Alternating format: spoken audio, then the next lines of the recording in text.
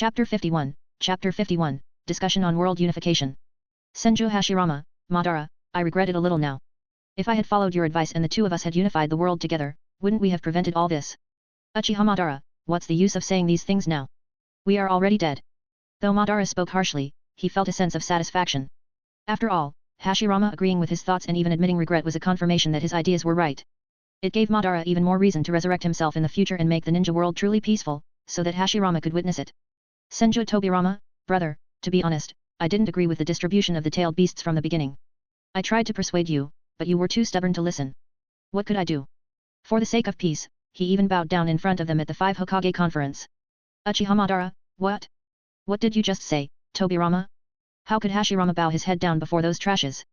Makoto Ito, you mean you don't know? He bowed down to the leaders of the other villages and begged for peace. Don't you know about this, Madara? Uchiha Madara, what the hell? I didn't know. If I had known, I would have killed them all. Damn you, Tobirama. How could you let your older brother do that? Senju Tobirama, hey, Madara. Why are you so worked up? It was my brother who kneeled to them, not you. Makoto Ito, don't you understand? If his wife kneeled to someone else, why would he be okay with that? Uzumaki Mito. Senju Tobirama, so that's it. Senju Hashirama. Uchiha Madara, what are you talking about? Why are you comparing us with a married couple? I'm just angry. Hashirama is the only one in the whole world who can defeat me, and yet he bowed before those nobodies. Uchiha Izuna, brother, it's all in the past now. You should calm down. Didn't Hashirama just say that he regretted what he said earlier? Uchiha Madara, humph. Senju Hashirama, so, Makoto, the only way to bring peace to the world is to suppress the entire world with force. Makoto Ito, of course, this is the most efficient and effective method. Senju Hashirama, is this really true? At this moment, Hashirama began to reflect on what Makoto, Tobirama, and Madara had said. Could suppressing the world with force truly bring peace? Namikaze Minato, today, I saw the darkness in the human heart. I am never trusting anyone, especially the ones with smoking pipes and bandages. Haiga Hisashi, Makoto, it's easier said than done. As you mentioned, for the world to achieve true peace, there needs to be an invincible force to suppress everyone. But from ancient times until now, who has truly reached that level? The first Hokage and Uchiha Madara were once on that level, but both of them are dead now. It can be said that the current generation of ninjas is weaker than the previous one. How can one person suppress the entire ninja world? Is it just based on talent? I'm afraid that even with your current talent, you won't be able to suppress the ninja world even if you trained until death. Makoto Ito, do I really need to train? It's not difficult to bring peace to the world as long as you are willing to teach me all your skills. I can unify the entire world anytime, any day and anywhere. At these words, everyone had a thoughtful look on their faces. They already began to imagine the ninja world unified by Makoto after being trained by them. Moreover, there was literally no need for all of them to train Makoto. Hashirama, Madara, and Tobirama were enough. If these three trained Makoto, who in the world could match up to him? Haiga Hisashi, after all that talk, you're just trying to benefit from us. Senju Tobirama, but let's be honest. I was really moved by what Makoto said. Maybe we can give it a try. Senju Hashirama, Tobirama always has better judgment than I do. Since he agrees, so do I. I also want to see if you can actually suppress the ninja world and achieve true peace. Namikaze Minato, since both the Lord First and Lord Second are on board, I can't really say much. Haiga Hisashi, then we can give it a try. Might do, this is the power of the youth. In the end, all the powerhouses in the group expressed their opinions, except for Madara, who was still silent. Senju Tobirama, Madara, why are you so quiet now? In fact, Madara was completely confused at this moment. He wanted to unify the world on his own, not let others do it. Surprisingly, after just a few words from Makoto, everyone in the group began to support him. Chapter 52, Chapter 52, What will a couple do alone? Uchiha Madara, your support is enough. Do you need me to take action? Uchiha Izuna, brother, what are you saying? Isn't it your dream to unify the ninja world? Uchiha Madara, shut up. Uchiha Izuna. Makoto already knew that there was a high probability that Madara would not train him. After all, Madara wanted to walk the same path and he certainly did not want to see anyone else unify the ninja world as he didn't trust anyone else. If anyone was going to unify the ninja world, it had to be Madara himself. Moreover, with all the effort he had put into this goal, how could he possibly change his mind now? Makoto didn't mind much. As Madara said, the support of other group members was enough for him. Makoto Ito, since you've already said that, are you all going to give me the things you cherish? Senju Hashirama, ahem, the weather is not good today. How about another time? Makoto Ito, are you kidding? If you don't want to give it to me, just say so. No need to make any excuse. Uchiha Madara, Hashirama, when did you become a man who goes back on his words? Senju Hashirama, let's not waste time talking about boring topics. Madara, do you want to take a walk in the dueling arena? Uchiha Madara, no, as you said, the weather is not good. Let's fight another time. Group member Namikaze Minato invited group member Uzumaki Kushina to the duel arena. Group member Uzumaki Kushina agreed. Uchiha Madara, holy shit, what's going on with these two? Senju Hashirama, that's right, why are these two suddenly fighting? Senju Tobirama, what's wrong with them all of a sudden? Senju Hashirama, what are they trying to do? Makoto Ito, what else can a couple do? Just think about it. Senju Hashirama, so that's it. The two of them are renting a room together. Senju Tobirama, brother, there's no need to say that out loud. Senju Hashirama, Madara, how about we get a room too? Uchiha Madara, what the hell are you talking about? What the fuck is wrong with you? Don't you have a wife? What are you looking for me for? Uzumaki Mito, damn it. I really want to leave this group. Uchiha Izuna, so, the duel ground isn't just for fighting. Senju Tobirama, this function is really amazing. But I do remember Makoto saying the group chat supports dating functions. Uchiha Mikoto, this is really a nice feature. Fugaku, what about we get a room too? Uchiha Fugaku, hehe, do you really need to ask? Group member Uchiha Fugaku invited group member Uchiha Mikoto to the duel ground. Group member Uchiha Mikoto agreed. Just like that, they also went on a date. Uchiha Izuna, brother, I want to see you too.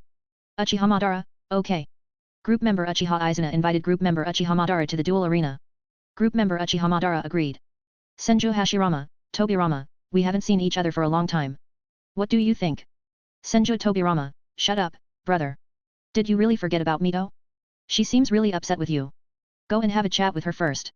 Senju Hashirama, now that you mention it, Mito, let's go and have a chat too. Uzumaki Mito, fuck you. Don't you dare talk to me. Moderator Senju Hashirama invited group member Uzumaki Mito to the duel venue. Group member Uzumaki Mito refused. Senju Hashirama, Mito, come on, why did you reject me? Uzumaki Mito, I told you not to bother me. Go find your friend and talk with him. Senju Hashirama, sigh, why are you forcing me to use my authority as a moderator? Moderator Senju Hashirama forcibly invited group member Uzumaki Mito to the duel arena. In this way, the couple also went to reminisce about the past and reconcile. Since several people were reminiscing about the past, they naturally needed some private space. So, Makoto didn't open the view to everyone, ensuring no one could see what happened in the duel field. Senju Tobirama, hey, do you all think my big brother will be hung up and hammered by my sister-in-law? Hyuga Hisashi, I think it's very possible. Makoto Ito, how about we take a sneak peek? Senju Tobirama, isn't this not good? Makoto Ito, don't you want to see it? Senju Tobirama, I want to see it. Makoto Ito, then why are you talking so much? Hyuga Hisashi, wouldn't it be bad? What if they were doing some embarrassing things? Makoto Ito, forget it then. Thus, Makoto did not open the view for everyone to share, but he quietly watched it himself. When Makoto saw what Hashirama and Mito were doing, he was immediately stunned. The first Hokage, the god of shinobi, Senju Hashirama, was now kneeling on the ground, begging his wife for forgiveness. As some group members went to the duel grounds, the chat became somewhat deserted. But Makoto had a brilliant idea. He decided to set up a variety of delicacies that could only be purchased with things like chakra, techniques, and bloodline limits with the help of the chat group. These delicacies would have a huge impact on the people who had been dead for a long time. What Makoto set wasn't just common food from this world but famous dishes from his previous life. Steak, biryani, sushi, lobster, caviar, pizza, ramen, tacos, pasta, burger, pho, paella, dumplings, shawarma, fondue, tempura, goulash, croissant, cheesecake, barbecue, and so on. It could be said that it had everything. Chapter 53, The Graduation Day. At this moment, every group member was eating an extravagant dinner in the duel ground, and this also brought a lot of profits to Makoto. The chakra Makoto got from Hashirama alone had likely surpassed Kakashi's chakra reserve, not to mention the numerous techniques he got from others. As he observed everyone eating and drinking in the duel group, he couldn't help but feel happy. After all, he got a lot of things from others without even doing anything except for setting up a dinner. Soon, 6 months went by in the blink of an eye and the graduation day for Makoto's class arrived. Over this period, Makoto's life had been quite comfortable. From time to time, he received chakra, techniques, and other rewards from the group members in exchange for real-world items. He also spent time with Hinata and Ino at school and occasionally beat up Sasuke, who had frequently challenged him. After losing to Makoto in their last spar, Sasuke had been training even harder, hoping to defeat him and reclaim his position as the top student. But no matter how much Sasuke practiced, he had never been able to defeat Makoto. After all, Makoto's progress was just too fast. Every day, group members were eating, drinking, and sending over new techniques and other items. Though they were mostly basic, and nothing particularly top tier, Makoto's overall strength has already exceeded a Jonin. At the very least, he was an elite Jonin. As a result, Sasuke continued to challenge him during the combat assessments, but each time he was defeated more thoroughly than the last. Almost every day, Sasuke would pester Makoto, pushing himself to the limit in their sparring. Makoto found this a bit odd. It seemed as though Sasuke had developed some strange habit after losing to him countless times. Sasuke had also changed a lot in this time. He still didn't pay much attention to the others around him, but he had started to interact with Makoto, even awkwardly inviting him to eat ramen together. Makoto was surprised. Could Sasuke be suffering from Stockholm Syndrome? Had he beaten him to the point of emotional attachment?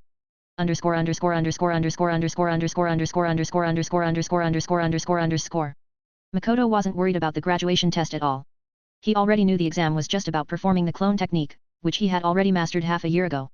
Thus, he had no concerns about the graduation exam, but Naruto was deeply worried since he didn't know the clone technique at all. Despite Naruto's anxiety, the graduation exam proceeded as planned. As the top student of his year, Makoto was the first to be called up. He performed the clone technique flawlessly, earning his headband with ease. This meant that he had successfully graduated from the academy. However, the group members were a little confused when they saw this unfold. Currently, everyone was no longer gathered in groups as before, but instead, they were all in the duel arena. Hashirama had used his wood style to build houses for everyone, turning the duel grounds into a small village. The members had even hung plaques with their family names in front of their homes. For example, Tobirama had the Senjo clan plaque in front of his house. Izuna also hung the Uchiha clan plaque in front of his house. Hyuga Hisashi displayed the Hyuga clan plaque. Soon, a small hidden leaf village had formed in the duel ground. Hashirama was especially thrilled, even building a circle of walls and putting up a gate that read Hidden Leaf Village. This time, Hashirama appointed Madara as the leader of this small Konoha village, which caused Madara to call Hashirama insane. Now, everyone was gathered in the center of this small Konoha village, chatting in small groups while watching the outside world. For them, this was completely different from their previous experiences in the Pure Land. Before, they could only rely on the chat group to observe the outside world, but now it was entirely different. It was as if watching a drama. As everyone watched Makoto graduate and receive his headband, some of them had speechless faces. Tobirama vented his frustrations while drinking wine. Senju Tobirama, so, you can really graduate from the academy just by performing clone technique. Does this really make you a ninja? Can anyone honestly tell me if these kids can put up a fight on the battlefield? I never imagined the graduation exam would be about the three bodies technique. Uchiha Madara, so getting a headband means you're a genin? But can someone like this really be called a ninja? Uchiha Izuna, maybe they made it easier for every child to graduate as a ninja. Senju Tobirama, fair enough. In that case, they are all ninjas. But it's just one of the three bodies technique. Can there really be someone who doesn't know it? Uchiha Madara, how could anyone be that much of an idiot? But what no one expected was that such an idiot actually existed. As the exam continued, all the students received their headbands one after another. But when Naruto performed the clone technique on stage, it ended up transforming into a super mini version of himself. Chapter 54, Naruto's best friend. Namikaze Minato. Uzumaki Kushina. Uchiha Madara, what did I just witness? The fourth son really doesn't know how to use the clone technique. Senju Tobirama, how is this even possible? Is this kid playing some kind of prank? Senju Hashirama, that must be it. There's no other explanation. Uchiha Izuna, just accept the reality. He really doesn't know it. Uchiha Madara, the Nine Tails Jinchuriki can't even perform the clone technique. Senju Hashirama, hey, Madara. He has a name, you know? Stop referring to him like that. Uchiha Madara, that's irrelevant right now. And I didn't mean it in a bad way. The real issue here is that he can't use the clone technique. Isn't that just ridiculous? Senju Tobirama, fourth, I hate to say this, but your son is seriously lagging behind. You were a once-in-a-generation genius, one of the very few I actually acknowledged, yet your son is completely hopeless. Even if I factor in his circumstances, he still has the Uzumaki blood running through his veins and is the son of a Hokage. None of this makes any sense. Namikaze Minato. Senju Hashirama, fourth, don't be too disheartened. Your son is the Nine Tails Jinchuriki. Even if he never learns a single technique, he'll likely still have enough raw power to crush anyone in the future. Senju Tobirama, stop spouting nonsense, brother. Do you really think that with his current abilities, he'll ever be able to control the Nine Tails? Are you joking? Senju Hashirama, brother, can't you see I'm just trying to lighten the mood? Of course, I know that, but why do you always have to spoil the mood by telling the truth? Do you have some personal grudge against fourth or something? Namikaze Minato. At this moment, Naruto was still the same unpopular kid at the academy. Since he hadn't received his headband yet, no one really paid much attention to him. He could only sit alone on the swing, watching as the other children proudly showed off their newly acquired headbands. Seeing this scene, Makoto paused his conversation with Ino and Hinata before walking over to Naruto's side. Hey, Naruto. Why do you look so down? This isn't like you at all. Naruto was surprised to see him coming in his direction as he hadn't expected anyone to come over. Well, you already know why I feel this way. Anyway, congratulations. You got your headband, and from now on, you're a real ninja, Naruto said, forcing an awkward smile. Makoto was touched by Naruto's words and felt a little sorry for him. But this was the beginning of an important event for Naruto where he would steal his signature technique, the multi-shadow clone jutsu, from the Scroll of Seals. So, Makoto kept Naruto company, chatting with him the entire time. Before long, Ino and Hinata came over. Then, Shikamaru, Chiji, and several others also joined the group as well. Even Suzuki came over to see what was going on. Hey, hyperactive pineapple head, are you really sulking over something as trivial as a headband? Suzuki frowned as he stared at Naruto. If that's all it takes to bring you down, then you really are an idiot. Naruto's temper flared the moment he heard those words. He jumped to his feet, his hair spiking in frustration. You're the idiot, Suzuki. Suzuki turned his head away, completely ignoring him. Makoto couldn't help but chuckle at the scene. With the influence of Indra and Ashura's chakra, it was obvious that Suzuki and Naruto were naturally drawn to each other and yet they couldn't stand one another. As the group continued chatting, Naruto's mood improved significantly. Namikaze Minato, Makoto. Thank you very much. Makoto Ito, like I said before, Naruto and I have a pretty good relationship. It's only natural for me to cheer up my friend, right? Uzumaki Kushina, ha. Looks like you still have some conscience left. As time passed, the other students gradually dispersed, heading home. Makoto made up some excuses and sent Ino and Hinata on their way as well. 2 hours later, a figure approached Naruto and Makoto. It was none other than Mizuki. The moment Makoto saw him, his eyes lit up. Finally, the moment I've been waiting for. Mizuki, you're finally here. Mizuki walked over with a friendly smile. Oh, it's Makoto and Naruto. Why are you two still here? Shouldn't you have gone home by now? Then, as if noticing Naruto's slightly downcast expression, Mizuki put on a helpless look and sighed. Sigh. Naruto, can you come with me for a moment? Makoto glanced at Mizuki, his expression as neutral as ever, but inwardly, he was looking at the man as if he were a complete fool. Damn, this guy is really good at acting. He's making it seem like he's here to comfort Naruto, but in reality, he just wants to use him to steal the scroll of seals. Alright then, let's see who has the better acting skills. With a bright, innocent smile, Makoto slung an arm around Naruto's shoulders. Mizuki-sensei, what do you need to say to Naruto in private? Are you planning to give him a special lesson? Can I come too? His eyes sparkled with curiosity and eagerness, as if he was desperate to learn whatever Mizuki had to teach. Mizuki's expression stiffened. Seeing Makoto act so cluelessly, he felt a strong urge to curse out loud. This damn brat! Meanwhile, the group members clapped their hands with amazed faces. Uchiha Madara, damn! I remember thinking this kid was completely talentless when we first met. But it turns out his talent is in acting. Senju Tobirama, now that you mention it, this brat really does have an extraordinary talent for acting. Uchiha Izuna, is it just me, or does anyone else feel the urge to punch his face? Uchiha Madara, me too. Senju Tobirama, I won't deny it. Hyuga Hisashi, wait, hold on. More importantly, why is he suddenly behaving like this? Senju Hashirama, I don't know, but something about that teacher feels off. Namikaze Minato, I agree. There's something suspicious about him. Makoto, be careful. Don't leave Naruto alone with him. Makoto Ito, since you've spoken, I'll keep a close eye on him. On the other hand, Naruto was deeply touched. He didn't have many friends, and not many people were willing to spend time with him. Yet, Makoto never avoided him. He even treated him to ramen from time to time. To Naruto, Makoto was his best friend. Chapter 55, Mizuki's Plan. Naruto turned to Mizuki and spoke earnestly. Teacher Mizuki. Makoto is my best friend. If you have anything to say, just say it. Seeing him like this, Mizuki began to consider his options. His goal was to deceive Naruto into stealing the scrolls of seals. If he included Makoto in his plans, the chances of success would only increase significantly. With this in mind, Mizuki led the two of them to a secluded location and began feeding them the same lies he used to trick Naruto in the original timeline. He talked with him for nearly an hour, but his words could be summarized in this way. If Naruto stole the scrolls of seals and learned the techniques within it, he could easily graduate and become a ninja. As for Makoto, who was already quite strong, he would become even more powerful by learning the techniques recorded inside scrolls of seals. Mizuki exaggerated his words to the extreme, and after hearing his words, Naruto had an excited look on his face and Makoto also put on the same excited expression. After thanking Mizuki, Naruto and Makoto bid their farewell to him. Looking at his back, Naruto had a moved expression and sighed with admiration. Teacher Mizuki is really a good person. Watching this scene, Makoto nearly burst into laughter. After that, the two of them plotted their next steps, agreeing to infiltrate the Hokage's office at night to steal the scrolls of seals. Senju Tobirama, hey, kid, this is obviously a trap. How could you both fall for it? Senju Hashirama, Makoto, you're usually a sharp guy. How could you believe such nonsense? If you really want to become stronger, there are plenty of people in this chat group who could help you. If we all gave you a technique or two, wouldn't that be better than anything inside the scrolls of seals? Besides, that book only contains the techniques created by my younger brother. There aren't any particularly powerful techniques inside. Senju Tobirama, shut up, brother. If they aren't powerful, why would they seal it away? Uchiha Madara, powerful, hey? More like 8 out of 10 of them were designed specifically to target our Uchiha clan. Hyuga Hisashi, oh? How so? Uchiha Madara, the Sharingan possesses superior dynamic vision, so Tobirama invented Flying Thunder God to counter it. Hyuga Hisashi, oh, I see. Anything else? Uchiha Madara, and he created tandem paper bombs to break through the defense of Susanoo. Hyuga Hisashi, but you mentioned only 2 techniques though. Uchiha Madara, damn, alien eyes, why are you so damn curious all of a sudden? Anyways, since the Sharingan can easily see through clone technique, he developed multi-shadow clone technique as a countermeasure, and there are so many examples.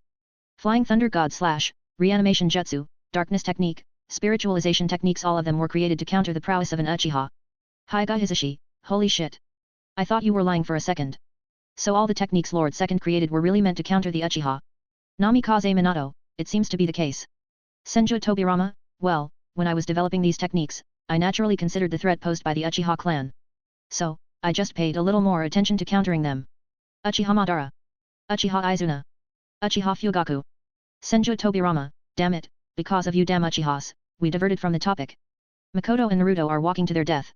Senju Hashirama, Makoto, Scroll of Seals is kept inside the Hokage's office. Do you seriously think you can steal it? Ridiculous. I'm telling you right now, it's impossible. Absolutely impossible. Namikaze Minato, that's true. Hokage's office is heavily guarded at all times, and several Anbu ninjas are on patrol. More importantly, the third Hokage himself is overseeing security. Even though Makoto has some talent, stealing the Scrolls of Seals is nearly impossible. Senju Tobirama, kid, I could understand Naruto being fooled, but why did you agree to this bullshit plan too? Namikaze Minato. Senju Tobirama, 4th, I'm not trying to insult your son, but he is a bit naive. Did you see the look on his face when he heard Mizuki's words? He was practically drooling. How could an airhead like him possibly steal the Scroll of Seals? Namikaze Minato. Makoto Ito, I still have to go. Mizuki lured us into this situation, meaning he must have an ulterior motive. If we don't go, we'll never know what he's really planning. Makoto came up with the perfect excuse. He couldn't just admit that he wanted to take a look at the Scroll of Seals himself, could he? To be honest, the idea only occurred to Makoto while he was talking with Naruto. Since Naruto was already bound to steal the scroll, why not tag along and take a look at it himself? So, he made up an excuse. Makoto Ito, I'm doing this for the village. I need to expose Mizuki's plans and let everyone know that he is a traitor. Senju Tobirama, even if that's true, do you seriously think the two of you can succeed? I guarantee you'll be caught before you even get close. Makoto Ito, that remains to be seen. What if we manage to pull it off? Senju Tobirama, ha. If you two brats actually succeed, I will give you a forbidden technique. Makoto Ito, nice. I am very happy with adding another forbidden technique to my collection. Senju Tobirama, brat. I only said that because I know you'll fail. There's no way you can pull this off. Makoto Ito, we'll find out soon enough. Tonight will decide everything. Seeing the confidence in his words, Tobirama felt a little unsettled. Could it be that Makoto actually had a strategy for stealing the Scroll of Seals? No, impossible. Absolutely impossible. He shook his head, shaking off his doubts. As Minato said, the Hokage's office should be well guarded. Hiruzen might be an old geezer, but he still possessed cage-level strength. Dealing with two brats like Naruto and Makoto would be effortless. Senju Tobirama, if you two get caught, don't come crying to me. I warned you. Makoto Ito, just remember, you promised to give me a forbidden technique. Senju Tobirama, ha. Let's see what happens. At this moment, Tobirama scoffed in amusement. There is no way these two brats can pull it off. Chapter 56, did you use up all of your luck? Hyuga Hisashi, why are you going out of your way to cause trouble? With so many of us in this group, is there any technique you can't get? Hyuga Hisashi, and didn't Lord First just say that the Scroll of Seals is essentially Lord Second's personal collection of techniques? Instead of stealing, you could just learn directly from the person who created them. While the others were trying to dissuade Makoto from stealing the Scroll of Seals, one person's response shocked them all. Uchiha Madara, bullshit. Kid, if you want to steal it, then go ahead. I fully support you. Madara had no interest in stopping Makoto. In fact, he was more than happy to see the village descend into chaos. The more trouble Makoto and Naruto caused, the more entertaining things would become for him. Normally, Madara spent his time scolding and mocking Hashirama, but today, he was simply eager to sit back and enjoy the mess that was about to happen. Seeing Madara's message, Makoto had a slight smile on his lips. It would be foolish of him not to take advantage of such a golden opportunity. More importantly, it wasn't just any technique created by Tobirama that he was after. The Scroll of Seals contained powerful and secret techniques. Some were even related to wood style, and that was exactly what he wanted. Although Hashirama had previously gifted him the Senju clan's bloodline, granting him both wood style and beginner-level sage arts, Makoto still had no clue how to actually use wood style. This was a once-in-a-lifetime opportunity, and he was determined to seize it. Late at night, Makoto and Naruto met outside the Ninja Academy as planned. Naruto's face was filled with excitement. Once he stole the Scroll of Seals and learned a technique from it, he would finally become a true ninja. Meanwhile, Makoto remained calm and composed, knowing full well that the mission would be a success. Senju Tobirama, Makoto, have you done these kinds of sneaky things often in the past? Makoto it, what do you mean by that? Uchiha Madara, you seem awfully calm about this. It doesn't look like this is your first time stealing something. Makoto it, Madara, do you even know what it's like to steal? Have you ever stolen anything before? Uchiha Madara, of course, I know.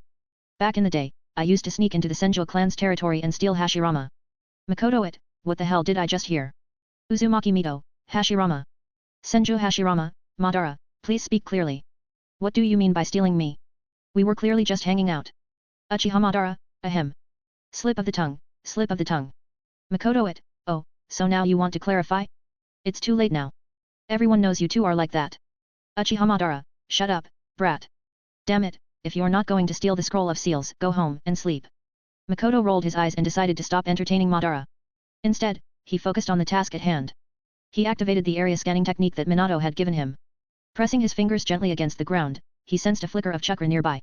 Makoto narrowed his eyes as he confirmed it was none other than Mizuki. However, Makoto pretended not to notice Mizuki. He casually tapped the top of his shoe, as if dusting it off, before calmly pulling Naruto along toward the Hokage's office. The streets surrounding the building were eerily quiet as if someone had deliberately cleared the area. As they neared the Hokage's office, Makoto activated his sensory ninjutsu once more. He carefully scanned the surroundings and found that, within a few hundred meters of the Hokage building, there wasn't a single ninja present. The only chakra signature he detected inside the building belonged to Hiruzen Sarutobi. Upon realizing this, the corners of Makoto's lips twitched speechlessly. He is really something. Not a single Anbu ninja around the Hokage's office. It's just him alone in there. At that moment, the chat group erupted into discussion. Uchiha Madara, what the hell is going on?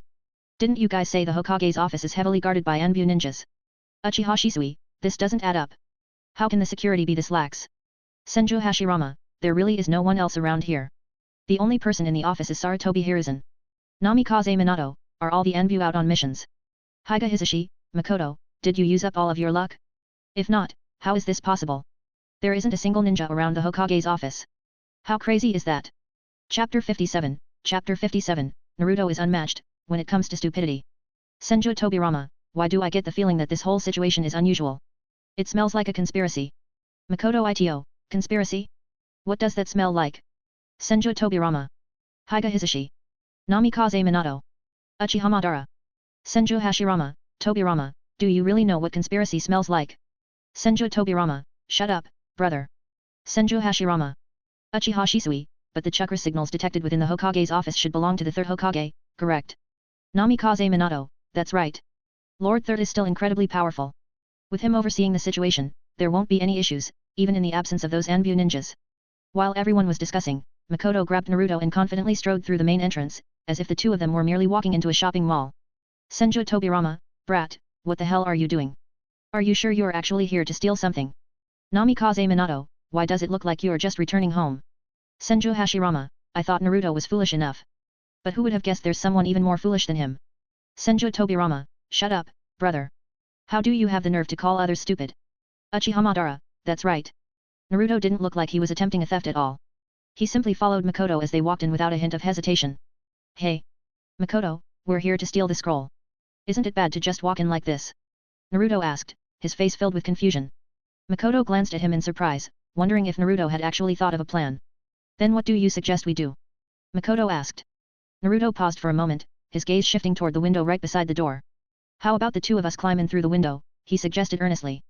Makoto slapped his forehead in exasperation. He really shouldn't have expected Naruto to come up with anything clever. And how exactly is that any different from walking through the door? Makoto asked, his expression completely speechless. Now that I think about it, there really isn't any difference. So let's just go in directly through the main entrance. Naruto exclaimed, his face lighting up as if he had just solved a difficult puzzle. Senju Tobirama, ha ha ha ha. Fourth, your son is just like my brother. Senju Hashirama, Tobirama, what do you mean by that? Senju Tobirama, both of you are fools who hardly use your brains. Honestly, I sometimes wonder if you two even have one. Namikaze Minato. Uzumaki Kushina. Senju Hashirama.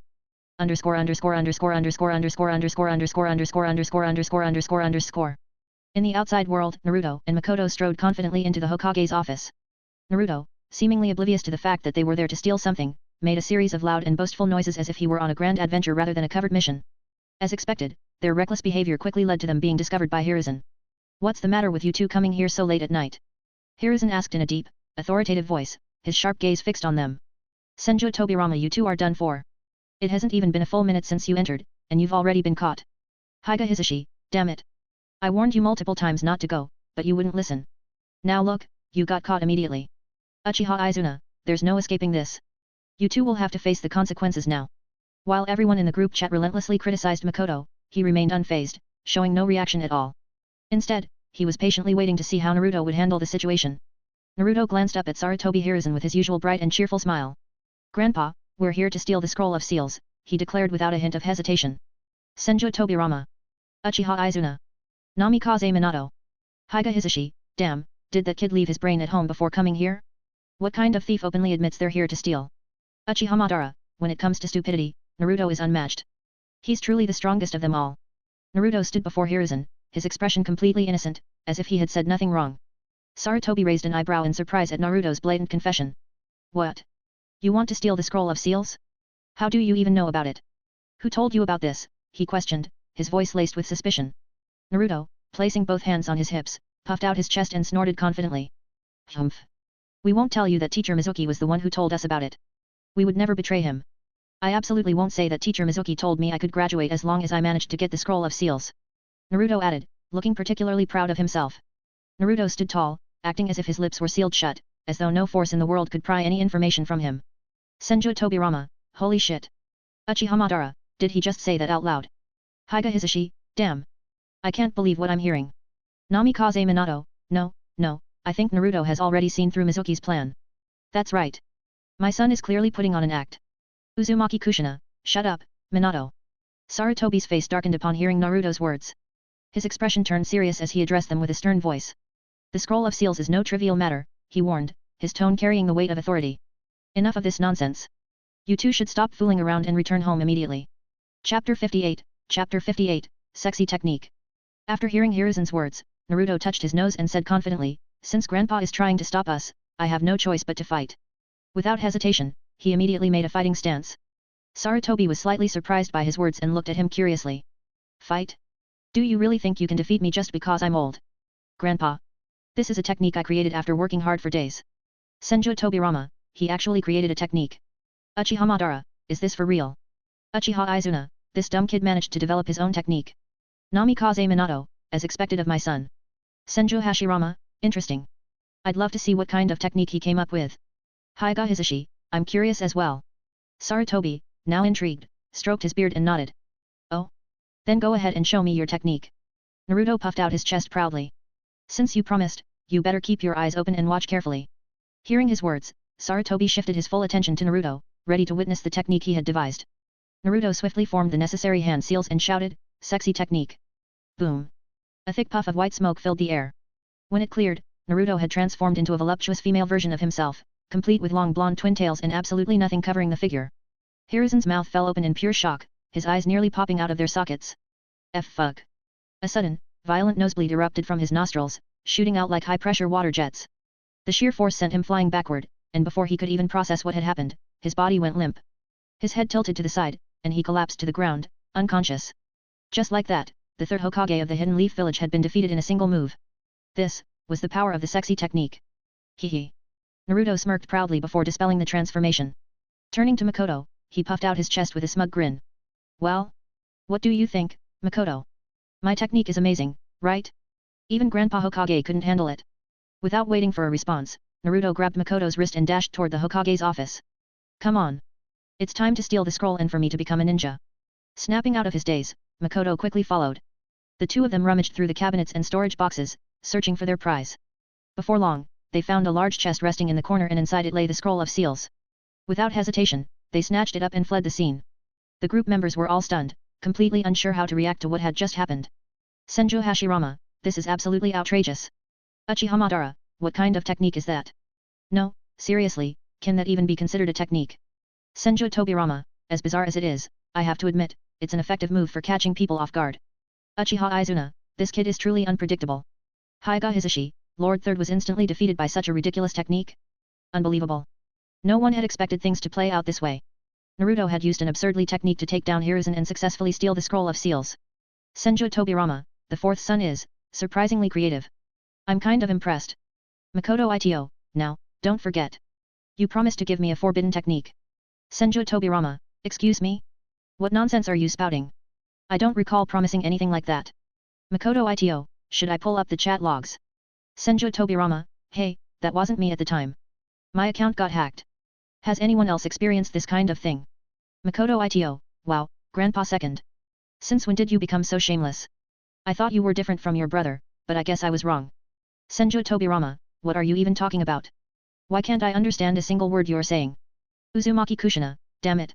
Where the hell did Naruto learn something like that? Who taught him? It must have been Master Jiraiya. That perverted old man. Only someone like him could teach a kid such an immoral technique.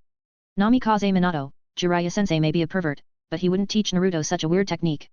Uzumaki Kushina, are you telling me Naruto actually came up with that technique all on his own? Namikaze Minato, sigh, this is all my fault. If I hadn't become Hokage. If I hadn't sealed the 9 tails inside Naruto. If we hadn't died, we could have raised him properly and taught him the right path. This is all on me. Naruto sprinted toward the forest with the scroll of seals in his arms, Makoto keeping pace beside him. Makoto. Grandpa Hokage might wake up any second now. We need to hurry and learn the techniques inside the scroll before he comes after us. Makoto nodded in agreement. Yeah. Let's hide in the woods and go through it quickly. The two of them dashed deep into the forest, eventually stopping in a secluded area. Carefully, they opened the massive scroll, their eyes gleaming with excitement as they scanned its contents. Back in the Hokage's office, Sarutobi groggily got back to his feet, wiping away the remnants of his nosebleed. His face twitched as he muttered to himself, where the hell did that brat learn such a technique? At the same time, Mizuki spread word throughout the village. Naruto and Makoto had stolen the scroll of seals. Ninjas immediately rushed toward the Hokage's office, preparing to track down the two troublemakers before they could cause any more damage. What Mizuki didn't realize was that Hiruzen had already pinpointed Naruto and Makoto's location using his crystal ball. Everything was under his control, but he chose to play along with Mizuki's scheme, curious to see what he was plotting. Meanwhile, deep in the woods, Naruto and Makoto eagerly unrolled the scroll of seals. The very first technique that caught their attention was the multiple shadow clone technique. Senju Tobirama, damn, I still can't believe these kids actually managed to steal the scroll. Senju Hashirama, yeah, this was way too easy. It's like they just walked into a store, picked something off the shelf, and left. Uchiha Madara, how ridiculous. These two brats walked into the Hokage's office, stole one of the most important things in the village, and the so-called god of shinobi got taken out by a mere transformation technique. Chapter 59, Memorizing all the techniques. As soon as Naruto opened the scroll of seals, his eyes locked onto the multiple shadow clone technique. Without even glancing at the other techniques, he immediately began studying it, eager to master it as quickly as possible. Standing beside him, Makoto couldn't help but feel speechless. There were countless other powerful forbidden techniques recorded in the scroll, yet Naruto had fixated on the very first one he saw. Still, his actions made one thing clear. Naruto was desperate to become a ninja. Shaking off his thoughts, Makoto unrolled the scroll further. The moment he saw its contents, his eyes widened in shock, despite already expecting something incredible. The scroll contained a vast collection of forbidden techniques, compiled since the founding of the Hidden Leaf Village. Naruto. Don't just focus on that one. Makoto urged, his eyes scanning their surroundings. Memorize as many techniques as you can. The ones further down are way more powerful. Hearing this, Naruto snapped out of his senses. He glanced at the rest of the scroll and began focusing on them. However, compared to the other techniques in the scroll, the multiple shadow clone technique was significantly easier for Naruto to grasp. The hand seals were relatively simple, making it the perfect starting point for him. As Makoto continued scanning the scroll, his eyes suddenly landed on a technique that needed no hand seals. Naruto. Learn this. Makoto pointed at the Rasengan. It's a non-hand seal technique, so it should be easier for you to master. Hearing this, Naruto immediately shifted his focus and began studying the Rasengan. After helping Naruto, Makoto took a deep breath and placed his hands over his eyes. With a surge of chakra, his 3-tomo Sharingan activated. He then began memorizing every single technique in the scroll. From the multiple shadow clone technique to the more obscure and dangerous ones, detonating talisman jutsu, spiritualization technique, infinite darkness technique, confinement barrier, flying thunder god technique, and even impure world reincarnation. Even if he couldn't use some of them yet, there was no harm in storing them in his mind for the future. His excitement grew as he found an entire section dedicated to wood release techniques used by Senju Hashirama. Senju Hashirama, damn. There weren't nearly as many techniques in the scroll back in my time. Senju Tobirama, of course. Many of those were created by me after you died. When it comes to inventing techniques, I'm second to none. Senju Hashirama, aren't you embarrassed to say that? Most of your techniques ended up being forbidden techniques. Senju Tobirama, that's your fault, brother. I worked hard to create each of them, but every time, you just banned them without even taking a second glance. Senju Hashirama, that's because the techniques you invented were too dangerous. Tobirama scowled as unpleasant memories resurfaced in his mind. Back when Hashirama was the Hokage, he had spent countless hours developing new techniques. Each time, he'd excitedly rushed to his older brother to show off his latest invention. Brother. I invented another technique. Tobirama said proudly in the Hokage's office, his face beaming with excitement. But Hashirama simply asked without even looking up from his paperwork, is it a water-style technique? When Tobirama shook his head, Hashirama immediately picked up the scroll of seals and handed it over with a stern expression. Then put it inside this scroll. And just like that, his masterpiece was banned. It has been the same every single time.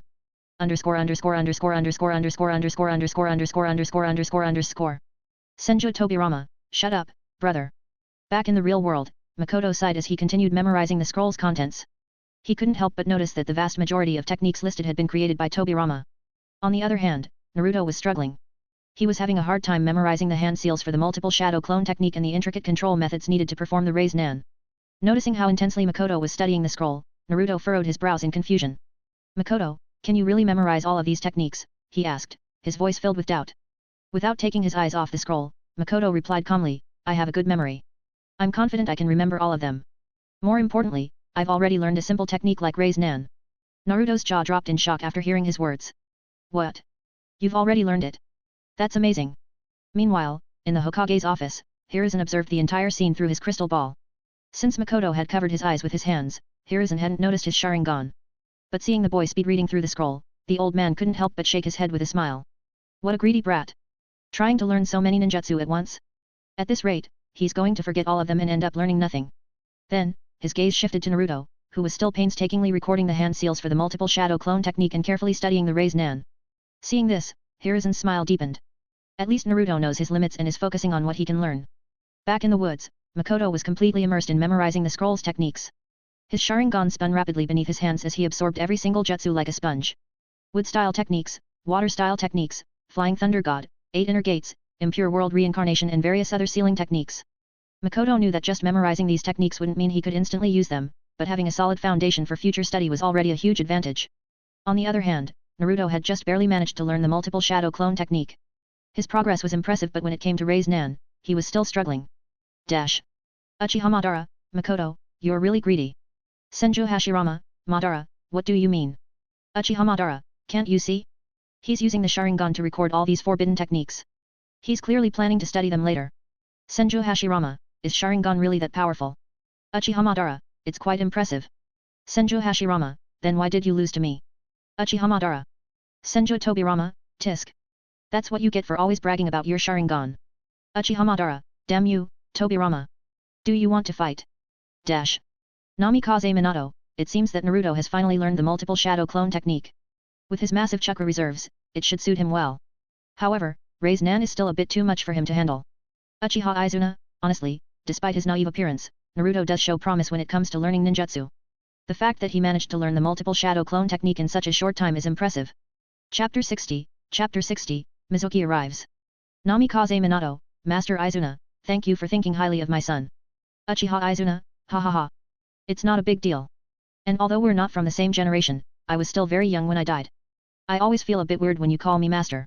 The group continued chatting, while Makoto had already recorded all the techniques while Naruto was still trying to master Rasengan. Suddenly, a figure landed in front of them. It was none other than Iruka who had an exhausted look on his face. Seeing him like this, Naruto asked with a worried expression, what's wrong with you, Iruka-sensei? Iruka sighed, clearly disheartened. I was trying out a new technique. Naruto replied with a face full of surprises. Sensei, we are also learning new techniques. Iruka's eyes widened after hearing his words and asked with a suspicious face. Really? Where did you get them? Naruto then explained, Teacher Mizuki said that if I get the scroll of seals and learn the techniques in it, I can graduate and become a real ninja. Iruka's expression darkened as he realized what was going on. What? Mizuki. Before Naruto could tell the rest of the story, a figure appeared behind them. Naturally, it was Mizuki. With a few swift movements, several shurikens were launched toward them. Makoto was quick to react, pulling out a kunao and deflecting the shurikens effortlessly. Mizuki landed nearby and sneered. It seems you've both gotten your hands on the scroll. Hand it over to me now. Iruka stepped forward, shielding Naruto and Makoto, you must not give the scroll to him. Uchiha Madara, this Mizuki finally shows up. I was getting tired of waiting for him. Senju Tobirama, he isn't particularly strong, but he's certainly good at using his brains. Though I doubt he can escape from the village with his pitiful strength. Haiga Hizashi, is the show finally about to start? Uchiha Madara, what show? It's just amateurs pecking at each other. Iruka confronted Mizuki, his voice filled with anger. Mizuki. You used these children just to get the scroll. You're despicable. Mizuki rolled his eyes at him. Tch, Irika, I suggest you stay out of this, or next year this time will be your death anniversary. Irika still stood between Mizuki and the two students, and said firmly, I am their teacher. I won't let someone like you harm my students. Not now, not ever. Makoto closed the scroll and then threw it into Naruto's arms. Naruto, keep it safe. Naruto nodded vigorously. Don't worry, Makoto. I won't hand it over, no matter what. Mizuki frowned after seeing their actions. Irika, why are you meddling in things you have no business with? Your strength is inferior to mine, and now you've brought two kids into this mess. Do you really want to die? Uchiha Madara, why is this guy yupping so much? I am getting tired of this shit. Makoto, take him down. Irika furrowed his brow as he calculated the situation. If he were alone, he could still handle Mizuki. With both Makoto and Naruto present, if things escalated, they'd be in danger. He needed to fight Mizuki first while helping the kids escape. Before he could fully analyze the situation, a huge shuriken appeared, larger than a person. It flew straight toward them. Irika. You think I'm giving you time to prepare? Mizuki called out menacingly. Irika saw the massive shuriken flying toward them and shouted, get out of the way. But Naruto was terrified by the sight of the giant shuriken and stood froze in fear. Noticing this, Irika jumped in front of him, trying to block the attack with his own body. Senju Hashirama, as expected, Irika is really a good teacher. Senju Tobirama, he's a good person, but his strength is a bit too weak. Uchiha Madara, why is this guy using his body to block it? Namikaze Minato, Makoto. Take action now. Makoto was a bit confused as he watched Irika's actions. He wondered why Irika was using his body for such a move. Irika was a chunin. Couldn't he use his ninja tools to block the attack? Makoto quickly pulled out a kunao, activated the body flicker technique, and appeared next to Irika. In one smooth motion, he blocked the incoming giant shuriken with his kunao. In the distance, Mizuki narrowed his eyes after seeing this scene. This kid, was he hiding his strength all along? Irika and Naruto were both left speechless, staring in disbelief. What did they just see? Makoto, a newly graduated student, had just blocked an attack from a chunin. Irika was especially stunned. He knew that Makoto had been the top student in the class, but he hadn't expected him to be this strong. How could a newly graduated student have such abilities? When Mizuki saw Makoto block the shuriken, he frowned as things were getting out of his hands. He quickly jumped down from the tree. Ready to end the fight. I don't have time to play with you. Go to hell, kid. Mizuki snarled with a ferocious expression as he launched himself towards their direction. Chapter 61, Rasengan. Mizuki pulled out another giant shuriken, the same size as the previous one, and hurled it toward the three of them. Irika immediately reacted. Your opponent is me. But before Irika could make a move, Makoto charged forward. You are right, Mizuki. I really don't have time to play with you anymore. Irika was taken aback upon seeing his actions and yelled at him with a worried expression. Makoto, stop. What are you doing? In his eyes, Makoto was undeniably a genius, but it was impossible for someone his age to stand up against a chunin. Makoto's actions seemed like a death wish. Meanwhile, Sarutobi, who had been observing the whole situation through a crystal ball, sensed trouble when he saw Makoto charging towards Mizuki. Makoto was a civilian ninja and had been recognized as a genius at the academy. He would definitely become an outstanding ninja in the future. It would be a huge loss if he were to die at the hands of Mizuki now. Most importantly, Naruto was still at the scene, and he could not afford any harm coming to him. With these thoughts, Hiruzen rushed out of the Hokage's office, heading toward the scene as quickly as possible. When Mizuki saw Makoto rushing toward him, he felt deeply insulted. How dare you underestimate me? With that, Mizuki swung the giant shuriken, aiming at Makoto. No, it's quite the opposite, Makoto replied calmly. Suddenly, a ball of chakra was gathering in his palm and just as the shuriken was about to strike him, he shouted while reaching out his hand towards the shuriken. Rasengan. A high-pitched buzzing sound filled the air. Senju Hashirama, is that Rasengan? The technique fourth created. Senju Tobirama, fourth, Rasengan is really interesting. You actually made a basic ninjutsu without hand seals.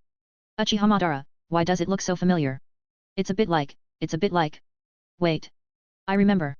It's similar to the tailed beast bomb. Namikaze Minato, that's right. I was inspired by the tailed beast bomb and based my technique on its principles. Senju Tobirama, fourth, you really are a genius, just like me. Hyuga Hisashi, I expect no less from Minato. Senju Hashirama, but it seems like the power is a bit weak. It's much less impressive than the tailed beast bomb. Hyuga Hisashi, is that still weak? That could easily break trees, right? Senju Hashirama, is that so? Fourth, how about we try it later? Senju Tobirama, shut up, brother. Do you think any trees are as hard as the ones you made with your wood style? Uchiha Madara, honestly, it's not that powerful, not on the same level as the techniques created by Tobirama. Namikaze Minato, of course, I still can't compare to Lord Second when it comes to creating techniques. Boom. The Rasengan and the giant shuriken collided with a loud crash. For a brief moment, the sound of metal shattering echoed through the air. Mizuki's giant shuriken was no match for the Rasengan and was smashed apart instantly. Makoto seized the moment and raised his Rasengan, pressing it directly at Mizuki's abdomen.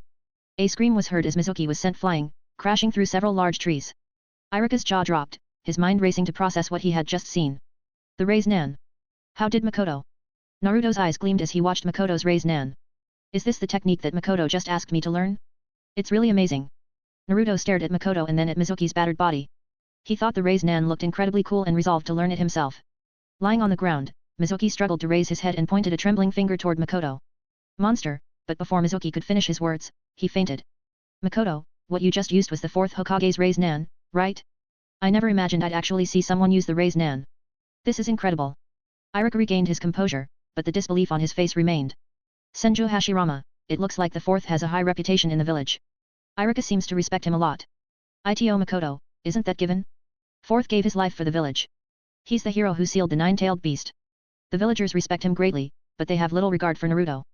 Namikaze Minato, sigh. What is the point of saving the village if my own son is treated like this? Senju Hashirama. At this moment, Iruka's face displayed a mix of curiosity, shock, confusion, and a dozen other emotions. Makoto. That jutsu you just performed. Who taught you that? Did Lord Thier teach it to you? Makoto resisted the urge to roll his eyes. What was Iruka even talking about? What did Sarutobi teach him? Sarutobi got to know him recently after he defeated Sasuke and began brainwashing him with the will of fire intensely. He hadn't actually taught him anything useful. Before Makoto could respond, Naruto walked over with a face full of envy. Iruka-sensei, Makoto just learned it from the Scroll of Seals. He told me to learn it too, but this is really hard. Iruka was once again struck dumb upon hearing Naruto's words. He had been shocked more times in the past few moments than he had been in an entire year. Naruto was a bit frustrated. Makoto has already mastered the technique while I haven't even memorized it. Still, I won't give up no matter what. Chapter 62, Chapter 62, A Monster Among Monsters. What? You just learned it from the Scroll of Seals? How is that even possible?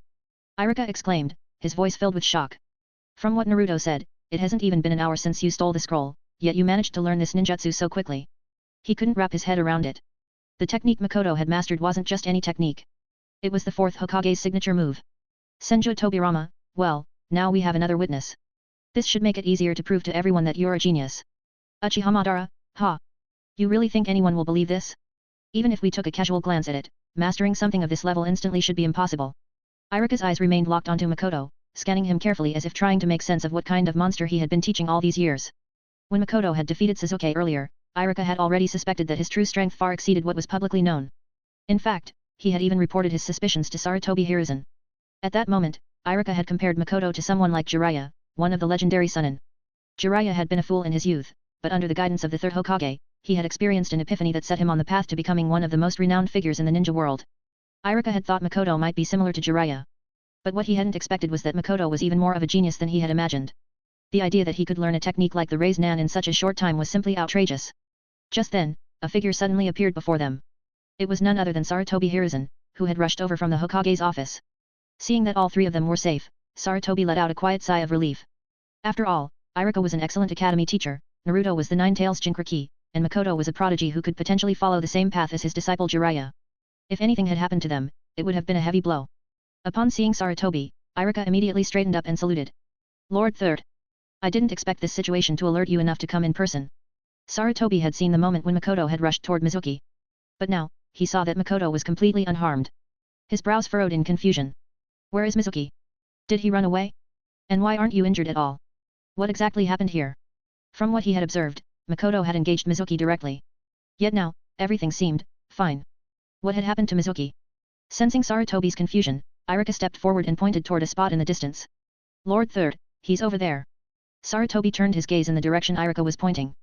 His eyes widened slightly as he spotted Mizuki lying unconscious on the ground, surrounded by several broken trees. The wound on Mizuki's stomach caught his attention. Narrowing his eyes, Sarutobi examined the injury closely. There was something eerily familiar about it. Where had he seen such a wound before? What happened? Who defeated him? He asked, his voice tinged with curiosity. Iruka immediately responded, Lord Thier, those injuries, they were caused by Makoto. He used Rasengan. Sarutobi's eyes widened in disbelief. What did you just say? Makoto used Rasengan to defeat Mizuki. Iruka scratched his head awkwardly, knowing how absurd it sounded. Although it's hard to believe, it's the truth, Lord Thier.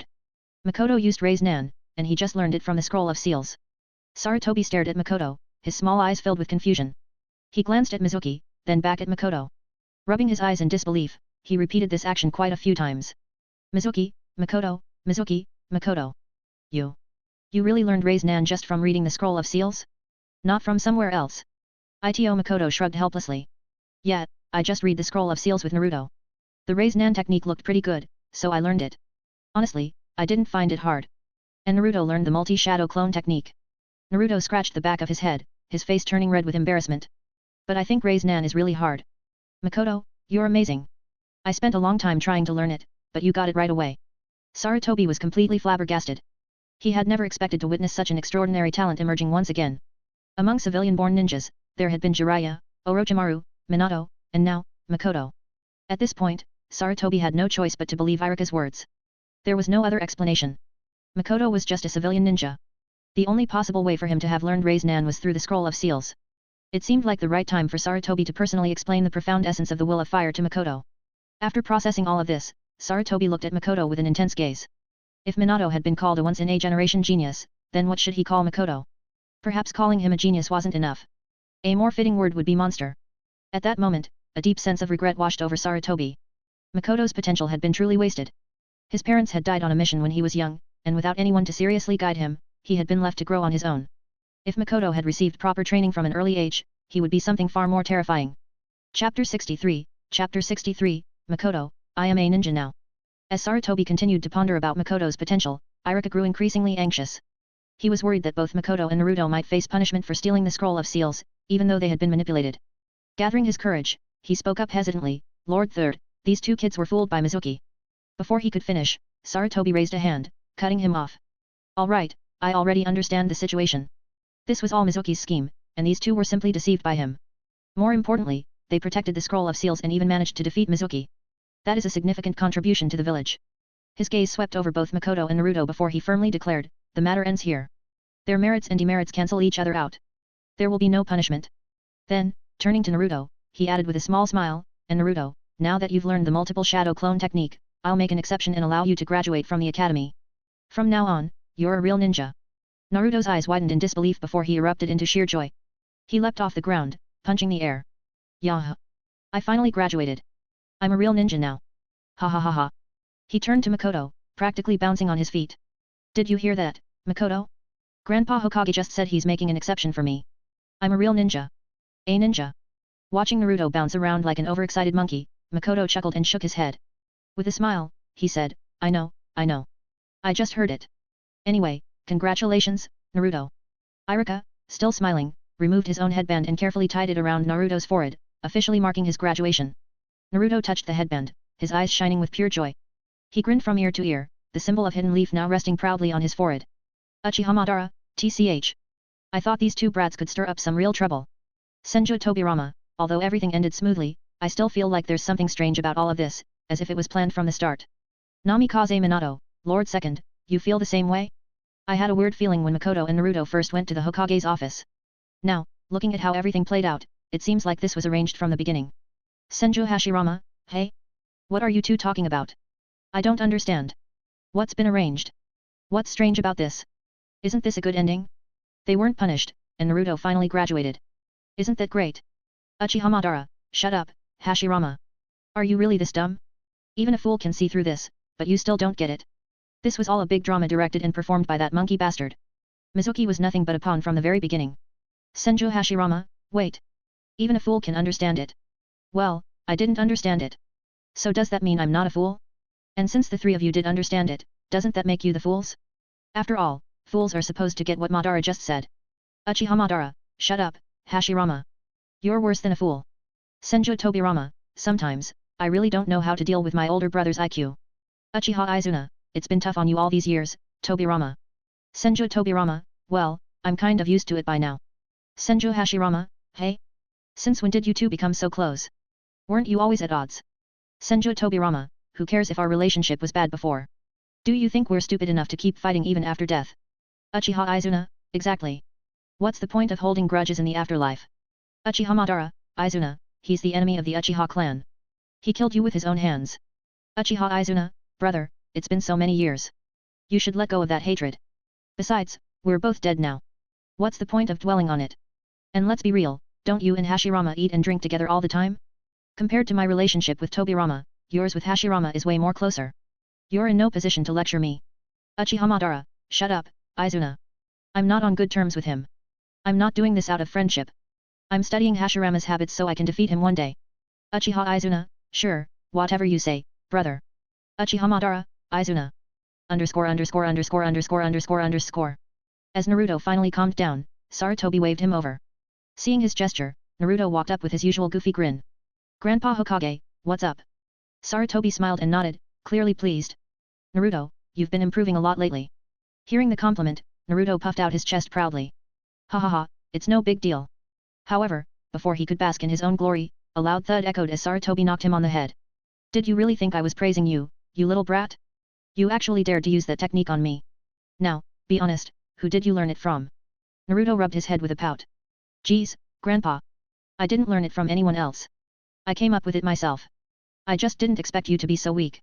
He then stuck his tongue out playfully, making a silly face. Sarutobi chuckled, shaking his head at Naruto's antics. Then, his gaze shifted toward Makoto.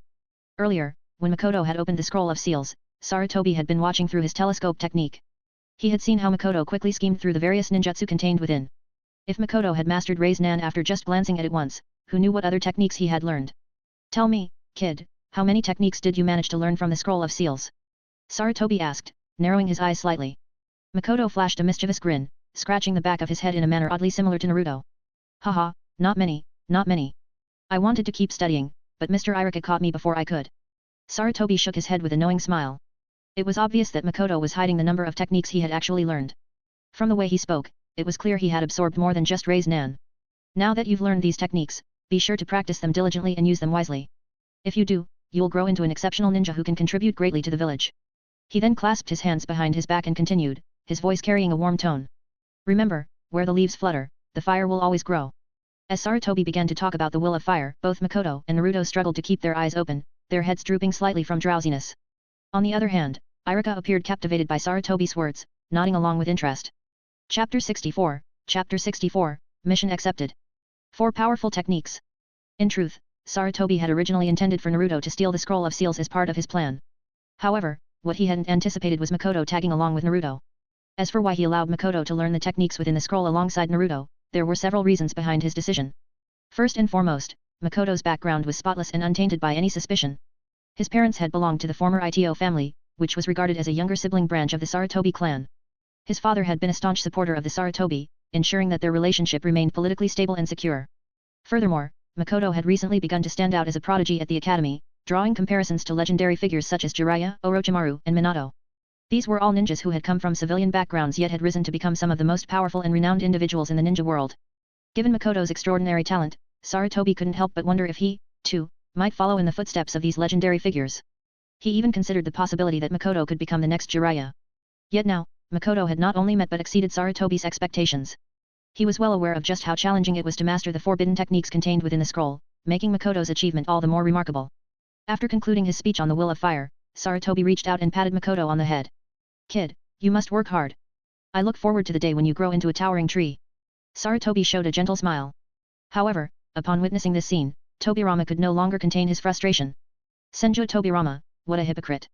Look at that fake smile. It's absolutely nauseating. Damn bastard. I can't stand the sight of his face. Makoto, slap him for me. Makoto Ito, are you serious? Just a while ago, you went back on your word and refused to give me a forbidden technique. And now you're telling me to slap the third Hokage. Senju Tobirama, but you're so close to him right now. Just go for it. Give him a slap. No, better yet, kick him in the crotch. Makoto Ito, oh, sure, and then what? Get branded as a traitor and hunted down by every ninja in the village? Yeah, no thanks. Senju Tobirama, you coward. Where's that fire from earlier? You were all pumped up before. What happened? Fine. If it's about benefits, I'll make it worth your while. What do you say? Makoto Ito, damn it, you should have said that first. If you give me the Flying Thunder God technique, I'll slap him twice on the spot. Senju Tobirama, do I look like an idiot to you? I'll give you a water style technique. Deal. Makoto Ito, seriously?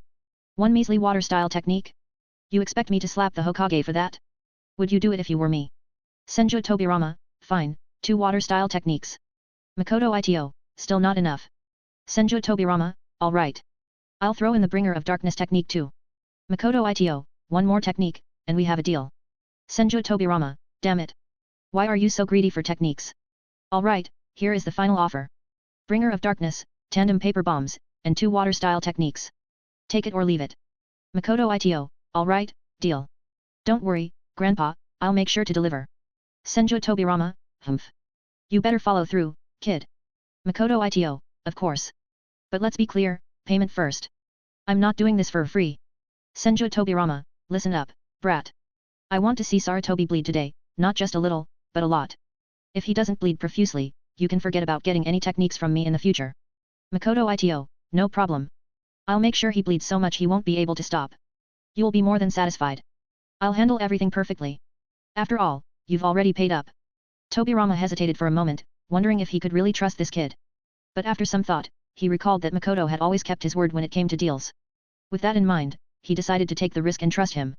A notification popped up in the group chat.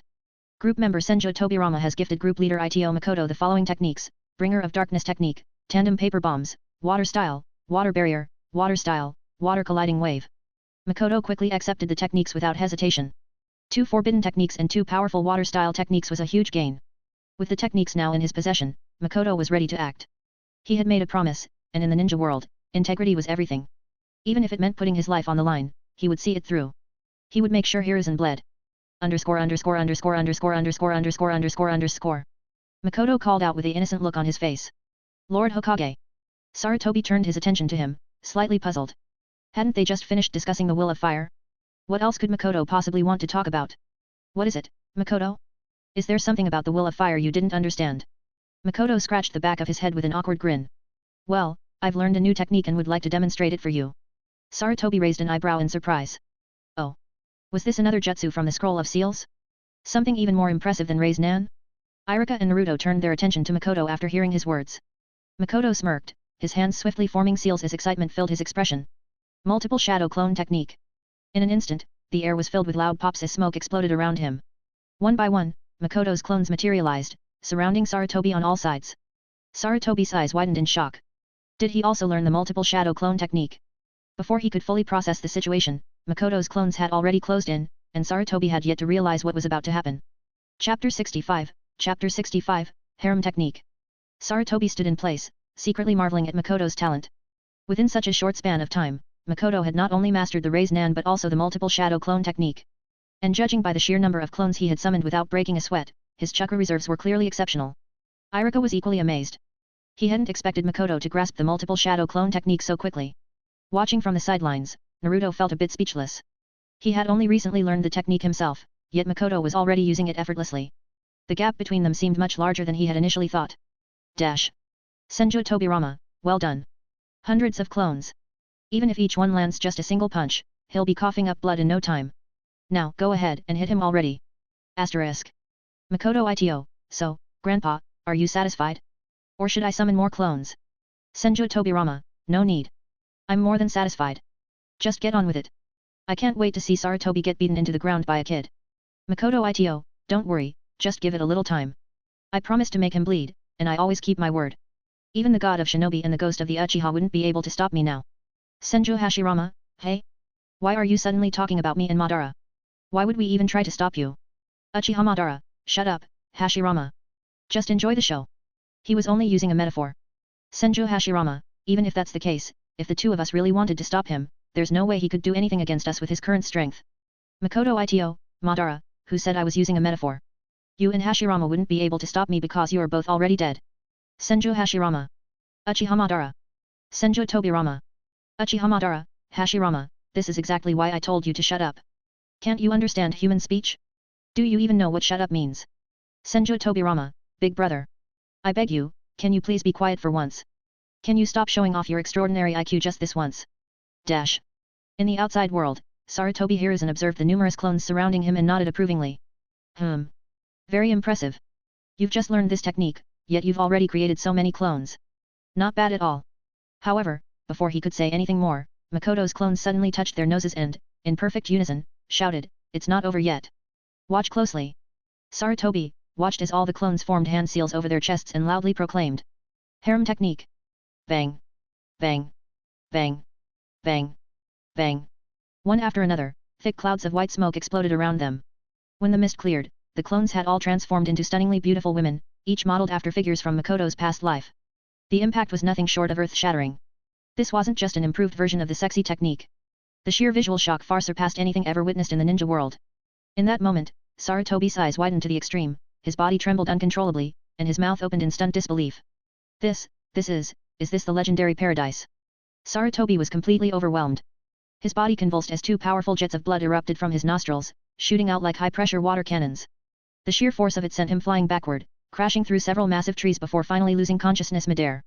At the same time, Irika felt an ominous pressure build within him. His face turned red, his breathing grew ragged, and then... boom! A blood burst from his nose as well, sending him soaring into the distance. The battlefield fell silent. Naruto stood frozen, his brain still struggling to process what had just happened. His mouth hung open as two thin streams of blood trickled from his nostrils. Even as the original creator of the sexy technique, he had never imagined it could be taken to such an extreme. Meanwhile, Sarutobi and Irika remained motionless in the distance, knocked out cold by blood loss. Watching their sorry state, Makoto clicked his tongue in disappointment. TCH. You guys really have no endurance. With a casual wave of his hand, Makoto dispelled the harem technique, returning all his clones to normal. At this moment, the group chat was eerily silent. Even the ever-lively Madara had nothing to say. Finally, someone broke the silence. Uchiha Mikoto, Makoto, you brat. Where did you learn such obscene things? Uzumaki Kushina, damn it. Were you the one who taught Naruto this perverted technique? Namikaze Minato, that's right. Makoto, did you really teach Naruto that? Makoto coughed awkwardly. Makoto Ito, what are you talking about? It's the other way around. Naruto came up with the original technique. I just refined it. My version is an advanced upgrade. Uzumaki Kushina, no. You're a damn pervert. Stay away from my Naruto from now on. Makoto decided to ignore that accusation and turned his attention elsewhere. Makoto Ito, ahem. Grandpa? Why aren't you saying anything? Are you not satisfied with my performance? Senju Tobirama, brat. This isn't what I asked you to do. Is this how you use my multiple shadow clone technique? I wanted to see him beaten to a pulp. Makoto raised an eyebrow. Makoto Ito, but he did bleed. A lot. And it's still flowing. Chapter 66, Danzo's Demands. Senju Tobirama, how is that the same? You're clearly deceiving me. Give me back my techniques. Makoto Ito, what's different about it? You said you wanted him to spurt blood, and didn't I exactly do that? In fact, I even gave him a coma as a bonus. The old man passed out instantly. Just look at how much blood he lost. The ground has practically turned into a river of blood. Isn't this much better than just landing a couple of punches? Senju Tobirama, shut up. Makoto Ito, why are you so mad, Grandpa? Tobirama didn't bother explaining his anger because he himself had suffered a nosebleed. And it wasn't just him. Every single man in the group chat had experienced the same thing. The amount of blood they lost was no less than Sarutobi's. Even Madara had been so shocked that he instinctively activated his Sharingan. Ignoring the unconscious Sarutobi and Irika, Makoto tied up Mizuki. Without sparing them another glance, he turned around and left the forest, heading straight home. Not long after, Sarutobi regained consciousness. The first thing he did upon waking was search for Makoto. He wanted to settle the score with that brat. But where had he gone? All he saw was Naruto standing there in a daze next to the tightly bound Mizuki, while Irika was sleeping peacefully nearby. What a mischievous brat.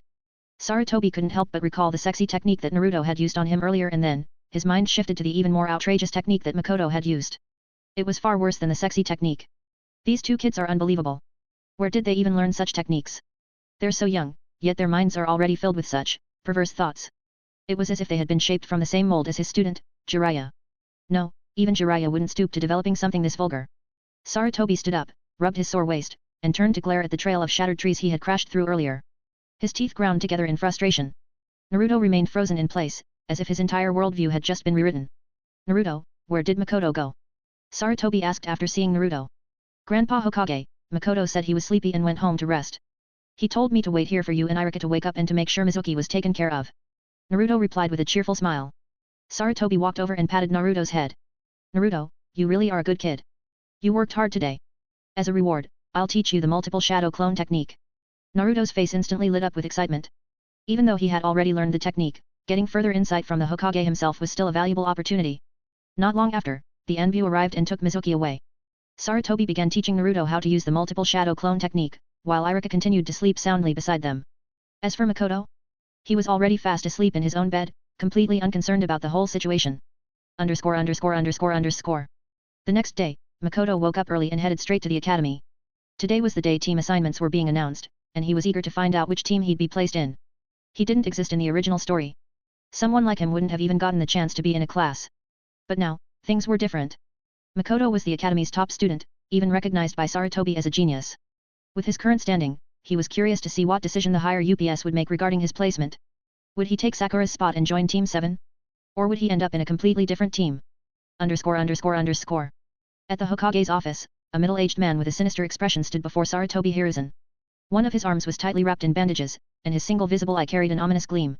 This man was none other than the so-called 5.5th Hokage, Shimura Danzo. Hiruzen, the Nine-Tails Jinchuriki should be trained by root. Look at what he's learned at the academy. He couldn't even perform the clone technique in his graduation exam. If he were under my root, he would have been shaped into an exceptional ninja, an actual weapon for the village. Sarutobi sat behind his desk, calmly holding his pipe. He took a deep drag, exhaling a thick cloud of smoke. He gave absolutely zero fucks about Danzo's words. The smoke was so dense that it completely covered his face, making it impossible to tell what he was thinking. Danzo, I am sure I've already told you that Naruto will never be handed over to you. He is not only the Nine-Tails Jinchuriki of the village but also the son of the 4th Hokage. I am responsible for him. The matter of Naruto joining root is out of the question.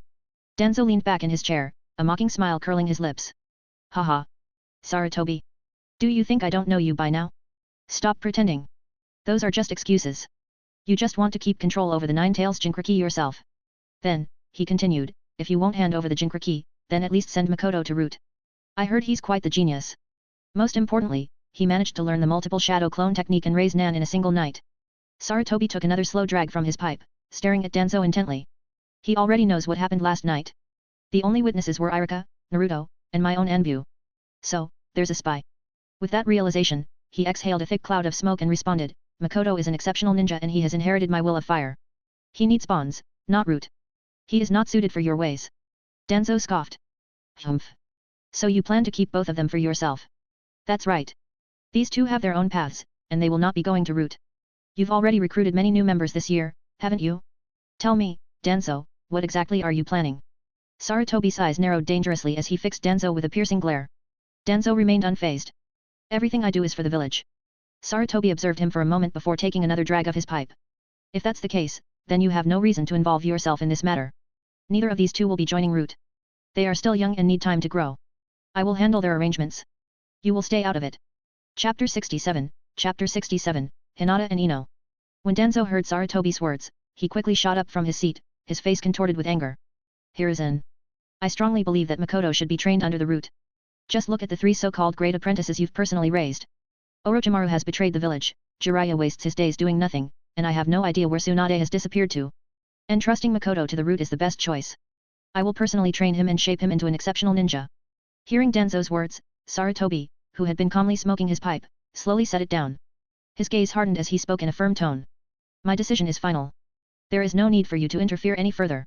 I will make the necessary arrangements for both of them, and this matter is not up for debate. Unwilling to back down, Danzo slammed his crutch against the floor in frustration. Hiruzen. You will regret this. Sarutobi's eyes remained cold as he replied. Danzo, I am the Hokage. Danzo glared at Sarutobi for a long moment before storming out, slamming the door behind him. Once he was gone, Sarutobi picked up his pipe again, inhaling deeply as his expression darkened. Danzo, just what exactly are you plotting? He muttered to himself. Back at the academy, Makoto sat between Ino and Hinata. However, both of them seemed downcast. What's wrong with you two today? Why do you both look so gloomy? It's our graduation day. We should be celebrating. Makoto said, trying to lift their spirits. Hinata remained silent, keeping her head lowered as usual. Ino pouted and replied, I'm just upset because we'll be split into different team today. If we end up in the same one, that'd be great, but if not, we might not get to see each other as often anymore. Hinata shared the same concern, though she remained quiet. Seeing their dejected expressions, Makoto smiled warmly and reassured them, even if we're not in the same team, we'll still see each other. Maybe we can team up for missions in the future.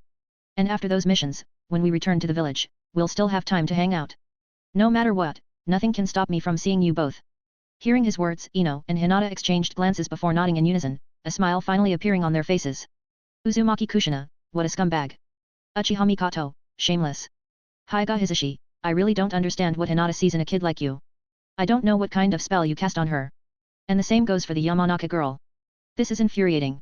Makoto Ito, that's called charm. Uncle, you just don't get it because you don't have any. Hyuga Hisashi, what did you say? And don't call me uncle. I am not your uncle. Makoto Ito, okay, uncle. Understood, uncle. Hyuga Hisashi. Hisashi's frustration came from two things. First, he genuinely couldn't fathom why his niece liked Makoto. The second? Envy. Why did Makoto get to have two girls doting on him at the same time? Why were they not only fine with it but even seemed to get along? This was simply too much for Hisashi to bear. ____________________________________________________________________________________________________________ Uchiha Mikoto, Kushina, my son is the same. His cold personality scares all the girls away. And after his recent defeat, even fewer are paying attention to him. Ito Makoto, should I tell you both that there's no need to worry about this issue at all? Uzumaki Kushina, what do you mean? Uchiha Mikoto, do they already have girlfriends? Makoto Ito, no, but let me give you a hint. Think about the couples in this group. Uchiha Mikoto, what do the couples in this group have to do with Naruto and Sasuke? There's the first Hokage and Mito-sama, Minato and Kushina, and then Fugaku and me.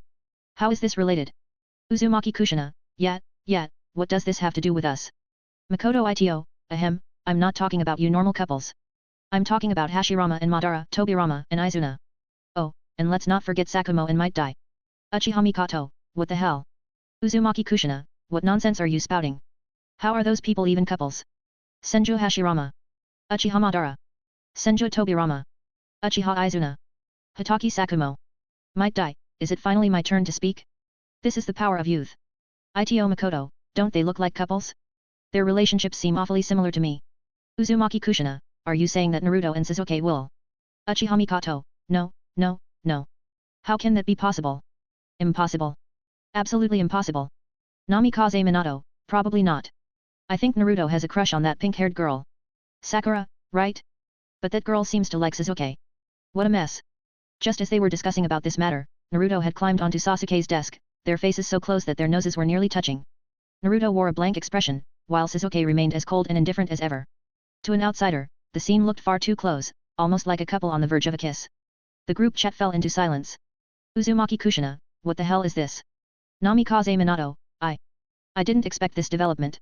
Uchiha Mikoto, no. Uchiha Fugaku, impossible. Sasuke, move away. This scene nearly made Kushina and Minato, as well as Fugaku and Mikoto, pop their eyes out of their sockets. Ito Makoto, ahem. Didn't I say there was nothing to worry about? Uzumaki Kushina, shut up, Makoto. Chapter 68, Madara and Hashirama did, what? The group chat was in chaos, filled with confusion as everyone tried to make sense of what was happening. Were these two boys really about to kiss in public? Could they actually be as gay as Makoto had suggested? But no one had ever noticed any prior interactions between Naruto and Sasuke. Their relationship didn't seem to mirror the playful, quarrelsome dynamic of Hashirama and Madara. In fact, Naruto and Sasuke had barely interacted at school. Uzumaki Kushina, what on earth are these two doing? Are they seriously about to kiss? Uchiha Mikoto, no way, Kushina. My son is definitely straight. Uzumaki Kushina, the way you said that makes it sound like my Naruto isn't. This is all Sasuke's fault. My Naruto obviously has a crush on Sakura, but that girl only has eyes for Sasuke. Uchiha Mikoto, Kushina, what kind of logic is that? How is it Sasuke's fault that Naruto has no luck with girls? Uzumaki Kushina, then tell me, why has Sasuke never shown any interest in girls despite being surrounded by them? Why does he even seem a little disgusted by them? Can you explain that? Maybe it's because Sasuke is. Uchiha Mikoto, you're spouting nonsense. Your son is the gay one. Uzumaki Kushina, Sasuga. Uchiha Mikoto, Gerudo. Uzumaki Kushina, Mikoto. Uchiha Mikoto, Kushina. The two women, who had previously been on good terms, were now in a heated argument. Back in the classroom, Sakura shouted at the top of her lungs, Naruto, get down from there, now. At that moment, a boy sitting next to Sasuke stood up and accidentally bumped into him. Sasuke lost his balance and lurched forward. And then, it happened. Naruto and Sasuke's faces had already been dangerously close just moments before. The sudden movement made Sasuke lean in, and their lips met. For a few seconds, silence filled both the classroom and the group chat. Naruto and Sasuke's eyes went wide with shock as they stared at each other, frozen in place. At first, only a few students noticed the incident, but Sakura's horrified scream turned every head in the room toward them. Damn it, Naruto. I'm going to kill you. The sight of Naruto and Sasuke kissing sent a wave of disbelief through the class, followed almost instantly by an explosion of laughter. Realizing what had just happened, both Naruto and Sasuke pulled away in an instant, violently gagging in disgust. Sakura, still in shock, clenched her fists and cried out in frustration. Damn it. That was Sasuke's first kiss. Dash. Senju Hashirama, they actually kissed. Did you all see that? These two little guys actually kissed. Pfft. Ha ha ha. Uchiha Madara, absolutely disgusting. They really did that in broad daylight? It makes me sick. Senju Tobirama, and where exactly do you get the nerve to say that? You and my brother are no better. Uchiha Izuna, you got a point. Uchiha Madara. Senju Hashirama. Makoto Ito, look at them. They even reacted in sync. Hitaki Sakumo, damn. Might die, this is the power of passionate youth. Uzumaki Kushina, ah. Damn it. Naruto, what the hell are you doing? Uchiha Mikoto, how could this happen? This might ruin everything now. No one will like them anymore. Namikaze Minato, well, everyone can see Naruto has a crush on Sakura. Uchiha Fugaku, and Sakura has a crush on my son. What exactly are you trying to say? Your son is just being ignored by her. Uchiha Mikoto, that's right. Naruto is interfering where he isn't wanted. Uzumaki Kushina, what do you mean by that? It's obvious Sasuke has no feelings for Sakura. He even treats her harshly without any regard for her feelings. Naruto is just pursuing her, just like she's pursuing Sasuke. What's wrong with that? Makoto Ito, what are you all even arguing about? From what I see, it's actually Sakura interfering between Naruto and Sasuke. Namikaze Minato. Uchiha Fugaku. Uzumaki Kushina. Uchiha Mikoto. Senju Hashirama, now that you mention it, Makoto, I think I know someone like that too. Uchiha Madara, exactly. Uzumaki Mito, are you two indirectly talking about me? Senju Hashirama, Mito, don't talk nonsense. When did I ever say that? I was just talking about Tobirama who kept ruining my friendship with Madara. Uchiha Madara, I'm so done with this. Why do people keep pairing me with this idiot? Senju Tobirama, seeing this all play out, I just remembered something important. Hyuga Hisashi, Lord Second, what is it?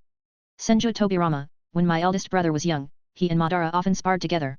And then, one time, they tripped and fell, and the two of them, well, let's just say, exactly like Naruto and Sasuke just now. Uchiha Izuna, holy shit. Is that true? Brother, why have you never told me about this? Senju Hashirama, Tobirama. I told you to keep that a secret. You promised me you wouldn't say a word. Uchiha Madara, damn it, Hashirama. Didn't we agree never to tell anyone about this? Why the hell did you have to tell Tobirama? Why him of all the people? Senju Hashirama, sigh.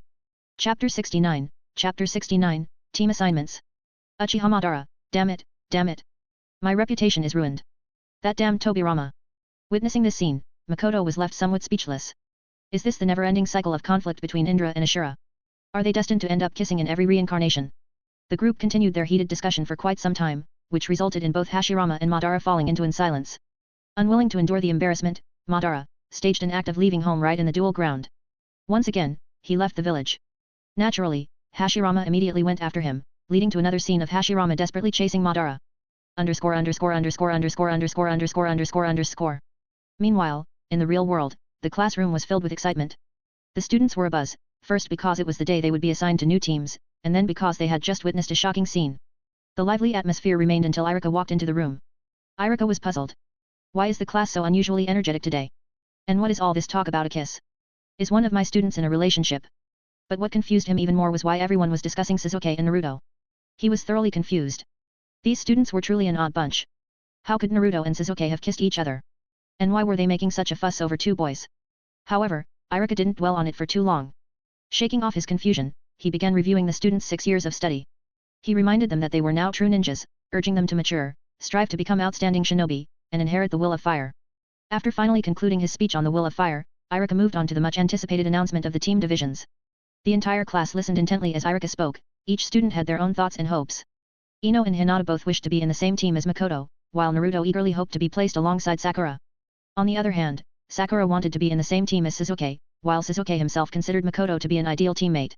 In Sasuke's mind, the only student in the class who wasn't a weakling was Makoto. As for Makoto, he was curious about his assignment. In the original story, he had been nothing more than a minor character with no real presence. Now that he had the opportunity to be assigned to a team, he wondered which one it would be. Irika continued reading out the team assignments. First team. Second team. Third team. With each announcement, Makoto listened carefully, but his name was yet to be called. He assumed he would be placed in Team 7. After all, it was the team of the two main protagonists and, well, a dishwasher. But then, Irika read out the names for Team 7, and Makoto was left dumbfounded. Team 7. Uchiha Sasuke, Uzumaki Naruto, Harano Sakura. Each of them reacted differently to the announcement. Damn it. It's one thing if I'm not in Makoto's team, but why am I stuck with these weaklings? Sasuke thought, his face dark with irritation. Yes. I'm in the same team as Sakura. Naruto shouted in excitement before abruptly frowning. Wait, why is Sasuke here too? Naruto was thrilled to be placed alongside Sakura, but he couldn't understand why Sasuke was on the team instead of Makoto. Sakura was absolutely ecstatic in her heart. He. I'm actually in the same team as Sasuke. This is amazing. If only Naruto weren't here, just me and Sasuke, alone together, how perfect would that be? Makoto was still trying to process the situation. He had never expected to be left out of Team 7. That was the protagonist's team. What exactly was Sarutobi planning for him? Even if he wasn't placed in Team 7, Makoto had assumed he would at least be assigned to a team with other strong students. But as the teams were formed one by one, he realized that all the powerful students had already been grouped together. This was almost exactly like the original story. Iruka finally finished calling out all the names, officially completing the team assignments, but Makoto's name had never been mentioned. Confused, he immediately raised his hand. Iruka-sensei. What about me? Which team am I on? At this moment, Ino and Hinata, who had been feeling disappointed about not being in the same team as Makoto, suddenly perked up their ears. Makoto's name hadn't been called yet. That meant he still didn't have a team. Their eyes lit up with excitement. Could this be their chance to have him assigned to their team? Ino immediately spoke up, her face full of excitement. Sensei. Since Makoto isn't in a team, why not let him join ours? Hinata, though much less bold than Ino, quietly raised her hand and softly suggested. Iruka-sensei, our team would be fine too. Seeing this, Naruto jumped up anxiously. Iruka-sensei. Why don't you just let Makoto join our team? Senju Tobirama, Makoto, why haven't they assigned you to a team? What is that monkey bastard planning to do with you?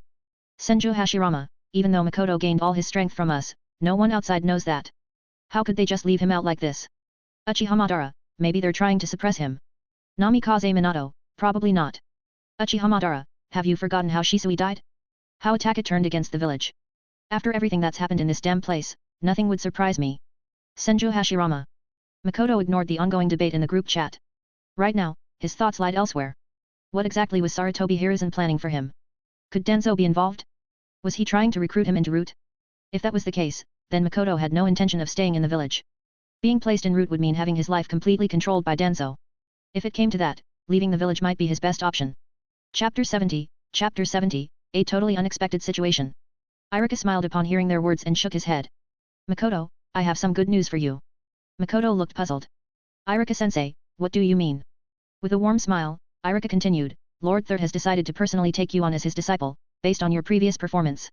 How do you feel about that? Are you happy? Makoto was stunned by his words. Lord Hokage wants to take me as his disciple. He struggled to understand why someone like Sarutobi Hiruzen would choose him.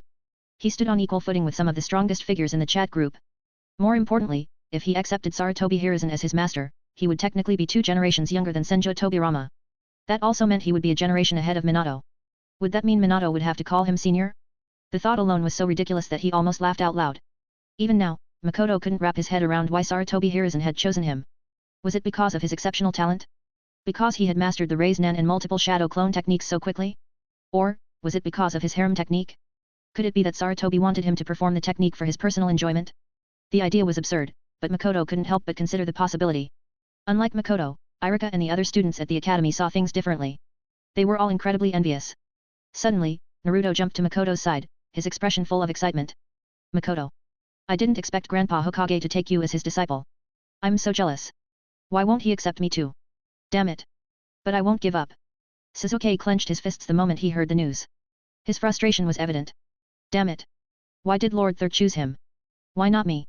If I want to kill that man with my own hands, I need to get stronger. Why won't the Hokage take me as his disciple?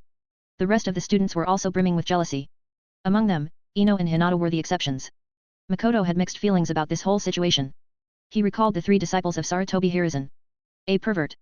A gambling addict. A mad scientist. What kind of person would he become under Sarutobi's guidance? Just imagining it sent shivers down his spine. Despite his reservations, Makoto still saw this as a good opportunity. He had plans to approach Tsunade in the future, and with this new connection, he could now consider himself her junior. This would bring them closer, and when he finally met her, he could greet her as his senior while proudly displaying his wood-style technique. Just imagining her reaction filled him with anticipation. As thoughts of Tsunade ran through his mind, Makoto couldn't help but drool. Noticing this scene, Iruka naturally assumed it was because of becoming the 3rd Hokage's disciple. Makoto, I understand that you are thrilled to be accepted by Lord Third, but could you at least control your expression a little better? You were drooling just now. Makoto quickly snapped back to reality, hurriedly wiping his mouth. Of course, he couldn't admit that he had been drooling over his fantasies about Tsunade. He simply nodded with an embarrassed face. Senju Tobirama, damn it, are you really so happy about becoming that monkey's disciple that you started drooling? Uchiha Madara, Makoto, you're backed by a whole group of powerhouses, yet getting accepted as Sarutobi's disciple has you this excited? It's honestly embarrassing. Senju Hashirama, is Sarutobi really that strong?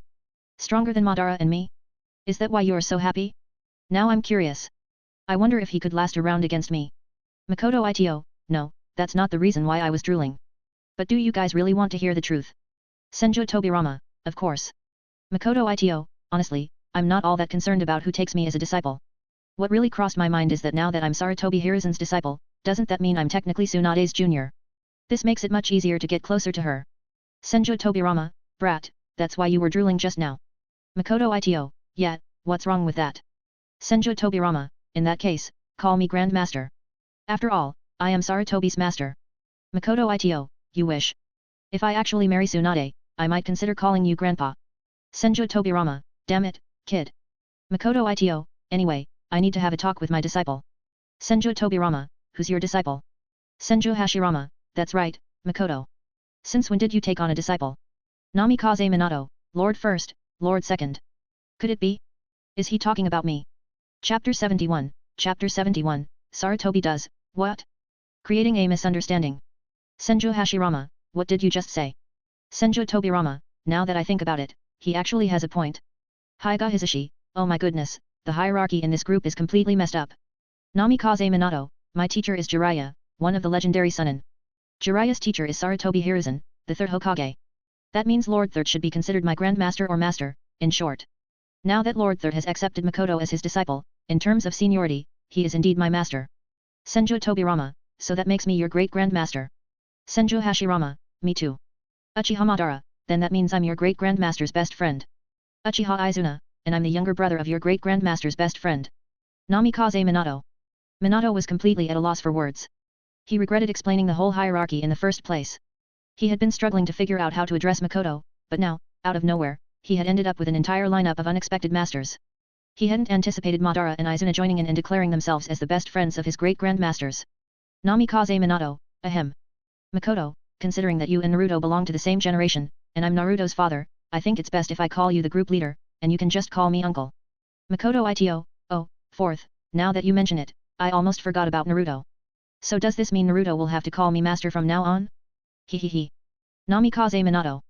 As the group continued their lively discussion about seniority, Kushina and Mikoto were preoccupied with a different concern. Uzumaki Kushina, damn it. Why isn't Makoto in the same team as Naruto? Does this mean I won't get to see him often in the future? Uchiha Mikoto, yeah, I feel the same. I want to see my son frequently too. Makoto Ito, don't worry.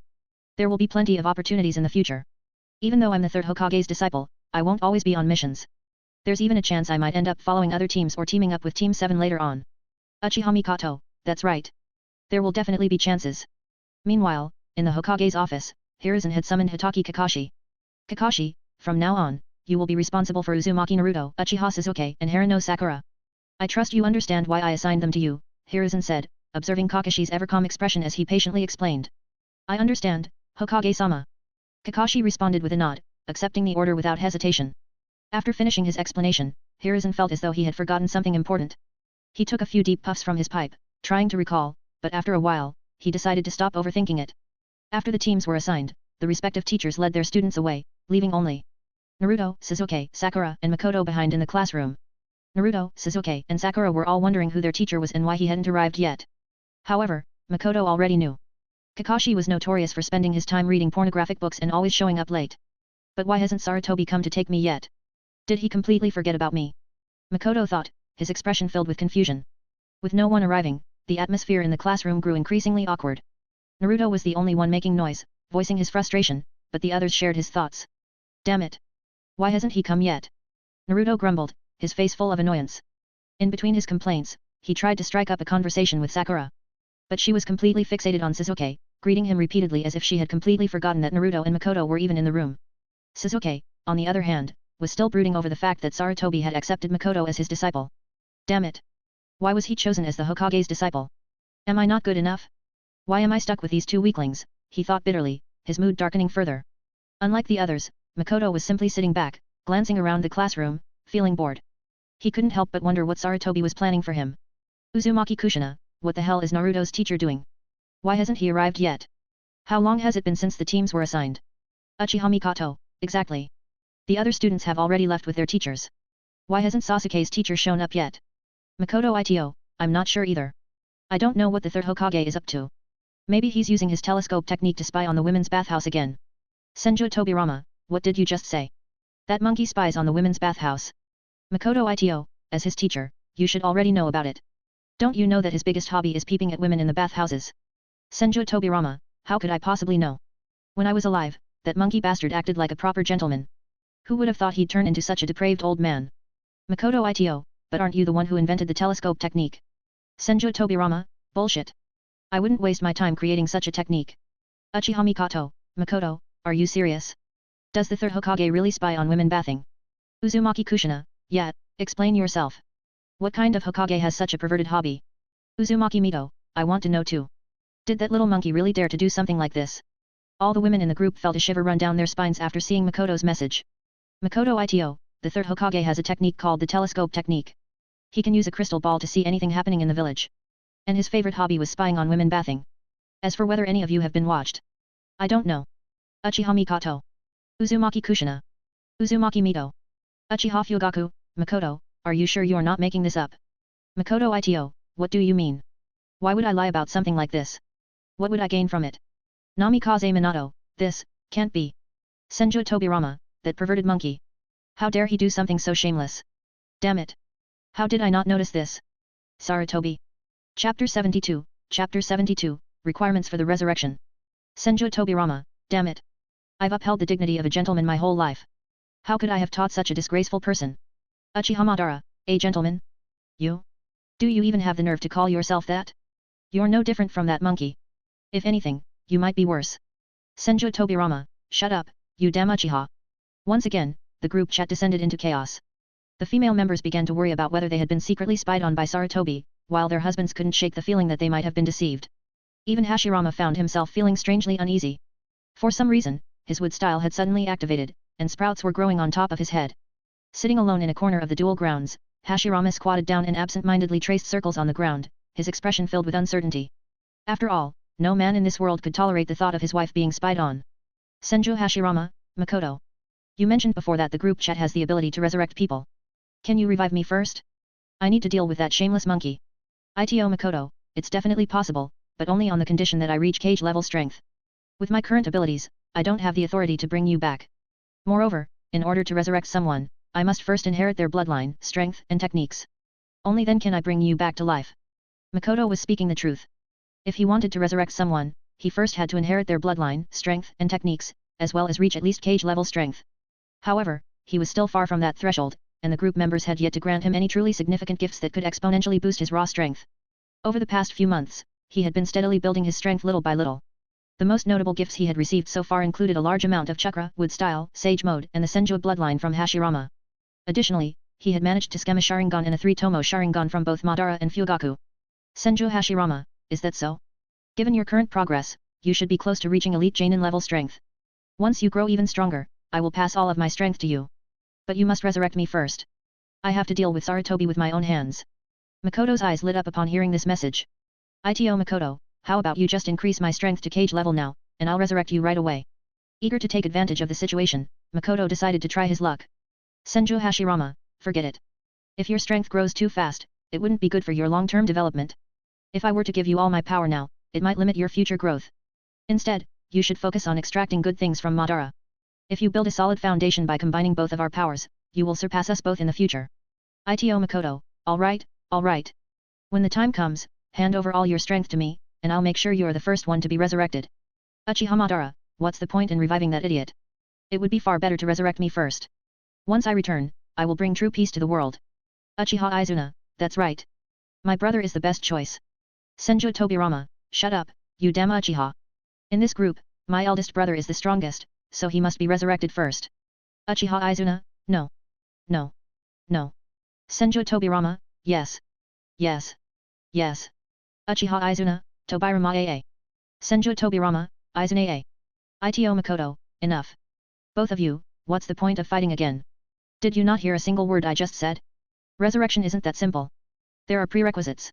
I can only bring someone back after inheriting their full strength. And let's not forget, I haven't even reached cage level yet.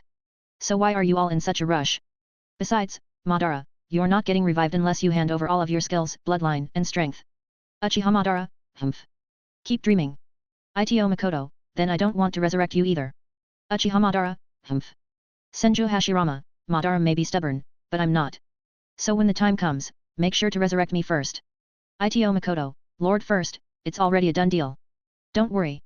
Namikaze Minato, Makoto, after these two, can you revive me next?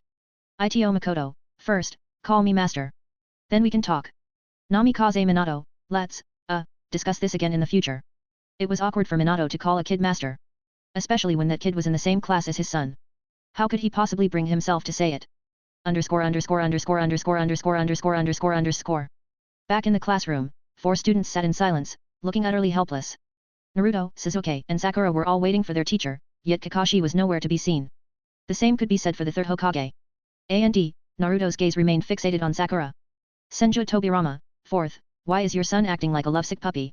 Namikaze Minato. Uzumaki Kushina, oh? And how do you have the nerve to say that about my son when you died a virgin? Namikaze Minato, Kushina, show some respect for the second Hokage. Uzumaki Kushina, shut up, damn Minato. Look at what a fool our son has become. And you're still talking about these damned Hokages? Don't mention that word to me. Every time I hear Hokage, I get a headache. Namikaze Minato, but I am also a Hokage. Uzumaki Kushina, shut up, Minato. I just told you not to mention Hokage in front of me. Namikaze Minato. Chapter 73, Sakumo's Embarrassment. Senju Hashirama, Kushina, don't be too angry. This is all my fault. I never imagined that the Hokage of future generations would turn out like this. I swear to you as the first Hokage. Once I return to life, I will personally teach Hiruzen a lesson. Uchiha Mikoto, it's about time someone put him in his place. Peeping into the women's bathhouse is utterly disgraceful. Uzumaki Mito, Hashirama, it would be better to just kill him. Uchiha Madara, it seems Hiruzen has made quite a few enemies and amusingly, they're all from the Leaf Village. Ha ha ha ha ha. This is absolutely ridiculous. I can't wait to see how he meets his end in the future. Senju Tobirama, damn it, Madara. You're just making sarcastic remarks because you don't have a wife. If you did, you'd probably be the first one lining up to beat him to death. Uchiha Madara, and why are you talking like you have a wife? Senju Tobirama, I never had time for such trivial matters. Uchiha Madara, I never had time for such trivial matters. Senju Tobirama, damn it. Why are you copying me? Uchiha Madara, damn it. Why are you copying me? Senju Tobirama, Madara is a fucking virgin. Let's see you copy that. Uchiha Madara, Tobirama AAA. Ito Makoto, wait a minute, Madara, who said you don't have a wife? Don't you have one? Uchiha Madara, hey? Since when did I have a wife? Why don't I know about this? Ito Makoto, isn't there Hashirama? Uchiha Madara, fuck you, Makoto. Group member Uchiha Madara has been banned for 3 minutes by group leader Makoto Ito. Senju Tobirama, pft. Ha ha ha ha ha. Group member Senju Tobirama has been banned for 3 minutes by moderator Senju Hashirama. Senju Hashirama, muha ha ha ha. Underscore. A few minutes later, Naruto, who had been waiting impatiently, finally couldn't sit still any longer. He grabbed a blackboard eraser and placed it above the door, setting up a trap. Watching his actions, Makoto was eagerly anticipating the legendary moment that was about to happen. Namikaze Minato, what is Naruto doing? Is he setting up a trap? Senju Tobirama, you call that a trap? What kind of idiot would fall for something so obvious? Are you kidding me? Uchiha Madara, even if the ninjas of our village aren't as skilled as in our era, they should at least be able to avoid such a simple trick. If they can't even dodge this, they're beyond pathetic. How could someone like that even become a teacher? Senju Hashirama, there's no way someone could be that much of an idiot, right? Hyuga Hisashi, it's been a while now. Why hasn't the teacher arrived yet? And didn't the third Hokage say he would take Makoto as a disciple? Where the hell is he? Hitaki Sakumo, exactly. A teacher this unpunctual doesn't even deserve to be called a ninja as he doesn't have the slightest concept of time. What a disgrace. And if he actually falls for a simple trap set by Naruto, he might as well retire already. Ito Makoto, Sakumo, I'd advise you not to speak too soon. You might end up regretting it later. Hitaki Sakumo, regret? Why would I regret speaking the truth? Just as everyone was still chatting, the sound of footsteps echoed through the corridor. Naruto held his breath, his gaze locked onto the classroom door. Sasuke and Sakura were also paying attention. Even Sasuke, who always acted indifferent, couldn't help but feel a childlike curiosity. Could their so-called teacher sharp enough to notice Naruto's absurdly obvious trap? Makoto, on the other hand, was barely able to contain his excitement. After all, this was one of the most iconic moments in Naruto. The powerhouse members in the group were also drawn in, losing interest in their previous discussion and focusing entirely on the classroom door. And then, it opened. A man with spiky white hair, a face mask, and an eye patch covering one eye casually stepped inside. The infamous copy ninja, Kakashi, had finally arrived. Then, to everyone's shock, the blackboard eraser landed squarely on Kakashi's head. Senju Hashirama, what in the pure land? Senju Tobirama, what kind of trash is this guy? Uchiha Madara, what a fucking joke. Uchiha Izuna, damn, he actually failed to dodge it. Namikaze Minato, wait, isn't this Kakashi? Hatake Sakumo, damn son. Senju Tobirama, hold on, who is this guy? Fourth, do you know him? And Sakumo, did you just say he's your son? By now, everyone in the duel ground had spent enough time together to be well acquainted. They all knew Sakumo was one of the strongest ninja in the village during his time and was a man widely respected under the title of White Fang. Despite his strength and reputation, he had tragically fallen into depression and eventually took his own life. After learning his story, most of the group members felt a deep sense of regret for him. Namikaze Minato, yes, Lord Second, I do know him. He is my student, Kakashi. Hatake Sakumo, this is humiliating. Why didn't Kakashi dodge that trap? And why is he still wearing that damn mask? Namikaze Minato, from what I remember, Kakashi was incredibly strong and gifted. He became a Jonin in his early teens. How could he fail to avoid something as basic as a blackboard eraser? Has his strength deteriorated? Hatake Sakumo, damn it. I wanted everyone to have a good impression of him but he completely ruined it. Underscore. When Naruto saw this, he burst into laughter, unable to hold back his amusement. Sasuke stared at Kakashi in disbelief. Was this really their teacher? Wasn't this just too embarrassing? Meanwhile, Kakashi sighed and rolled his eyes at them before his gaze shifted toward Makoto, who was sitting nearby. So this is the so-called genius that the third Hokage personally accepted as a student. But where is Lord Hokage? Why hasn't he come to take him away? Still, Kakashi didn't dwell on it. His priority was Naruto, Sasuke, and Sakura. He shoved his hands into his pockets and said casually, how should I put it? My first impression of you guys is, very bad. Just then, another one-eyed figure stepped into the room.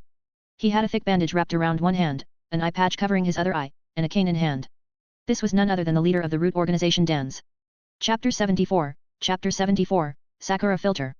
Soon after, Kakashi and Danzo entered the classroom one after the other. Kakashi was slightly puzzled by Danzo's sudden appearance. What's he doing here? Did he come for Makoto? But Lord Third has already taken him as a disciple. Lord Danzo, Kakashi greeted respectfully, but Danzo remained silent. As he stepped further into the classroom, his cold gaze swept over the four students. His eyes lingered on Sasuke first, then shifted to Naruto before finally settling on Makoto. He didn't even spare a single glance at Sakura. At the same time, the chat group erupted with messages. Uchiha Izuna, brother, did you sense it too? On the duel grounds, Izuna's expression was grave as he looked at his elder brother, while Madara's eyes burned with murderous intent. Uchiha Madara, that bastard. Senju Hashirama, Madara, what's wrong?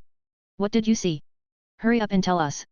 Senju Tobirama, damn it, can you guys stop being mysterious and just explain already? Uchiha Izuna, Tobirama, both of those people have Sharingan. Senju Tobirama, what? That's impossible. They're not from the Uchiha clan. Where the hell did they get Sharingan from? Uchiha Madara, Sakumo's son has a Sharingan hidden under his covered eye. And that old man who walked in after him, he has one too. More importantly, his entire arm is covered in Sharingan. Senju Hashirama, I didn't mention it earlier because I thought I might have sensed it wrong. But now that I think about it, it's not just the aura of Sharingan, I can slightly feel my chakra signature on that arm. Senju Tobirama, did he perhaps transplant my brother's cells into his body? If that is the case, he should have tried to awaken the wood style. Namikaze Minato, Lord First cells in Sharingan? Is that even possible? Hatake Sakumo, how could my son have a Sharingan? Uchiha Izuna, since when did our clan's prized Sharingan become so easy to obtain? Did these people murder our clansmen? Wait, the clan's massacre. Makoto Ito, hold on. Kakashi's Sharingan was given to him by his close friend, a member of your clan. Before he died, he entrusted Kakashi with one of his eyes. Namikaze Minato, yes, I know about that. But what about Danzo? Makoto Ito, as for Danzo, the eyes he possesses were taken from the Uchiha clan. After the clan's extermination, he decided it would be a waste to leave them behind, so he collected the Sharingan and embedded them into his arm. He also infused it with Grandpa First cells to sustain and enhance its power. He even tried to awaken the wood style but miserably failed. Senju Tobirama, so, my guess was true. This bastard. I even considered making him Hokage once. What kind of people did I take as students? Not a single one of them turned out to be sane. Senju Hashirama, I know my cells are strong, but why are people treating them like some commodity? Wait a minute. Did they dig up my grave? Namikaze Minato, I always knew Danzo wasn't a good person, but this is still shocking. Higa Hisashi, good grief. I really don't even want to imagine what the underside of that arm looks like. Just thinking about it gives me chills.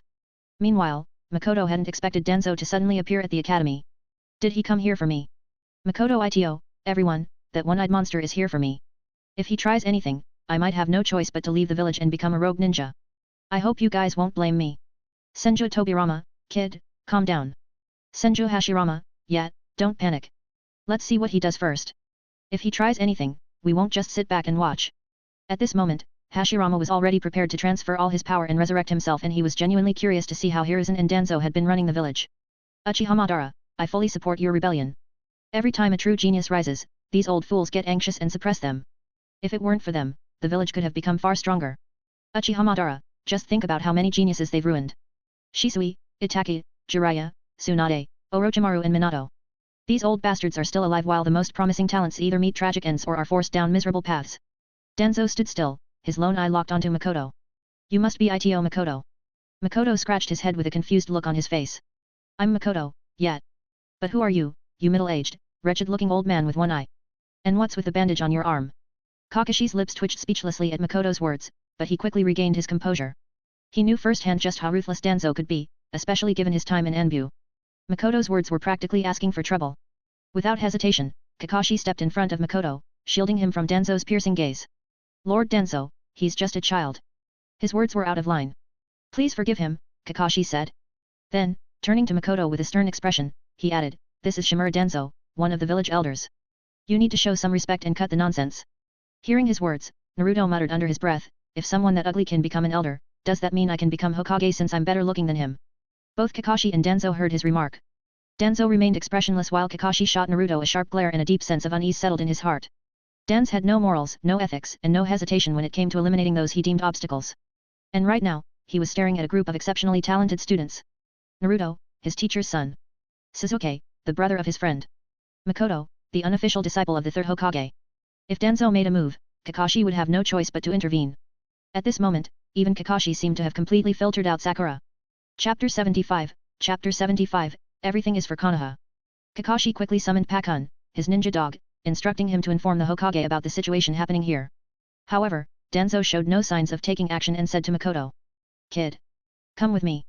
I am an elder of the village. I am inviting you to join the root, the very roots of the village. No. Makoto simply shook his head in response. Kakashi was growing more anxious by the second, and this made him break into a cold sweat. Are you really rejecting me?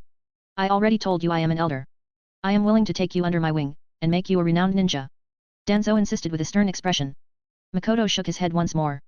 But you're not the Hokage. Teacher Irika told me that the third Hokage wanted to accept me as his disciple. Hearing his words, Danzo's face darkened with frustration. This damned Kakashi. Why is he here now, messing things up? If he isn't around, I can take this kid by force and seal him with a root curse mark. But Kakashi's presence has made it difficult to act directly. Danzo tightened his grip on his crutch, his eyes narrowing dangerously. Noticing his actions, Kakashi got ready for the battle and had his hand near his eye mask, prepared to use his Sharingan if necessary. The situation was being closely watched by all the members of the chat group. In particular, Hashirama was on edge. He was already prepared to pass on all of his strength to Makoto if needed. Suddenly, the door to the classroom suddenly slammed open. Naturally, it was Sarutobi Hiruzen. Upon entering, Sarutobi immediately fixed his gaze on his longtime friend, Danzo. Danzo, what are you doing here? This isn't your place. Shouldn't you be at the root? Are you so idle there that you had to show up here? Sarutobi said with a calm yet dangerous smile. Danzo had just thought of taking Makoto away, but now that Sarutobi had arrived, he knew he couldn't act freely. Hiruzen, everything I do is for the village. Danzo retorted. Sarutobi took a long drag on his smoking pipe and said with a sharp gaze. If it's truly for the village, you should stay at the root and stop messing with my student. Danzo fell silent, staring at his old friend for what felt like an eternity before finally speaking. Hiruzen, you'll regret this. Danzo, I am Hokage. Sarutobi declared with a cold look on his face. The tension in the room reached the extreme as Danzo's anger flared. With a slam of the door, he stormed out of the classroom. This was the second time today that Sarutobi had reminded him that he was the Hokage, a reminder that Danzo could never forget. His frustration grew as he walked away, his thoughts were filled with one question. Why couldn't he become Hokage? He couldn't understand why that Makoto brat had shown no respect for him, even though he was an elder and offered to take him into his organization. I must become Hokage. Danzo thought to himself as he walked away. Back in the classroom, Kakashi breathed a sigh of relief as Danzo left. He lowered his hand, wiping the sweat from his forehead. The situation had been much more intense than he had anticipated. Sarutobi looked at the 4 young students with a warm smile and he was relieved to see them safe. The members of the chat group also felt a sense of relief. After all, Makoto's future had been uncertain for a moment. If he had truly become a rogue ninja, it would have been a tremendous loss to the village. The most crucial part was that Hashirama had been ready to pass on all his strength to Makoto. Had Danzo acted on his intentions, it could have been disastrous for the Hidden Leaf village. Namikaze Minato, luckily, Lord Thier came just in time. Hyuga Hisashi, yes, I saw Lord First was ready to pass on his strength to Makoto. Senju Tobirama, don't mention my older brother. I was about to do the same thing. These disciples of mine, sigh, better not to talk about them. Uchiha Madara, damn it. Why didn't you take action? You brat, if you had really attacked him, I would have supported you with 2 techniques. Uchiha Izuna, that's right. That old man has an armful of Sharingan. Who knows how many of our clan members he's killed. Upon hearing these messages, he had a look of immense regret. Did he just miss a golden opportunity? Why didn't he confront Danzo earlier? If he had, maybe he would have become the strongest in the world by now. Ito Makoto, ahem, should I go after him now? Is it too late? Let's fight it out. Senju Tobirama, damn it, brat, you're so shameless. Ito Makoto, what's wrong with being shameless? Strength is what counts. Uchiha Madara, there's nothing wrong with what you say. I'm starting to like you more and more. Honestly, I'm even a little tempted by your previous suggestion. Ito Makoto, what suggestion? Uchiha Madara, it's you who will unify the world. Let's bring true peace to the ninja world. I've realized you share some of the same thoughts as me. Ito Makoto, then what are we waiting for? Actions speak louder than words. Give me all your strength. Let's unify the world now. Uchiha Madara, you're thinking too far ahead. I just said that, you little brat. It's still too early. I need to observe you more. Makoto was a bit puzzled. He couldn't tell if Madara was being serious or not. Madara wanted to unify the world himself. Was he really willing to let him do it? Or was Madara just enjoying a comfortable life in the dual grounds and no longer interested in pursuing his previous ambitions? He couldn't make sense of it all. Chapter 76, Making Out Paradise. Lord Hokage. Kakashi bowed respectfully to Sarutobi. Sarutobi nodded at him before turning toward Makoto and the others and offered an explanation. The man you encountered earlier is one of the village elders. He isn't a bad person, so there's no need to worry about him. Hearing this, Makoto inwardly rolled his eyes. Not a bad guy. If Kakashi hadn't been here today, he would have kidnapped me already. Sarutobi continued, now that everyone is here, Naruto, Sasuke, and Sakura, go ahead and introduce yourselves to Kakashi. He will be your teacher from now on, and I'll be listening in as well. As for you, Makoto, starting today, you will be my student. However, since I am the Hokage, my time is limited, and I won't always be able to teach you directly. Under normal circumstances, you will still carry out missions with other teams. Kakashi is an exceptional ninja. He was one of the academy's top students and became a Jonin in his early teens. In the future, you'll likely be working alongside Team 7, so take this opportunity to familiarize yourself with them today. With that said, Team 7 began their introductions in the classroom. Kakashi glanced at Makoto before shifting his gaze to his 3 students. Let's start with introductions. However, Naruto pouted and interjected, Sensei. Shouldn't you introduce yourself first before asking us to do it? I'm Kakashi Hatake. Things I like and things I hate. I don't feel like sharing. My dreams for the future, never really thought about it. As for my hobbies, I have a lot of them. Despite Sarutobi's presence, Kakashi stuck to his usual lackluster attitude and made a self-introduction, showing no particular enthusiasm. Sarutobi didn't mind as he knew about Kakashi's character. Hatake Sakumo, how did Kakashi end up like this? He was supposed to be an outstanding ninja, yet he carries himself so lifelessly. Sigh, this is embarrassing. Namikaze Minato, Sakumo-senpai, you can't be too hard on him. Kakashi is actually quite capable, but everything he's been through has taken a heavy toll. First, the loss of his father, then the death of his best friend. And my death, along with Kushina's, must have affected him as well. Ito Makoto, no. There's still one thing that can motivate him. Namikaze Minato, oh? And what would that be? Hatake Sakumo, what could possibly drive my lifeless son? Ito Makoto, did you notice the title of the book he was holding when he walked in? Namikaze Minato. Hatake Sakumo. Ito Makoto, look. He's still holding it right now. That book is written by none other than Jiraiya. It's called Make Out Paradise, a smut book. Hatake Sakumo, damn it. If he refuses to learn anything else, the least he could do is avoid picking up bad habits. I've heard of Jiraiya's reputation from my time. I can only imagine the kind of nonsense he writes. Uchiha Madara, I can't stop laughing. A Jonin from the village is actually into reading smut? What kind of bizarre ninja does the village produce these days? Oh, and isn't Jiraiya one of the Sunin? A famous ninja? Don't tell me, his fame actually comes from writing these books? If that's true, what a ridiculous way to be recognized worldwide. Senju Tobirama, speaking of which, Makoto, Jiraiya is a student of that monkey bastard, right? I recall you mentioning that before. Ito Makoto, that's right. Hiruzen had 3 students. Tsunade, your granddaughter, and 2 civilians, Orochimaru and Jiraiya. All 3 are incredibly talented and widely known across the world. And I call them Hidden Leaf's 3 idiots. Senju Tobirama, what's that supposed to mean? Senju Hashirama, yet. Why is little Tsuna included in that? Uchiha Madara, well, I can definitely see why he gave them that nickname. Ito Makoto, Tsunade is addicted to gambling and alcohol, Jiraiya is a pervert who writes pornographic novels, and Orochimaru is a mad scientist obsessed with immortality. These are the fine students personally trained by Hiruzen. Senju Tobirama, well, I was already aware of Tsuna's gambling habit, and given what she's been through, it's not surprising that she turned to alcohol. I don't even want to hear more about Jiraiya, that pervert. But tell me, who is this Orochimaru? And why is he so obsessed with immortality? Ito Makoto, to be honest, Orochimaru is incredibly talented. His work on Dan's arm was nothing short of a masterpiece. When it comes to scientific advancements, he's unmatched in the entire ninja world. It's just a shame he turned traitor. Senju Tobirama, from what you're saying, Orochimaru sounds like a gifted individual. But why did he betray the village? His master was Sarutobi, the Hokage. So, what pushed him to turn against Hidden Leaf? Ito Makoto, there were several reasons. First, the position of 4th Hokage. Orochimaru had ambitions for the role, but Sarutobi ultimately chose Namikaze Minato, someone more stable and suitable for leadership. Compared to Orochimaru, Minato was clearly the better choice. Namikaze Minato, well, it was Lord Third's decision. Senju Tobirama, 4th, don't interrupt. Ito Makoto, but honestly, that wasn't the real reason. Orochimaru wasn't obsessed with becoming Hokage. What truly pushed him over the edge were a series of personal losses.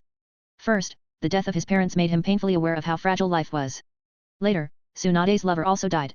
But the final straw that broke the camel's back was the death of Senju Noeki, Tsunade's younger brother and Orochimaru's student. Chapter 77, Orochimaru's Past. Senju Hashirama, Noeki? How is my grandson connected to Orochimaru? Senju Tobirama, brother, don't interrupt yet. Let Makoto finish first. I have a feeling all these events are linked together. Makoto Ito, Noeki was one of Orochimaru's students. However, their relationship wasn't the typical teacher-student dynamic where the instructor simply leads a team. Given that Noeki was Tsunade's younger brother, the connection was much deeper. Unfortunately, he met a tragic end on the battlefield under rather mysterious circumstances. After all, he was the grandson of the first Hokage, and the 3 Sannin were closer to him, making it highly likely that they had a hand in teaching him. So he naturally developed a solid foundation in combat. Yet, he died in an unusual manner, his internal organs were destroyed by an explosive tag during battle. Orochimaru was deeply shaken when he saw how devastated Tsunade was after losing her brother. Later, when she shed tears over the death of her lover, her pain awakened something in him. Following these events, Orochimaru completely succumbed to darkness. He became obsessed with forbidden techniques related to life, convinced that humans were far too fragile. He began researching the first Hokage's cells and conducted numerous human experiments, aided by Dan's. Eventually, when these experiments were exposed by Sarutobi Hiruzen, Orochimaru defected from the village and became a rogue ninja. Makoto Ito, Tsunade was deeply affected by these tragedies as well. Losing both her younger brother and her lover left her devastated, causing her to develop hemophobia. Overwhelmed by grief, she left the village. As for Jiraiya, he had always been close to Orochimaru. After Orochimaru defected, Jiraiya spent years wandering the ninja world, tirelessly searching for him and trying to bring him back to Konoha. However, his efforts ended in failure. Witnessing the many wrong decisions made by his own teacher, Jiraiya gradually became disillusioned. As a result, he hasn't returned to the village in many years. Senju Tobirama, from everything you are saying, it seems like all these events are intertwined, and the common link between them is that monkey bastard, Sarutobi. If it weren't for him, so many of these tragedies might never have occurred. Makoto Ito, it's truly a shame. 2 incredibly talented individuals, one an exceptional medical ninja and the other a brilliant scientist, both left Konoha. To be honest, if Orochimaru had remained in the village, Konoha's technological advancements would probably be a century ahead of the rest of the ninja world. Senju Tobirama, from the way you are speaking, I get the feeling you hold Orochimaru in very high regard. Makoto Ito, of course. Don't you understand what technology is? Technology is the driving force behind civilization itself. Senju Hashirama, technology? Is it really as powerful as you claim? Uchiha Madara, Hashirama, can you shut up for a second? Makoto Ito, Grandpa first, not everyone is as powerful as you and Madara. You clearly don't know the true value of technology. Besides, who says technology is only useful for war? Forget it. You wouldn't understand anyway. Senju Hashirama, ahem. From what you're saying, Orochimaru seems to be quite the talent. Uchiha Madara, Hashirama, you really are an idiot, getting schooled by a brat. Senju Tobirama, Makoto, after hearing your words, I find myself even more intrigued by Orochimaru. I have a feeling the 2 of us would have a lot in common. Makoto Ito, indeed. When it comes to research on ninjutsu, Orochimaru is not inferior to you. Senju Tobirama, he is certainly an interesting ninja. Meanwhile, in the classroom, the students began introducing themselves. Naruto felt a bit annoyed after hearing Kakashi's introduction, but Kakashi ignored his reaction and pointed directly at him. You go first. Excited, Naruto jumped to his feet with a grin. My name is Uzumaki Naruto. My favorite thing is ramen, and what I love even more is the Ichiraku ramen that Mr. Irika and Makoto treated me to. What I hate is waiting for the noodles to soak for 3 minutes. My hobby is trying all kinds of ramen, and my dream is to surpass the Hokage. Because I want everyone in the village to recognize me. As Naruto passionately declared his ambitions, Kakashi narrowed his eyes slightly in surprise before turning to the next student. Alright, next. Sakura stood up, a slight blush on her face. My name is Harano Sakura. The thing I like. The person I like is. She paused, sneaking a glance at Sasuke. And my hobby is. Another glance at Sasuke. As for my future dreams. Yet another glance at Sasuke. Kakashi stared at her blankly before sighing. Anything else? What do you hate? Sakura's cheerful expression immediately darkened. Naruto. Naruto was visibly deflated, his excitement faded instantly. Girls her age are more interested in boys than actual ninja training. Kakashi sighed to himself before moving on. Finally, it was Sasuke's turn. He sat with his hands covering his mouth, his eyes filled with cold determination. My name is Uchiha Sasuke. I hate many things, and I don't particularly like anything. What I have is not just a dream, it's something I will make a reality. I will restore my clan, and destroy a certain someone. A bead of sweat ran down Naruto's temple. Is he talking about me? Meanwhile, Sakura's eyes sparkled with admiration. Sasuke-kun is so cool. Watching his 3 students, Kakashi felt an headache. It was clear that this team was going to be nothing but trouble. Chapter 78, Chapter 78, I want to become the Pirate King. After the 3 students introduced themselves, Hiruzen shifted his gaze toward Makoto. Makoto, please introduce yourself as well, he said. Alright, sensei. Since Hiruzen had formally accepted him as his student, it was only natural for Makoto to address him as sensei. After all, Konoha had a deep-rooted tradition of teacher-student relationships. As for whether he would one day have to face Sarutobi as an enemy, that remained uncertain. Given the way things were progressing, it was entirely possible that such a confrontation would never come to pass. If Orochimaru were to use the reanimation jutsu to summon Hashirama and Tobirama, or if Makoto himself were to personally revive them, there was a good chance that Tobirama would take matters into his own hands and handle the situation. Taking a step forward, Makoto introduced himself with a confident grin. My name is Makoto. I am the man who wants to become the Pirate King. Wait, no. Realizing his mistake, he quickly corrected himself, flashing a sheepish smile. I want to be the Hokage man. Senju Hashirama, that's fantastic. So, Makoto, you also aspire to become Hokage. Uchiha Fugaku, humph. Another fool brainwashed by the will of fire. Uchiha Shisui, becoming Hokage? That's such an amazing goal to have. Senju Tobirama, I never expected a rebellious kid like you to actually dream of becoming Hokage. Ito Makoto, don't get the wrong idea. I'm not talking about becoming the Hokage, I'm talking about becoming the Hokage's man.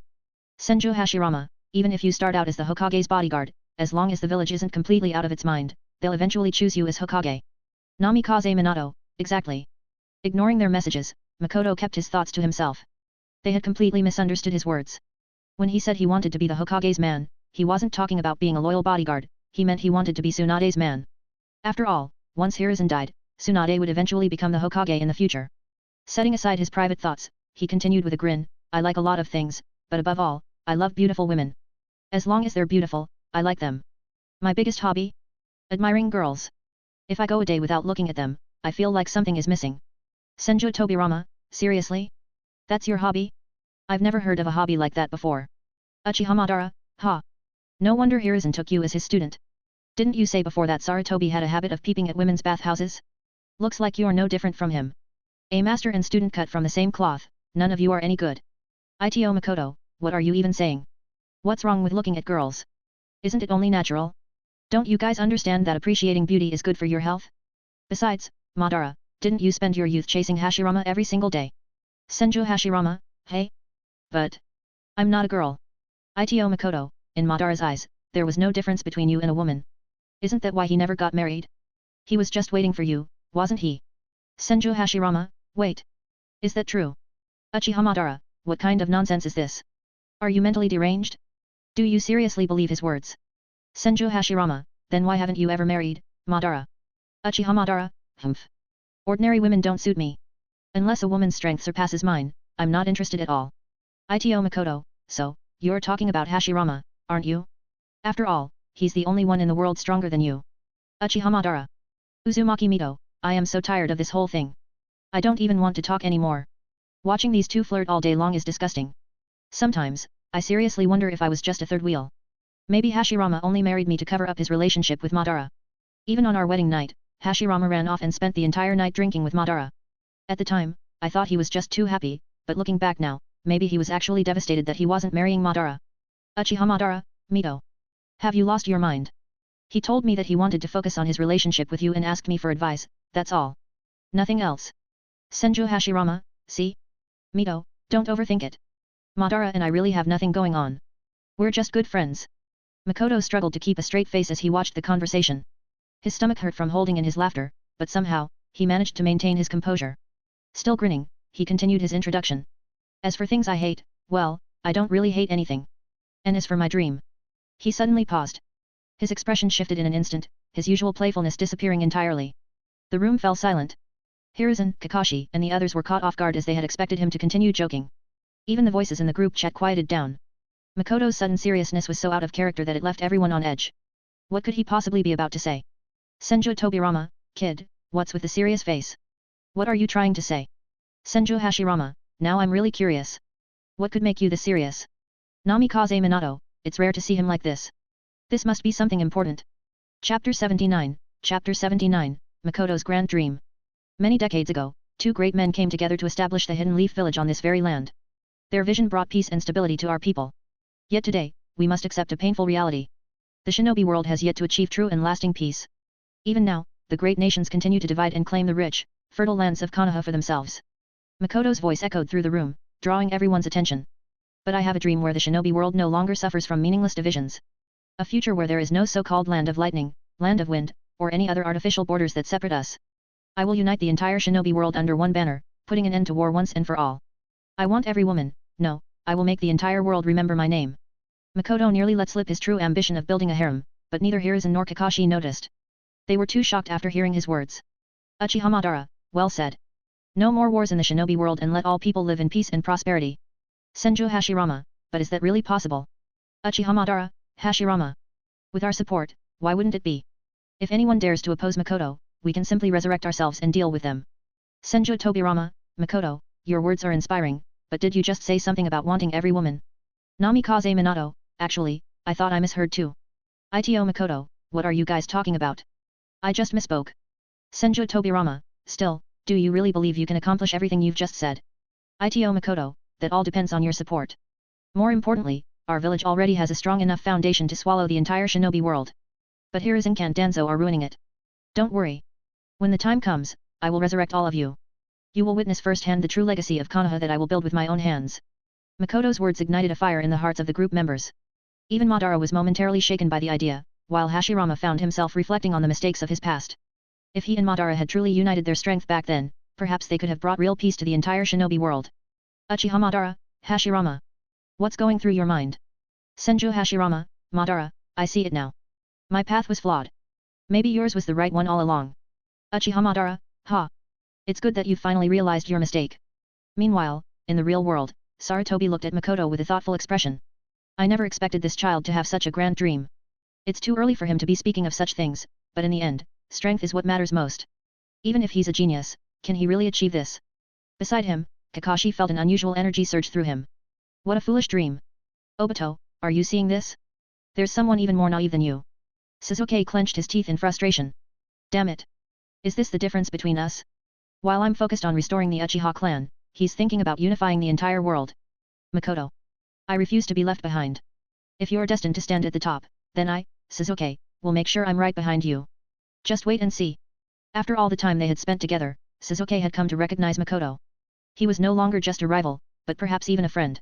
The moment Sasuke invited Makoto to eat ramen, it became a silent acknowledgement of that friendship. But that didn't mean he would admit defeat. On the other hand, Naruto stood frozen in shock. His dream had always been simple. He wanted to become Hokage and earn the recognition of the villagers. But Makoto's dream was to unite the entire world. Makoto. Your dream is incredible. And I believe you can do it. Let's work together to bring peace to the world. But just so you know, the position of Hokage is mine. I'm not giving it up. I'll definitely become Hokage. Hearing those words, Sasuke scoffed and curled his lip in disdain. Idiot. Chapter 80, this is youth. Makoto concluded his self-introduction after unexpectedly becoming the disciple of Sarutobi Hiruzen. Following that, Kakashi informed Naruto, Sasuke, and Sakura that they would be undergoing a drill the next day. He also warned them not to eat breakfast beforehand and that doing so would make them vomit during the exercise. Listening to Kakashi's words, Makoto pondered whether he should tag along with them tomorrow. After all, Kakashi would be using Konoha's ultimate taijutsu technique, the infamous 1,000 Years of Death. However, he wasn't certain what Hiruzen had planned for him. Once Kakashi finished explaining the drill to Naruto and the others, Sarutobi turned his attention to Makoto. Makoto, come to my office tomorrow morning. Starting then, I will begin teaching you. Hearing this, Naruto couldn't help but feel a twinge of envy. Makoto had been personally accepted as a disciple by the Hokage himself, while his own instructor didn't seem all that impressive, especially considering he had failed to avoid the trap earlier. After giving their instructions, both Kakashi and Sarutobi departed, leaving the four young students alone in the classroom, silently exchanging glances. Suddenly, Naruto leaped over to Makoto's side. Hey! Makoto! Since I have become a student of Kakashi-sensei, how about treating me to some ramen to celebrate? Makoto raised an eyebrow, confused by Naruto's logic. Why should I treat you to ramen? Shouldn't it be the other way around? Naruto grinned and scratched the back of his head. Hey, don't sweat the small stuff. We're good friends, right? Whether you treat me or I treat you, it's all the same. Hearing that the two of them were planning to eat, Sasuke felt a slight temptation but hesitated to speak up. Noticing this, Makoto smirked and turned to him. Hey, Sasuke. How about we all go out for a meal together? Let's celebrate our graduation. Sasuke stood up, tilting his head to the side with an arrogant look. TCH. Since you invited me, I'll tag along. But I'm treating this time. Let's go for barbecue. The moment Naruto heard the word barbecue, his eyes lit up in excitement. Oh. I didn't expect you to be this generous, Sasuke. Humph. Sasuke snorted dismissively and started walking toward the door. Meanwhile, the three of them completely ignored Sakura. Naruto was too distracted by the mention of barbecue and had completely forgotten about her, making her feel awkward, almost as if the three of them were on the same team, leaving her out. It wasn't until Naruto realized that they had left Sakura behind that he spoke up, and Sasuke didn't mind having one more person along. So, the four of them headed toward the Akimichi clan's barbecue restaurant. As a member of the Uchiha clan, Sasuke had no shortage of money as he had inherited the entire Uchiha clan's wealth. On the other hand, Naruto had it rough. Senju Hashirama, this is great. Seeing these kids reminds me of what Madara and I were like when we were young. Senju Tobirama, brother, you really can't live without Madara, can you? Instead of reminiscing about our childhood, you're thinking about him again. Uchiha Izuna, is this really necessary? At this point, we all know it's true love between those two. You and I are just outsiders, don't you get it? Uchiha Madara, brother, not you two. Uchiha Izuna, but honestly, your relationship with Hashirama is something special. Uzumaki Mito, damn it, I can't stay in this group chat another day. I feel like I'm about to awaken wood style. There's a green patch forming on my head. Senju Hashirama, what are you guys even talking about? I was just saying, seeing Makoto and Naruto reminds me of when Madara and I were kids, competing by the river to see who could pee the farthest. Uchiha Madara, shut up, Hashirama. Senju Hashirama, oh, and not just that. We also used to have swimming races in that river. Uchiha Madara, shut up, Hashirama. Don't say another word. I'm warning you. At this moment, Madara was on the verge of losing his temper. To the world, he was the fearsome ghost of the Uchiha, but here, Hashirama had just completely shattered that image by revealing their embarrassing childhood memories. Uchiha Madara, this is the last time I'll say, Hashirama, shut up. Senju Hashirama, what's wrong with you, Madara? I'm just reminiscing about our youth. Makoto Ito, don't stop. I love listening to these stories. Keep talking. Senju Tobirama, agreed. It's definitely interesting, brother. Uchiha Izuna, yet. I never expected my cold and serious older brother to have been so adorable as a kid. Namikaze Minato, now I'm really curious. Hyuga Hisashi, I want to hear more. Uchiha Fugaku, +1. Uchiha Shisui, +1. Uchiha Mikoto, +1. Uchiha Madara, You bunch of bastards. Might die, Senior Madara, I am truly moved to hear that you were once a passionate youth. Uchiha Madara, damn it, are you all crazy? Why is everyone so obsessed with my embarrassing childhood stories? And this guy named Might Do. Why are you always ranting about youth? Do you have some kind of serious illness? Might die, ha ha ha. The ghost of the Uchiha actually said my name. This is the power of youth. Today, I must run 500 laps while standing on my head. And if I can't do that, I'll do 10,000 push UPS. This is youth. Uchiha Madara. Chapter 81, Chapter 81, Danzo's Move. As Makoto walked toward the barbecue restaurant with Naruto and the others, he scrolled through the messages in the chat. Some of the messages particularly caught his interest. There were even details he hadn't known, despite having read the original storyline. For example, the original never mentioned him sharing so many childhood experiences with Hashirama. Just imagining it made him chuckle. Naruto and the others quickly noticed his laughter and became curious. Hey! Why are you laughing? Did you think of something funny? Tell us so we can all laugh together. Naruto asked eagerly. Although Sasuke remained silent, he listened intently, clearly interested. Sakura also glanced at Makoto, curious about what made him laugh. With his hands resting behind his head, Makoto grinned and replied, I just thought of something funny. Your teacher, Kakashi, is said to have been a student of the 4th Hokage. That's something most people in the village know, right? Sasuke and Sakura nodded their heads while Naruto looked puzzled. He had never expected Kakashi, who didn't seem particularly strong to him, had actually been a student of the 4th Hokage. This made him question just how powerful the 4th Hokage truly was. Kakashi being the 4th Hokage's student wasn't exactly a secret in the village, but for Naruto, this was the first time he had heard about it. Sakura was still confused, furrowed her brows and asked, but what does that have to do with your laughter just now? Makoto smirked and replied slowly, of course, it has everything to do with it. As you all know, the 3rd Hokage had 3 students, the legendary Sunnins. One of them was Jiraiya. The 4th Hokage was Jiraiya's student, and Kakashi was the 4th Hokage's student. Now, you guys are Kakashi's students, which means I am technically your senior. Shouldn't you start calling me Grandmaster now? The trio blinked in confusion. Hey? How does that even work? For a moment, they struggled to wrap their heads around the strange hierarchy. But as they thought it through, they realized that the chain of teacher-student relationships did make some sense. The 3rd Hokage had trained Jiraiya, Jiraiya had trained the 4th Hokage, the 4th Hokage had trained Kakashi, and now Kakashi was their teacher. By that logic, Makoto was in the same generation as Jiraiya, making him, in a way, their senior. Sakura and Sasuke was left speechless by his words. That's a load of crap. You just want to mess with us, don't you? Naruto exclaimed, scowling in annoyance. Makoto shook his head with an innocent look on his face. No, no. How could I be messing with you? I'm just stating the truth. Come on, my dear students, call me Grandmaster now. Just then, messages from the group chat started flooding in. Senju Tobirama, if that's the case, kid, you also have to call me Grandmaster. Makoto Ito, no. But maybe I should start calling you grandfather-in-law instead. Uchiha Madara, how shameless. Namikaze Minato, somehow, I now have a kid as my master. Senju Tobirama, Minato, don't forget that makes me your great-grandmaster. Namikaze Minato. Senju Hashirama, ha ha ha. No matter what, I still have the highest seniority. Underscore underscore underscore underscore underscore underscore underscore underscore. A few minutes later, Makoto and the others finally arrived at the barbecue restaurant. Once inside, Sasuke, who had no shortage of money, ordered a variety of dishes. The smell of sizzling meat filled the air as they eagerly dug into their meal, laughter and chatter filling the table. Meanwhile, on the other side of Konoha, deep within the root base, Danzo sat in his chair, his lone eye coldly scanning the kneeling root ninjas before him. You are to bring Makoto here tonight. Do not let anyone else know. Do you understand? Yes, Lord Danzo, the root ninjas responded in unison before swiftly vanishing into the shadows. Danzo remained seated, his fingers drumming against the armrest as he narrowed his eyes. Hiruzen. Everything I do is for the village. You're too old to be Hokage. It's time for me to take over. I will restore Konoha to the glory it once had. Underscore underscore underscore underscore underscore underscore. After a while, he and the others finished their meal, and Sasuke, without hesitation, paid the bill. With full stomachs, the 4 of them left the restaurant together. As they strolled through the streets, Naruto patted his stomach with a contented grin. Man, I'm so full. This is the best meal I've ever had. Thanks, Sasuke, he said cheerfully. Sasuke frowned slightly at Naruto's words. The best meal he ever had? Had Naruto never eaten like this before? Sasuke had also lost his family, but he had at least grown up with the Uchiha clan's wealth. But Naruto, he had never had any of that. At this moment, Sasuke felt a sense of familiarity and sympathy towards Naruto. Chapter 82, Acquiring a shit ton of spiritual power. After hearing Naruto's words, Sasuke fell into silence, while Makoto wondered if this was the protagonist's treatment at play. Both Sasuke and Naruto had lost their parents, and as a transmigrator, Makoto shared the same fate. However, Sakura was different. She had both of her parents, yet she never seemed to truly appreciate them. At times like this, Makoto couldn't help but think that things might have been better if his parents were still alive. Completely oblivious to the subtle atmosphere, Sakura continued pestering Sasuke, only further irritating him. Shut up.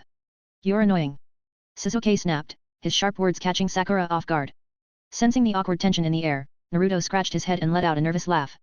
Well, I just want to say, thank you all. I haven't been this happy in a long time.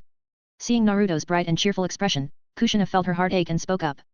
Uzumaki Kushina, Naruto, my baby, it's all Mom's fault. That's right. Makoto, didn't you say you could resurrect us? But the prerequisite is inheriting all of my strength, right? I'll give you everything now. Can you bring me back? I want to take care of Naruto properly. Namikaze Minato, Kushina. Calm down. Just seeing Naruto like this is already enough. Besides, didn't Makoto already promise that he could resurrect us all?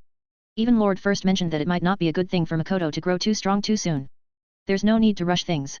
Uzumaki Kushina, but seeing Naruto like this breaks my heart. He's already this old, yet this is his first time eating barbecue at a restaurant. Namikaze Minato, I know, I feel the same way. But look at him, he's happy now, isn't he? He has good friends, Makoto and Sasuke, and their bond is growing stronger. Makoto Ito, honestly, unless it's Hashirama or Madara, I don't want to resurrect anyone too soon. Uzumaki Kushina, why? Makoto Ito, because there's someone in the group I need to consult about this first. That person is Shisui. Uzumaki Kushina, Shisui. Namikaze Minato, what does this have to do with Shisui? Senju Hashirama, yes, why? Uchiha Madara, Shisui, explain yourself. Uchiha Shisui, it's probably because of my eyes, right? My Mangekyo Sharingan had a technique called Distinguished Heavenly Gods. This ability allows me to subtly and silently alter a person's will. That's likely why Makoto is hesitant to resurrect anyone except our ancestor and Lord first. Those two possess such overwhelming spiritual strength that even distinguished heavenly gods might not work on them. But for others, I can't say the same. Before I died, Danzo took one of my eyes. His right eye is probably mine. Senju Hashirama, there's an eye technique that powerful. Uchiha Madara, impressive. A truly formidable ability. Namikaze Minato, silently altering someone's will, that really is terrifying. Senju Tobirama, wait a damn minute. What if Danzo tries to use Distinguished Heavenly Gods technique to control Makoto? Senju Hashirama, oh shit. Uchiha Madara, that would be troublesome. How do we handle this? Let me think. Uchiha Izuna, if that's the case, then Makoto is done for, right? Uchiha Shisui, no, ancestor. If someone's mental power is strong enough, they can resist the effects of this eye technique. Senju Hashirama, I see. That makes sense. Senju Tobirama, so that's how it works. Moderator Senju Hashirama has granted spiritual power to group leader Makoto Ito. Group member Senju Tobirama has granted spiritual power to group leader Makoto Ito. Group member Namikaze Minato has granted spiritual power to group leader Makoto Ito. Group member Uzumaki Kushina has granted spiritual power to group leader Makoto Ito. Uchiha Madara, in that case, let me join in too. Group member Uchiha Madara has granted spiritual power to group leader Makoto Ito. Group member Uchiha Izuna has granted spiritual power to group leader Makoto Ito. Group member Hyuga Hisashi has granted spiritual power to group leader Makoto Ito. One after another, the group members continued gifting their spiritual power to Makoto. Makoto was completely stunned. He had never expected that a simple message would lead to such a scene. But when he thought about it, it made sense. If he were to fall under Danzo's control, the chances of these legendary figures being resurrected would disappear entirely. Just as Shisui had explained, anyone with sufficiently strong mental power could resist the effects of distinguished heavenly gods. Now, with these powerhouses willingly transferring their spiritual energy to him, his defenses against such techniques would be on an entirely different level. Makoto clicked to receive the spiritual power, starting with Hashirama and Madara. The mental fortitude of these two was unparalleled, and the moment their power fused with his own, he could feel a significant transformation.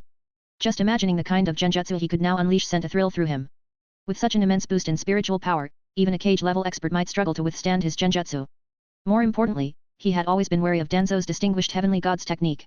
But now, he had absolutely nothing to fear. Even if Danzo attempted to use the technique on him, it would be completely ineffective. Realizing this, Makoto let out a low, sinister laugh. Walking nearby, Naruto, Sasuke, and Sakura all shivered. They had no idea what Makoto was thinking, but his menacing laughter sent chills down their spines. Chapter 83, Madara's Trump Card. Naruto shuddered from the side and said, Makoto, can you stop laughing like that? What on earth are you thinking? Why are you laughing so creepily? Just then, a warning came from the group chat. Uchiha Madara, kid, someone's coming. Based on their chakra signatures, it's 2 Chunin and 1 Jonin. They're probably after you. Senju Hashirama, I can sense it too. 3 chakra sources are heading your way, and they're moving fast. Uzumaki Mito, they're coming straight for you, and they are full of malice. Seeing the messages from the group members, Makoto immediately stopped laughing and calmly scanned his surroundings.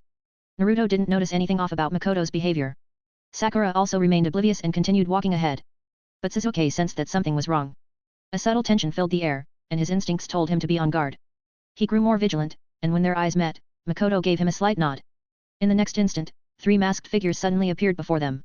Their attire resembled that of the Anbu but carried a distinct difference in style. One of them stepped forward, brandishing a weapon. Makoto, come with us. Danzo-sama has summoned you. Senju Tobirama, Danzo again? What does he want this time? Why does he always make a move whenever a genius emerges in the village? Shouldn't a genius be a blessing, not a target? Namikaze Minato, Makoto, be careful. They aren't Anbu, they're from Root. It operates directly under Danzo. Stay on your guard. Uchiha Madara, what are you waiting for? Makoto? Take them out before they try to use hostages against you. Senju Tobirama, with Makoto's strength, taking them down is easy, but Danzo might use that against him and frame him as a traitor. Uchiha Madara, so what if he does? Who cares about being labeled a traitor? As long as you have strength, it doesn't matter. Senju Hashirama, Madara. Stop spouting nonsense. Uchiha Madara, humph. Hashirama, you're still as indecisive as ever. Can't you see the true nature of the world? Your outdated ideals won't change anything. Senju Hashirama, Madara, I understand. But Makoto absolutely cannot become a traitor to the village. Uchiha Madara, tisk, so you still cling to this village, after everything. Senju Hashirama, you don't get it, Madara. I didn't build Konoha alone. The two of us built it together. This village carries both our childhood dreams. I won't let anyone destroy it, no matter who they are. Uchiha Madara, then why did you kill me in the first place? Senju Hashirama, I never wanted to kill you. I just wanted to bring you back. Uchiha Madara, oh yeah? And how were you trying to bring me back with that giant wooden Buddha statue? Senju Hashirama, well, maybe you shouldn't have teamed up with the Nine Tails, then. Uchiha Madara. Just as their argument was heating up, a sharp voice cut through their bickering. Ito Makoto, hey, you two. I'm literally surrounded right now. Can we focus on that instead? If you really want to fight, do it later. Uchiha Madara, tisk, I'm not going to fight him. I'm not in the mood to get beaten. Ito Makoto, oh? So you don't want to reveal your trump card? Uchiha Madara, what?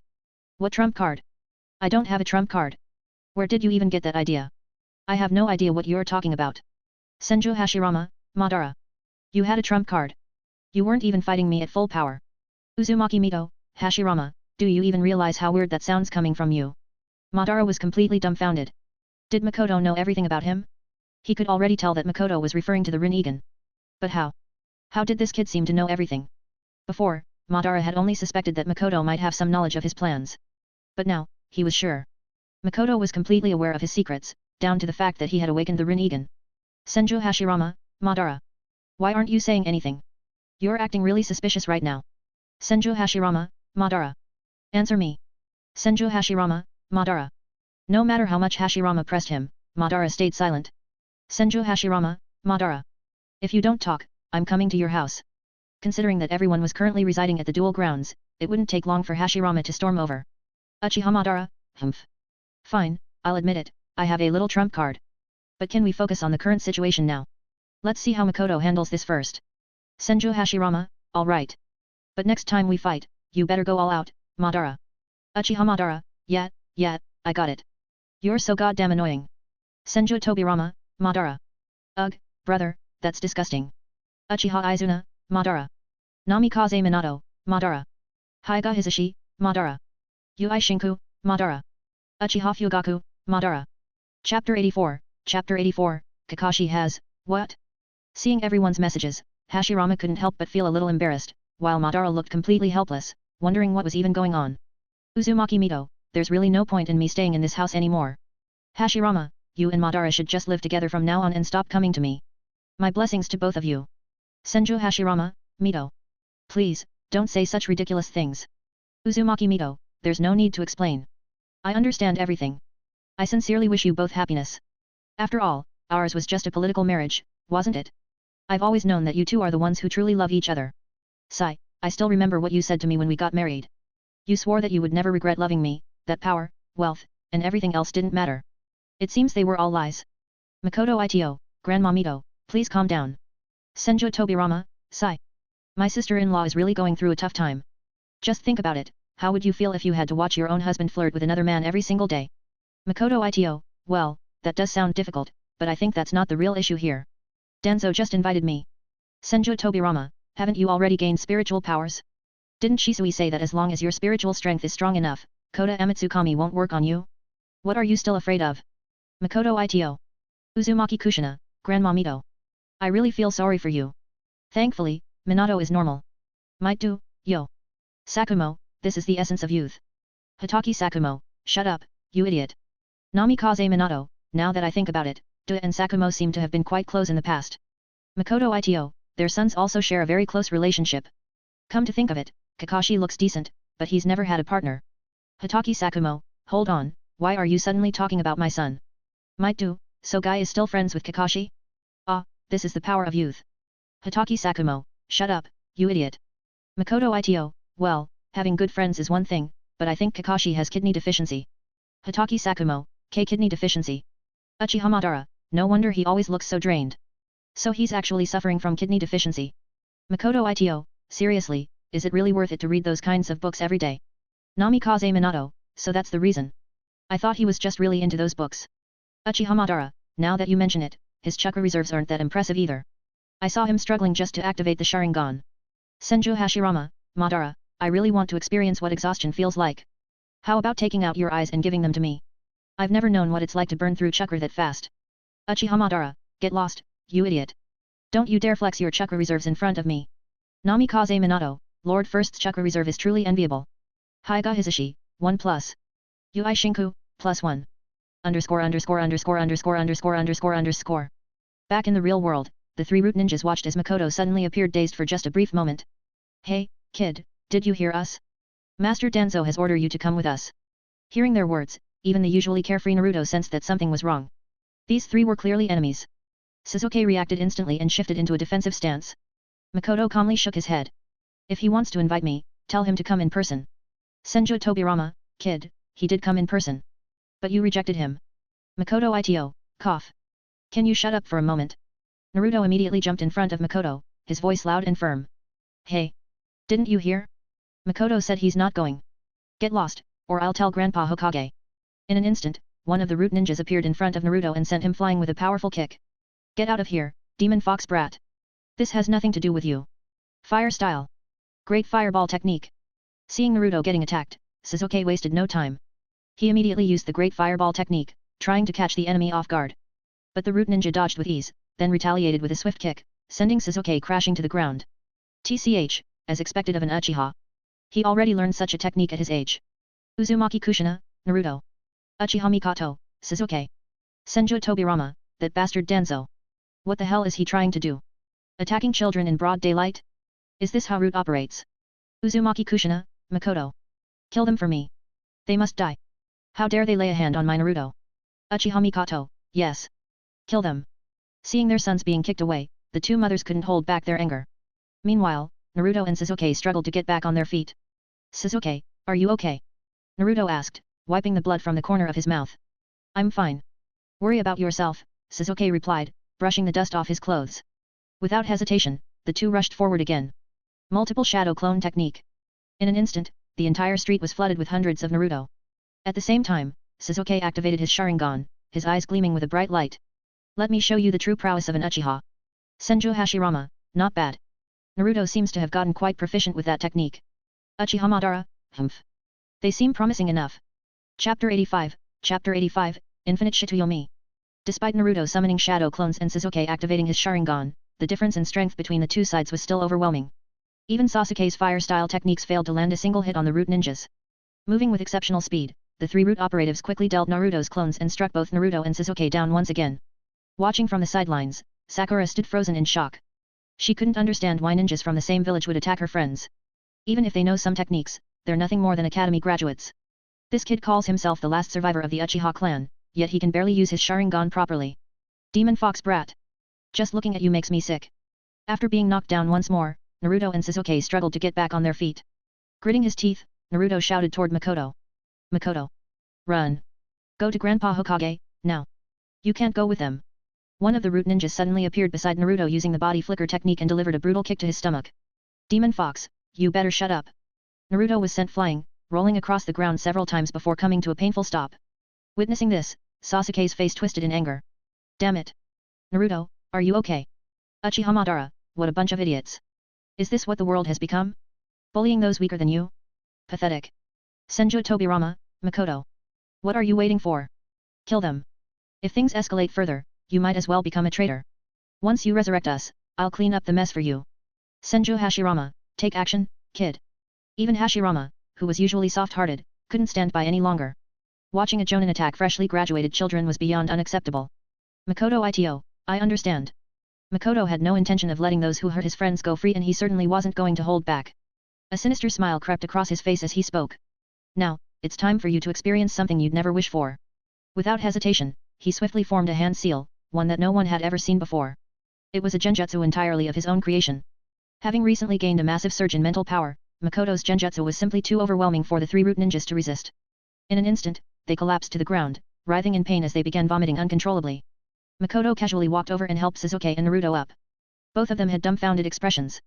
They had no idea what kind of genjutsu Makoto had just unleashed, but the results spoke for themselves. The three elite ninjas lay on the ground, completely incapacitated, violently throwing up. Makoto, what technique did you just use? Naruto asked with a curious look on his face. Sasuke glanced at Makoto with interest. The technique was undeniably powerful. In mere seconds, all three of their enemies had been rendered motionless, unable to fight back. This illusion was far more terrifying than the Sharingan of the Uchiha clan. Makoto smirked. It's a technique I developed myself. It's called Infinite Shitoyomi. As the name suggests, it forces them to eat shit inside the illusionary space. They can't resist it, and every kind of shit floods their bodies, rushing straight into their mouths. Naruto and Sasuke had horrified look on their faces and a shudder ran down their spines. Wasn't this genjutsu way too disgusting? Forcing people to eat shit? Even if it was just an illusion and not real, it was still outrageous. Watching the three root ninjas still writhing on the ground, vomiting and twisting in agony, both Naruto and Sasuke instinctively took a step back from Makoto. Makoto, remember, we're good friends. So promise me you'll never use that technique on me. Naruto blurted out, his face full of fear. Though Sasuke remained silent, he nodded vigorously in agreement. No one wanted to experience such a disgusting illusion. Uchiha Madara, brat, why the hell did you come up with such a disgusting technique? Madara reprimanded Makoto, but at the same time, he couldn't hide his surprise. The name of the genjutsu was eerily similar to his own grand plan, Project Tsukuyomi. He had a feeling Makoto was messing with him. That scheming brat. He's probably dropping these hints on purpose, trying to bait me into handing over my bloodline and everything else. As the thought crossed his mind, Madara's expression changed, turning thoughtful and somewhat conflicted. Senju Hashirama, this is definitely over the line. Now, I feel sorry for those guys. Senju Tobirama, damn it, I invented so many forbidden techniques, but even I feel like this one should be sealed away. Namikaze Minato, how exactly did you come up with this technique? Yui Shinku, I thought my illusionary techniques were special, but I never expected anyone to take things this far. Haiga Hisashi, it's pretty disgusting, but you can't deny the fact that it took them down instantly. Ito Makoto, forget about the whole shit-eating part. Just tell me, do you think the technique itself is effective? One Jainin and two Jinin were taken down in an instant. What do you all think? Senju Hashirama, impressive. Uchiha Madara, of all the people I've encountered over the years, no one surpasses you in sheer filth. I, Madara, acknowledge you as the strongest of them all. Senju Tobirama, so, what are you going to do next? They're completely powerless now. Are you going to kill them, or? Makoto Ito, what do you mean or? I'm not soft-hearted. Of course, I'll kill them. Uchiha Madara, now that's the right attitude. Being kind-hearted and merciful is something only fools do. Senju Hashirama, Madara, are you insulting me? Uchiha Madara, damn it. Since when did you get so good at catching my indirect insults? Chapter 86, Sharingan Evolution. Senju Hashirama, stop calling me a fool. I am no longer the person I used to be. I have realized my mistake. I also support eliminating them. After all, anyone who dares to attack their fellow villagers, especially children, deserves to die. I wouldn't hesitate to crush them with my own hands. Uchiha Madara, holy shit, is it really you, Hashirama? I never thought I'd hear you say something like that. Senju Tobirama, neither did I. Is this really my elder brother? Back in the real world, Makoto pulled out a kunai and stepped toward the three root ninjas still writhing on the ground, vomiting uncontrollably. Naruto observed his actions, wondering what he was about to do. Makoto, what are you planning to do? Sasuke didn't hold back and asked directly. Kill them, of course, Makoto replied without looking back, his words shocking the three young ninjas. But Makoto. They're still ninjas from our village, right? And they have no power to resist now. I think we should report this to Grandpa Hokage instead. Naruto said, his expression filled with hesitation. Makoto didn't stop or turn around as he replied to Naruto. Naruto, if it were you, would you ever forgive those who attacked your friends? Is that really your ninja way? What if they had actually succeeded in taking me away? Would you still say the same thing? Naruto was momentarily stunned by his words. On the other hand, Makoto had no intention of wasting more time arguing with Naruto. He knew that if the conversation dragged on, things could take an unexpected turn. After all, the most powerful genjutsu in the world wasn't the distinguished heavenly god, it was Naruto's infamous talk no jutsu. If he continued talking, he might just end up letting the three root ninjas go. Makoto appeared directly in front of the three root ninjas. Without hesitation, he swung his kunai, swiftly slashing across each of their necks. Blood sprayed from their wounds as the ninjas collapsed lifelessly onto the ground. Makoto felt his chest tighten as this was his first time killing someone, and despite his resolve, he couldn't stop the wave of emotions that followed. Uchiha Madara, brat, I didn't expect you to be all talk and no action. But now that you've actually done it, this is how you react? You killed a few pieces of trash, and you're already shaken. Senju Tobirama, your psychological resilience is lacking. You are still too soft. Senju Hashirama, shut up, both of you. He's still a child. This is a normal reaction. This isn't our era, where we had to go to war as kids. Uchiha Madara, Hashirama, what the hell happened to you? Senju Tobirama, exactly. Since when do you become a serious person, brother? Senju Hashirama, just listen. Kids today are different from those in our time. Back then, we saw death every single day and we were forced to accept it. But these kids haven't gone through the same hell we did. Tell me, isn't it natural for Makoto to react this way? Uchiha Madara, humph. Well, he could have just used a fireball technique and ended it cleanly. Ito Makoto, Madara, I'm not trying to avoid anything. If I wanted to, I could have burned them to ashes in an instant. But what if I find myself in a war or a dangerous mission in the future? If I hesitate when it matters most, I might not survive. Uchiha Madara, alright, kid. I see you've thought this through. I was just a little surprised by your reaction, that's all. Underscore. With that, the three root ninjas were no more. Their bodies lay motionless on the ground, blood pooling beneath them. On the other side, Naruto, Sasuke, and Sakura stood in silence, their expressions conflicted as they watched Makoto. After a moment, Makoto turned to Sasuke and spoke calmly, Sasuke, burn the bodies with a fireball technique. Having witnessed the massacre of his own clan, Sasuke had long since been gotten accustomed to death. Unlike Naruto and Sakura, he wasn't shaken by what had just happened. Without hesitation, he formed a hand seal and released a great fireball technique, engulfing the corpses in roaring flames. The bodies were quickly reduced to ashes, leaving only the smoldering remains behind. The incident had shaken all four of them. So, they each headed home in silence, lost in their own thoughts. Back at his house, Makoto took some time to calm his mind before focusing on other things. Feeling bored, he was about to check the group chat to see what everyone was saying. Makoto suddenly felt a sharp pain in his eyes. What was happening? Was he going blind? Makoto clutched his eyes, but the pain didn't stop. His Sharingan began to change uncontrollably. His three-tomo Sharingan rapidly spun, growing more red with each passing second. Senju Hashirama, what's going on? Is something wrong with his Sharingan? Uchiha Izuna, holy shit. How is this possible? Uchiha Shisui, he is awakening the Mangekyo Sharingan. Uchiha Fugaku, but how is this possible? Does killing someone made him awaken the Mangekyo Sharingan? I had to witness the death of close friend to awaken it, damn it. Uchiha Madara, it's probably an evolution triggered by the spiritual energy he inherited from us.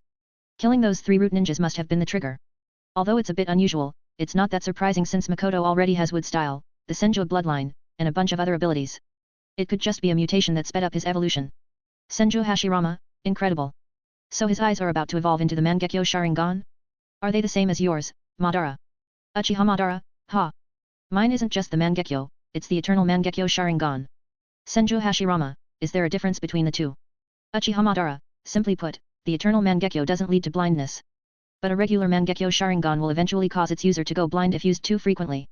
Senju Hashirama, hey? So does that mean Makoto will lose his sight in the future? Underscore. Chapter 87, Fugaku strikes again. Uchiha Madara, normally, as long as one doesn't overuse their eyes, they should be fine. But this kid's case is different. His awakening is highly unusual, and on top of that, he possesses wood style, the Senju bloodline, and sage arts. His recovery abilities should be quite strong. Still, it would be best for him to awaken the eternal Mangekyo Sharingan as soon as possible. Senju Hashirama, oh? So my wood style and sage arts are that incredible. Madara, in that case, why don't you lend me your Sharingan? I want to try my ultimate technique with that cool blue armor thingy. Uchiha Madara, do you think the Sharingan is a toy? Besides, if you really want them, just wait until you are resurrected and take 2 from Danzo's body. And, it's not blue armor thingy. It has a name. It's called Susanoo. Senju Hashirama, alright. I'll just take 2 from Danzo in the future then. That blue armor really does look amazing. Uchiha Madara, I'll say it again. It is not just blue armor. It's Susanoo. Suase no. Are you even listening? Senju Hashirama, yet. Blue Susanoo armor. Uchiha Madara. Senju Tobirama, by the way, each Mangekyo Sharingan grants different abilities, doesn't it? Uchiha Madara, I can't say for certain. While the same abilities can appear, most of them tend to be unique. I have no idea what abilities Makoto will awaken. Uchiha Shisui, I'm curious too. Uchiha Madara, the abilities usually manifest as a reflection of the wielder's inner self. Uchiha Shisui, oh, now that you mention it, ancestor.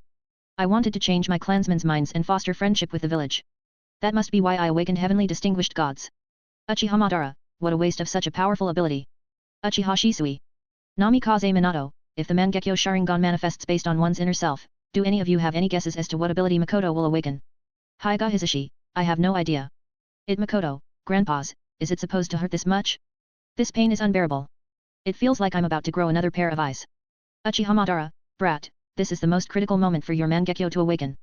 Stop whining and focus. Your ability will reflect what you desire most, so think deeply, what is it that you truly want? Ito Makoto, honestly, I'd love to have Shisui's heavenly distinguished gods. That ability would be incredible. Besides, I don't really want anything else. I have a group of generous grandpas, uncles, and aunties, so there's nothing I lack. I genuinely can't think of anything else I desire. Uchiha Madara, oh? Now that's interesting. I'm curious to see what kind of ability you'll awaken. As they spoke, everyone watched as the three Tomo in Makoto's eyes spun rapidly. Gradually, they merged into a distinct pattern, a six-pointed star. At that moment, Makoto had awakened his Mangekyo Sharingan. Shaking his head, Makoto looked around with a dazed expression. His vision was slightly blurred due to the strain of the awakening process. Uchiha Madara, kid, tell me quickly, what ability did you awaken? Uchiha Izuna, yes, hurry up and tell us. Senju Hashirama, +1. Senju Tobirama, +1. Namikaze Minato, 1+. It Makoto, heavenly distinguished gods. Hyuga Hisashi, holy shit. Senju Hashirama, congratulations, Makoto. That's an excellent ability. Namikaze Minato, incredible. Uchiha Shisui, but why did you awaken my ability? Were you thinking about altering someone's will just now? Makoto glanced at Shisui's message and smiled. In truth, during his awakening, he had thought of two Mangekyo abilities. One was heavenly distinguished gods. The other was Obito's Kamui. To his surprise, he had actually awakened heavenly distinguished gods along with another ability similar to Kamui. Now, he needed to come up with an answer to Shisui's question. If he admitted that he had been thinking about heavenly distinguished gods, they would inevitably ask about his second ability. And he had no intention of revealing any information about Obito just yet. So, he made up an excuse. Ito Makoto, well, I was just thinking that if I had heavenly distinguished gods, I could use it to lure all the beautiful kunoichi from other villages to ours. Uchiha Madara, brat. This is not a game. You're going to regret this later. Senju Tobirama, were you seriously thinking about picking up girls at a time like this? Senju Hashirama, what about your other eye? Shouldn't it have a second ability? Ito Makoto, no, the ability in my other eye is something completely new, it's called nothingness. Uchiha Madara, nothingness? What exactly does it do? It Makoto, with nothingness, I can imprison someone in a different dimension where they are completely powerless. In that dimension, they can't use chakra, can't perform ninjutsu, and can't even utilize ninja tools. In other words, once they're trapped, they are entirely at my mercy. Uchiha Madara, damn, with this ability, your opponents won't even have the power to fight back. After responding, Madara wore a strange expression, as nothingness bore a striking resemblance to Obito's Kamui. Does he also know about Obito? Or is this merely a coincidence? Senju Hashirama, this is an incredibly powerful ability as well. Uchiha Fugaku, but, why do I feel like his abilities are a bit strange? Senju Hashirama, strange? What do you mean? Uchiha Fugaku, think about it. He just said he wanted to pick up girls, and that's how he awakened heavenly distinguished gods. Now, his second ability allows him to put others completely at his mercy. In other words, if a female ninja falls under his control, he can imprison her in that dimension and do whatever he wants. Senju Hashirama, holy shit. Senju Tobirama, now that you mention it, these two abilities are strangely compatible. Uchiha Izuna, isn't this a bit too ridiculous? Hyuga Hisashi, as crazy as it sounds. I kind of see where Fugaku is coming from. Namikaze Minato, witnessing the awakening of a Mangekyo Sharingan firsthand is truly fascinating. I just wonder how Makoto will actually use these two abilities. Uchiha Fugaku, isn't it obvious? Besides picking up girls, what else would he do? Ito Makoto, Fugaku. At this moment, Makoto deeply regretted making that excuse. Chapter 88, Gundam, no, Susanoo. Ito Makoto, what the hell are you all talking about? These are undeniably powerful abilities, but why do they sound so perverted when you guys describe them? And Fugaku, are you feeling salty after watching me awaken the Mangekyo so effortlessly? Uchiha Fugaku, what are you talking about? You were the one talking about using your powers to pick up girls. And I am, definitely not jealous or salty. Makoto Ito, I was just joking, damn it. And what's wrong with awakening distinguished heavenly gods? Shisui also awakened distinguished heavenly gods, but you didn't question him about it. So why are you making such a big deal about me? And isn't my nothingness ability amazing? For example, I can use distinguished heavenly gods to lure cage-level ninjas from other villages and use my nothingness to eliminate them. My abilities are all for the benefit of the village. Everything I do is for Konoha. Uchiha Shisui, why do your words sound oddly familiar? Makoto Ito, because that's exactly what Danzo said right before he gouged out your eyes. Uchiha Shisui. Before Fugaku could respond to Makoto, a sudden message from Mito popped up, leaving everyone speechless. Uzumaki Mito, Makoto, can you use distinguished heavenly gods on Hashirama and make him break up with Madara? Makoto Ito. Uchiha Fugaku. Senju Hashirama, Mito. Uchiha Madara, Mito, have you lost your mind? What do you mean by break up? There's nothing between us. Hashirama and I are just like brothers. Makoto, forgot about them and tell me more about your abilities. Since your awakening was unusual, I'd expect your Mangekyo Sharingan to be different from the norm. Makoto Ito, that's right. Thanks to all the good stuff you guys gave me, I don't have to worry about going blind at all. On top of that, my distinguished heavenly gods has a really short cooldown. As for nothingness, there's no cooldown whatsoever. I can use it continuously without any issues. Uchiha Madara, Shisui, what's the cooldown time for your distinguished heavenly gods? Uchiha Shisui, 10 years. Senju Hashirama, 10 years? That's ridiculously long. Senju Tobirama, but it makes sense. After all, the technique can completely alter someone's will without them even realizing it. Uchiha Madara, and what about you, Makoto? How long is your cooldown? Makoto Ito, I'm not entirely sure, but it definitely won't exceed a year. Namikaze Minato, that's incredible. Hyuga Hisashi, damn, with that ability, you could bring a cage-level ninja under your control every year. Give it a decade or two, Makoto would have an army of cage-level ninjas and no other village would be able to stand against Konoha.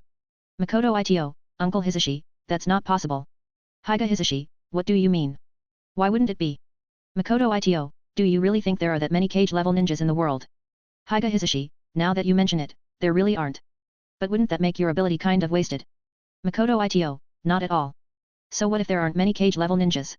There are plenty of beauties in the world. Hyuga Hisashi, damn it. Didn't you just say you were joking? Makoto Ito, ha ha ha. I'm just messing with you, Uncle Hisashi. Hyuga Hisashi, brat. Stop calling me uncle. I'm not your uncle. Makoto Ito, alright, uncle, I get it, uncle. Hyuga Hisashi. Makoto was overjoyed after awakening the Mangekyo Sharingan. Both of his abilities were incredibly powerful.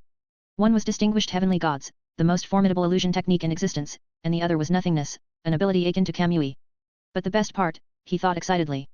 Starting today, I can finally control a Gundam, no, Susanoo. On top of that, he didn't have to worry about eye strain or blindness. In other words, his Mangekyo Sharingan was practically on par with the Eternal Mangekyo. Feeling satisfied, Makoto decided to call it a night and went to bed, while the rest of the chat group continued discussing.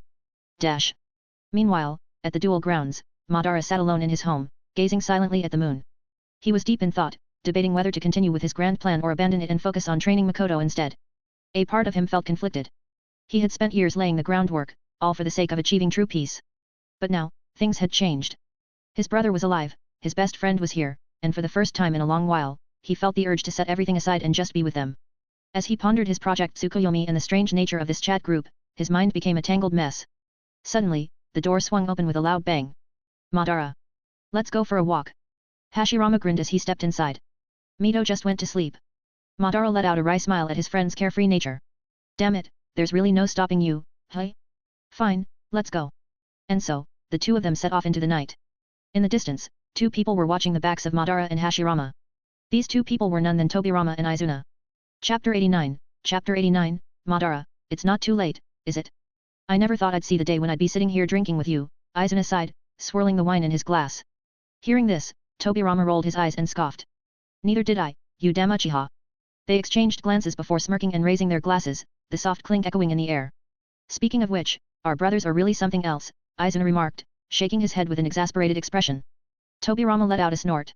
If one of them had been a woman, they'd probably be married by now. He shook his head in disdain. Ha ha ha. I think so too. Izuna burst into laughter, slapping his thigh as if picturing the absurd scene.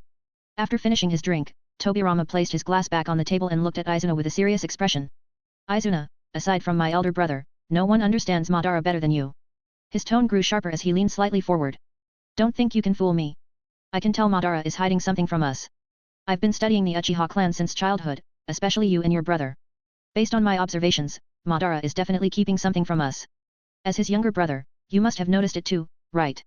Izuna let out another sigh as he set the glass down gently. I never expected you to notice it as well. I thought only Hashirama and I had picked up on it. He exhaled deeply before continuing. I sensed something was off with my brother as early as when we first started living in the dual ground. Sometimes, my brother had this distant, dazed expression, other times, he looked conflicted. But he never spoke a word about it, so I have no idea what's really going on. Izuna ended with a wry smile. But based on what I can tell, it must be related to resurrection, Izuna speculated. My brother must have set up some kind of contingency plan in the world. After all, there's only one thing he has ever truly wanted, and he's not the type to give up so easily. He dreams of unifying the world and bringing about true peace, and that was the promise he made with Hashirama. Tobirama had an annoyed expression. TCH, I was hoping you'd tell me something new. I already suspected as much. Then why did you even ask me? Izuna shot back, clearly irritated. Haha. That's right. My mistake for expecting you to actually know something, Tobirama said with a mocking laugh. You damn Senju bastard. Izuna snapped. Shut up, you evil Uchiha. Tobirama barked back. The two bickered for a moment before breaking into amused smiles, raising their glasses once again. Tobirama then leaned back with a thoughtful expression. So, what do you think we should do? Should we leave this matter to my brother, or should we step in? As much as he despised Madara, he had to admit that Hashirama was the only one truly capable of handling him. Izuna rolled his eyes. Aren't you the so-called Senju genius? The one who invents techniques just because he's bored? And now you're asking me for advice. If Makoto had been present to hear their conversation, he would have been ecstatic. After all, they were discussing the closely guarded secret of Madara, Project Tsukuyomi. And with just the subtle hints he had given them, they had already pieced it together. Meanwhile, on the other side, Hashirama and Madara stood in silence before a small river. Without a word, Hashirama bent down, picked up a stone, and tossed it into the water, watching as it floated. But the moment the stone touched the surface, the smile on Hashirama's face faded. Madara, he called out without looking back, have you made your decision?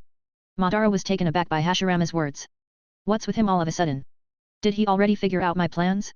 Is he reading my mind? No, how is this even possible? Forcing himself to calm down, he hid his shock with a puzzled expression. What are you talking about? Hashirama slowly turned to face him, the two standing side by the river, just like they had in their childhood. Madara, how long do you plan to keep hiding it? Hashirama asked in a calm tone. I know you weren't really dead all those years. Madara's eyes widened in shock. How do you know? I had my suspicions even when I was alive. But after Makoto mentioned you were holding back during our final battle, I was certain that you were never dead. Hashirama continued, his tone growing heavier. Not only did you survive, but you also orchestrated an entire series of plans, didn't you? The one who attacked the village, the masked man the fourth Hokage spoke of, that was your doing, wasn't it? What's your true goal, Madara? The Nine Tails. He took a brief pause before stepping closer. So, have you made your decision? Or will you continue clinging to your ideals? Caught off guard, Madara narrowed his eyes. He locked gazes with Hashirama. After a long period of silence, he sneered. TCH. So, what now? If I insist on my plan, are you going to stop me again? Are you going to kill me here? To his surprise, Hashirama shook his head, his expression dead serious. No. I've come to realize my mistakes, Madara. If you still wish to follow through with your plan, this time, I'll gladly help you. Madara's entire body tensed upon hearing his words. His fists clenched involuntarily, and his voice trembled slightly. Hashirama, say that again. Hashirama repeated himself. If you truly want to see your plan through, I'll help you this time. For a moment, there was only silence. Then, the sound of Madara's laughter echoed across the river. Ha ha ha ha ha ha. Hashirama, I never imagined the day would come when you'd actually stand by my side. As his laughter faded, a hint of regret flickered in his eyes. What a pity. If you had said this back when we were alive, the world might have already achieved true peace by now. Hashirama smiled and slowly lowered himself onto the ground, gazing up at the sky. Madara, it's not too late, is it? Chapter 90, Madara's decision. After hearing Hashirama's words, Madara instantly became lively, his eyes gleaming with nostalgia as he began recounting the past. Hashirama, your guess was absolutely right. I didn't die back then, and I left behind a series of plans. If not for this chat group, I would have been resurrected in the future and completed the Project Tsukuyomi, finally bringing true peace to the world. And after that, I would have revived you so you could witness with your own eyes that our dream had finally been realized. But now, with the appearance of this chat group, I've come to realize that the Project Tsukuyomi isn't as important as I once thought. Every day, I get to see you and my brother again. Hashirama, do you know? This is only the second time in my life that I've felt such inner peace. The first time was when we built the village together. More importantly, my strength has improved tremendously. Do you still remember our battle at the Valley of the End? During that fight, I actually bit off a piece of your flesh. Madara suddenly paused before gripping his shirt and tearing it off, revealing a tattoo of Hashirama's face on his chest. Upon seeing this, Hashirama raised a shaky hand and pointed at the tattoo, his voice filled with disbelief. Madara, have you lost your mind? You actually have my face tattooed on your chest. Madara's lips twitched in frustration. His expression darkened as he replied, can't you take this seriously for once? Is it really that hard for you to focus? Stop coming up with those ridiculous thoughts and just listen to what I'm saying. Oh, alright, go on. Hashirama quickly straightened his posture, nodding as if he were a diligent student. Madara took a deep breath before asking, where was I? You just said you had my face tattooed on your chest. Hashirama replied, pointing directly at his chest. Madara's eyebrow twitched violently as he shouted back, that's not a tattoo, you fucking idiot. Those are your cells. After implanting your cells, my eternal Mangekyo Sharingan evolved into something entirely new. His voice dropped to a more serious tone as he continued, it's called the Rasengan, the same legendary eyes as the Sage of Six Paths. Hearing this, Hashirama's eyes immediately sparkled with excitement. Madara. Let me see it. Show me those ring eyes. Madara's temple throbbed in anger. It's called the Rasengan, not ring eyes, you absolute moron. I know. Just let me see it already. Hashirama urged impatiently. Madara sighed deeply, rubbing his forehead before finally giving in. With a slight shift, his eyes changed from the eternal Mangekyo Sharingan to a pair of Rasengan. Hashirama examined them closely, his brows furrowing. So these are the ring eyes? They don't look as badass as your eternal Mangekyo. Madara picked up a stone using Shinra Tensei and crushed it into dust to control his anger. For the last time, it's Rasengan, not ring eyes. Hashirama quickly nodded, mimicking a chicken pecking at rice. Yet. Rasengan, not ring eyes. I got it. So, what's next? What exactly is this Project Tsuki no Mi of yours? Exhaling heavily, Madara picked up a pebble and casually tossed it into the water. In short, these eyes gave me a way to return from the dead. I left my Rasengan behind in the world of living. After I get resurrected, my plan is to gather all the tailed beasts and become the Jinchuriki of the legendary 10 Tails. Then, I would cast an illusion over the entire world, placing everyone in an eternal dream. As Madara finished explaining, Hashirama nodded slowly, his expression blank and unreadable. So, that's your plan. Madara narrowed his eyes. Do you understand it now? Of course. Hashirama replied with a straight face. Isn't it just about working together with you? You fucking idiot. The two sat in silence for a long while, neither speaking first. But, as expected, Hashirama couldn't stay still for long. So. Madara, are you really going through with your plan? Madara crossed his arms and leaned back, responding in his usual roundabout manner. When you came to get me just now, didn't the fact that I followed you here already say enough? Hearing those words, Hashirama's eyes lit up with excitement. Madara. Are you really giving up on your plan? Since you've decided to train Makoto, I'll join you. Just like when we built Konoha together. Besides, the most important thing right now is this chat group. I still can't figure out what kind of existence it truly is. The moment those words left his mouth, Hashirama practically leaped onto Madara's back. Madara. I knew you were the best. This time, we'll definitely bring true peace to the world. Get off me, you idiot. Stay away from me. Nope, not happening. Not unless you show me your ring eyes again. It's fucking Rasengan. You literally just called them Rasengan a moment ago. Why are you back to calling them ring eyes? Are you messing with me on purpose? And just like that, the two of them started bickering by the river, just like they had in their childhood. Meanwhile, back at Hashirama's home, Mito sat quietly on the bed. With her Kagura's inner eye, nothing that happened at the duel grounds could escape her eyes. A small smile appeared on her lips as she murmured, Hashirama. I hope this time, you and Madara can truly realize your dream. The arrival of the chat group, along with Makoto's unexpected presence, had completely disrupted the original course of events, setting the story in an unforeseen direction. Back in the real world, Makoto was sleeping soundly, completely oblivious to these changes. Chapter 91, Don't Be a Tsundere. The next morning, Makoto woke up, freshened up, and got ready to head to the Hokage's office as Sarutobi had told him the day before that his training would start today and had called him over.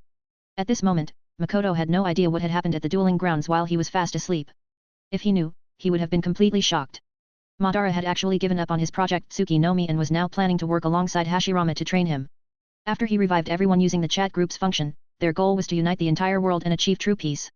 If Makoto found out about this, he'd be full of questions, as this was completely different from how things originally played out. Not only that, but this change would completely alter some of the most iconic moments in the future. Madara's legendary entrance in front of the Shinobi Alliance, his peak battles, and the thrill he felt when facing Edo Hashirama, none of that would happen the same way. Even the famous scene where Hashirama told him to wait, and Madara actually sat there and waited calmly, would be different. Senju Tobirama, kid, you're up surprisingly early today. Ito Makoto, well, it's my first day as Sarutobi's student. I'm curious to see what he's going to teach me. Senju Tobirama, even though I can't stand Sarutobi right now, I have to admit, when it comes to learning ninja techniques, he's a genius. Uchiha Madara, what's the point of knowing so many techniques?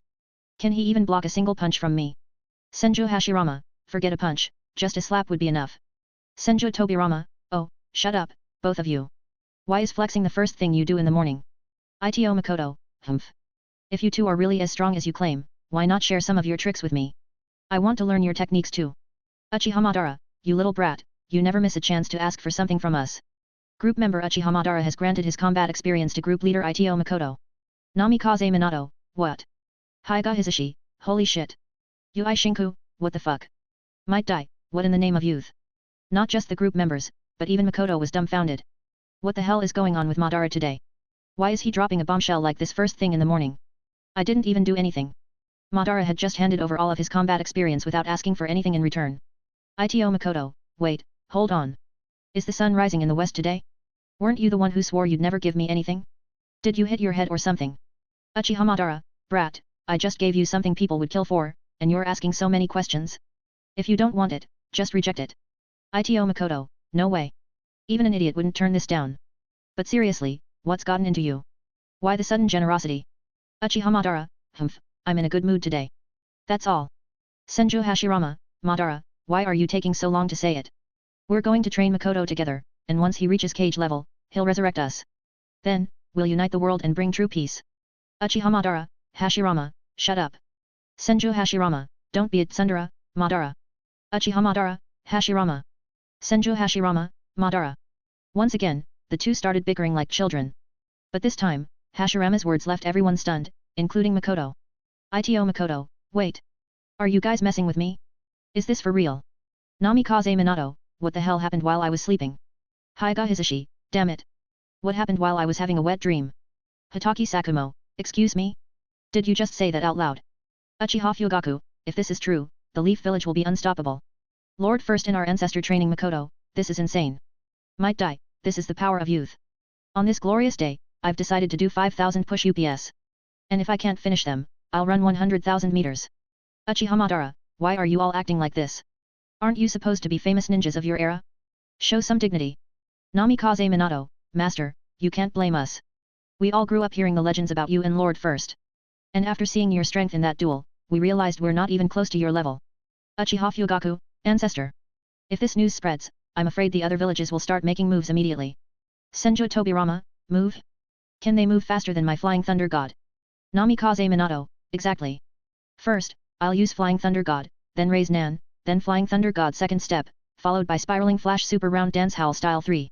And after that, I'll... Uzumaki Kushina, Minato, shut up. Can you stop listing your moves? Don't you know any techniques besides Raise Nan and Flying Thunder God? Namikaze Minato, actually. I do know Sage Arts. Senju Hashirama, oh? Sage Arts? Fourth, which sacred land did you learn it from?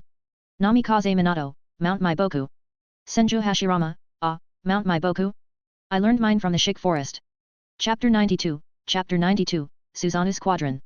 While everyone was busy discussing Hashirama and Madara training Makoto, he still had a look of disbelief on his face. Did I just hear that right? Madara, the same Madara who refused to give me anything and even stopped others from helping me, had suddenly changed his mind and was now planning to train me. What the hell happened while I was asleep? Makoto felt like he was dreaming for a moment. Who was the strongest person in their chat group? Was it Hashirama? No.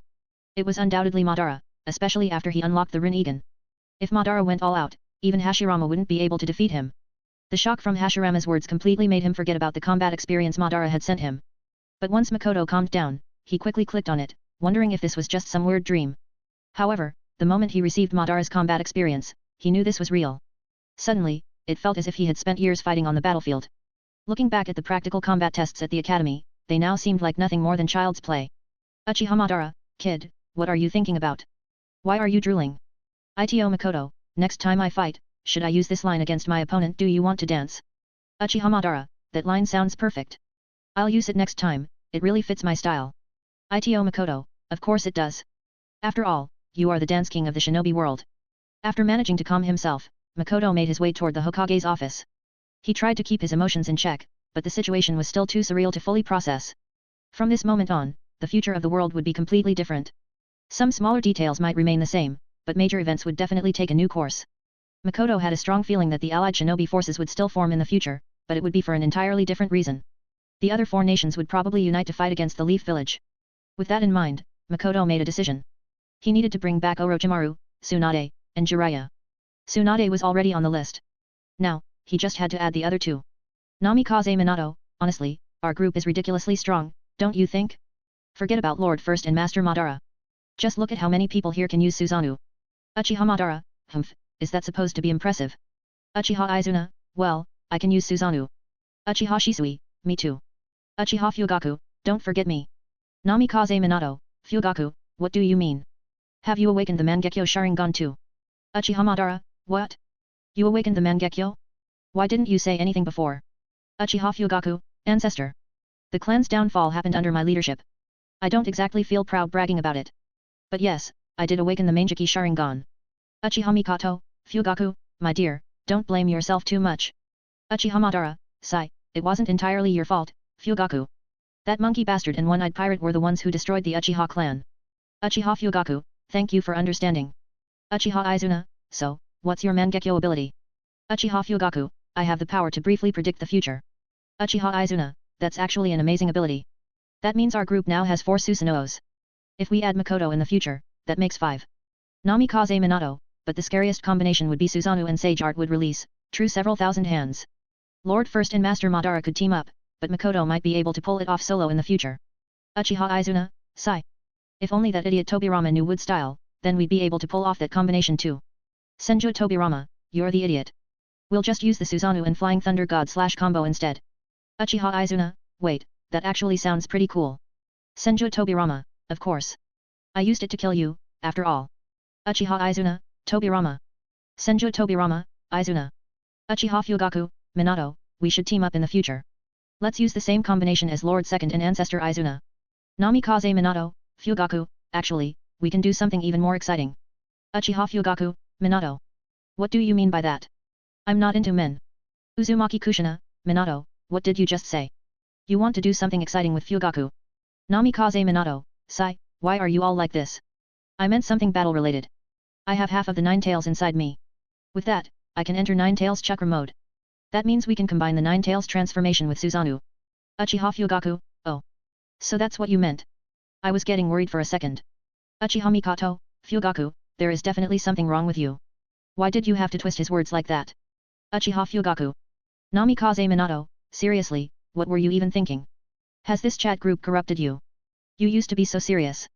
Chapter 93, Chakra Paper. Uzumaki Kushina, Minato, stay away from Fugaku from now on. No wonder you two were always hanging out when you were alive. Talking about the Uchiha clan integrating into Konoha? What a load of crap. Now I finally see what you two were really up to. Namikaze Minato, Kushina, listen to my excuse. No, wait, I mean, just hear me out. There's seriously nothing going on between us.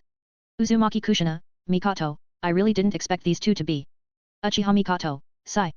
Uzumaki Kushina, damn it, I feel like crying right now. Uzumaki Mito, Kushina, it's okay to cry. You'll get used to it after a while.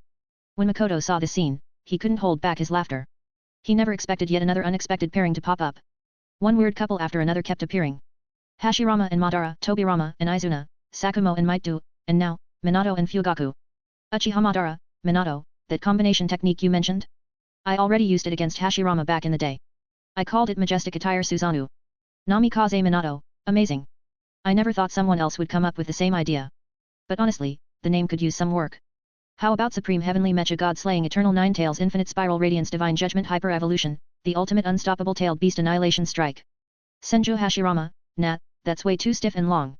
How about Super Hyper Ultra Tailed Beast Susanoo Overdrive Armor, Invincible God of Ninja Supreme Styles? It sounds smoother. Namikaze Minato, Then how about this? Explosive Super Cosmic Mecha, Invincible Nine Tails Infinite Spiral Thunder Roar Heavenly Divine Martial Cannon Supreme Evolved Omega Tailed Beast Ultimate Ultra God Descent. Now that has a nice ring to it. Uchiha Madara, shut up, both of you. Instead of inventing new techniques, you're wasting time coming up with useless names. Senju Tobirama, my big brother and Minato really have a similar naming sense. Haiga Hisashi, 1+. Uchiha Izuna, 1+. Hitaki Sakumo, 1+. Uzumaki Kushina, 1000000+. Uzumaki Mito, 1000000+. Seeing these responses, Makoto was having a hard time controlling his laughter. Why did these two always come up with such ridiculous names? What was going on in their heads? Uchiha Shisui, I just realized, most of you seem to have partners, but I don't have one. Uchiha Mikoto, Shisui, no, that's actually a good thing. Don't tell me you also want. Uchiha Shisui. Makoto Ito, such a shame Itaki isn't here. You and he would definitely make a great pair. Uchiha Mikoto, my son. Uchiha Fugaku, Shisui, what is he talking about? I thought you and Itaki were just friends. Uchiha Shisui, uncle, aunt, don't listen to his nonsense. Ito Makoto, why are you panicking? I didn't say anything weird. I just meant that if Itaki were here, you two would make a great duo since you trained together. Why are you so nervous? Feeling guilty about something? Uchiha Shisui, no. Itaki is like my younger brother. Underscore underscore underscore underscore underscore underscore underscore underscore underscore underscore underscore. Sensei, I'm here. Makoto flung open the door and stepped into the Hokage's office. Hiruzen quickly put away his crystal ball and turned around. Ah, Makoto. You came quite early. Senju Tobirama, that damn monkey. What was he just hiding? Senju Hashirama, it looked like a shiny ball. Uchiha Madara, tisk. It's just a little crystal ball. Why are you guys making such a fuss over it? Ito Makoto, this is that peeping technique I mentioned earlier. It's called the telescope technique. Senju Hashirama, oh. So that's what it is. He was peeping just now. No wonder he put it away in a hurry when Makoto walked in. Senju Tobirama, that perverted bastard. Isn't he supposed to be Hokage? How can he turn the Hokage's office into a spying den? Makoto ignored Tobirama's rant and focused on Sarutobi, who was adjusting his robe and taking a slow drag from his pipe. Teacher, what technique are you going to teach me today? Makoto asked curiously. In response, Sarutobi took out a thin slip of paper and explained, this is called a chakra paper. It's used to determine which chakra attributes you naturally possess. As you know, chakra is a supernatural energy created by the fusion of physical and spiritual energy. It continuously circulates through the body and serves as the most fundamental force in a ninja's training. There are 5 primary chakra natures: fire, wind, lightning, earth, and water. Each of these elements interacts in a cycle of natural strengths and weaknesses. Fire is strong against wind but weak against water. Wind is strong against lightning but weak against fire. Lightning is strong against earth but weak against wind. Earth is strong against water but weak against lightning. Water is strong against fire but weak against earth. Sarutobi carefully explained each detail to Makoto, ensuring that he fully understood the significance of chakra attributes. As a teacher, he took great care in passing down this knowledge, making sure his student grasped the fundamentals. Chapter 94, Madara, guess what?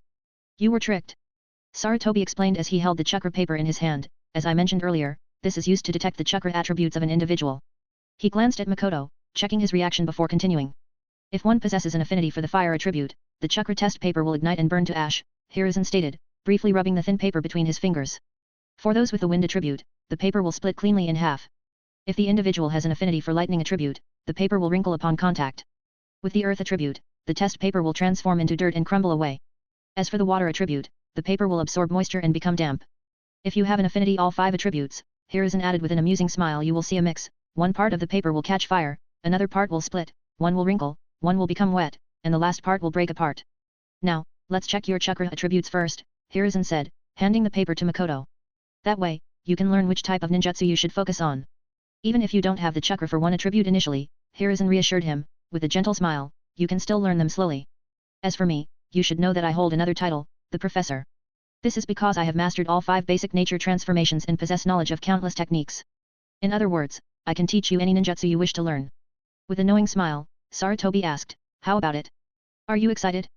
Happy? Makoto didn't feel anything special at that moment.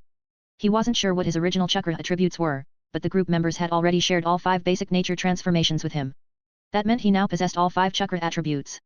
More importantly, he had gained wood style, sage arts and the Sharingan, which meant he had all 5 elements along with yin and yang release. Sarutobi, who had hoped to impress Makoto with his vast knowledge, was left speechless when he saw no reaction from him. Uchiha Madara, so what if he mastered all 5 chakra attributes? Can he even take a single punch from me?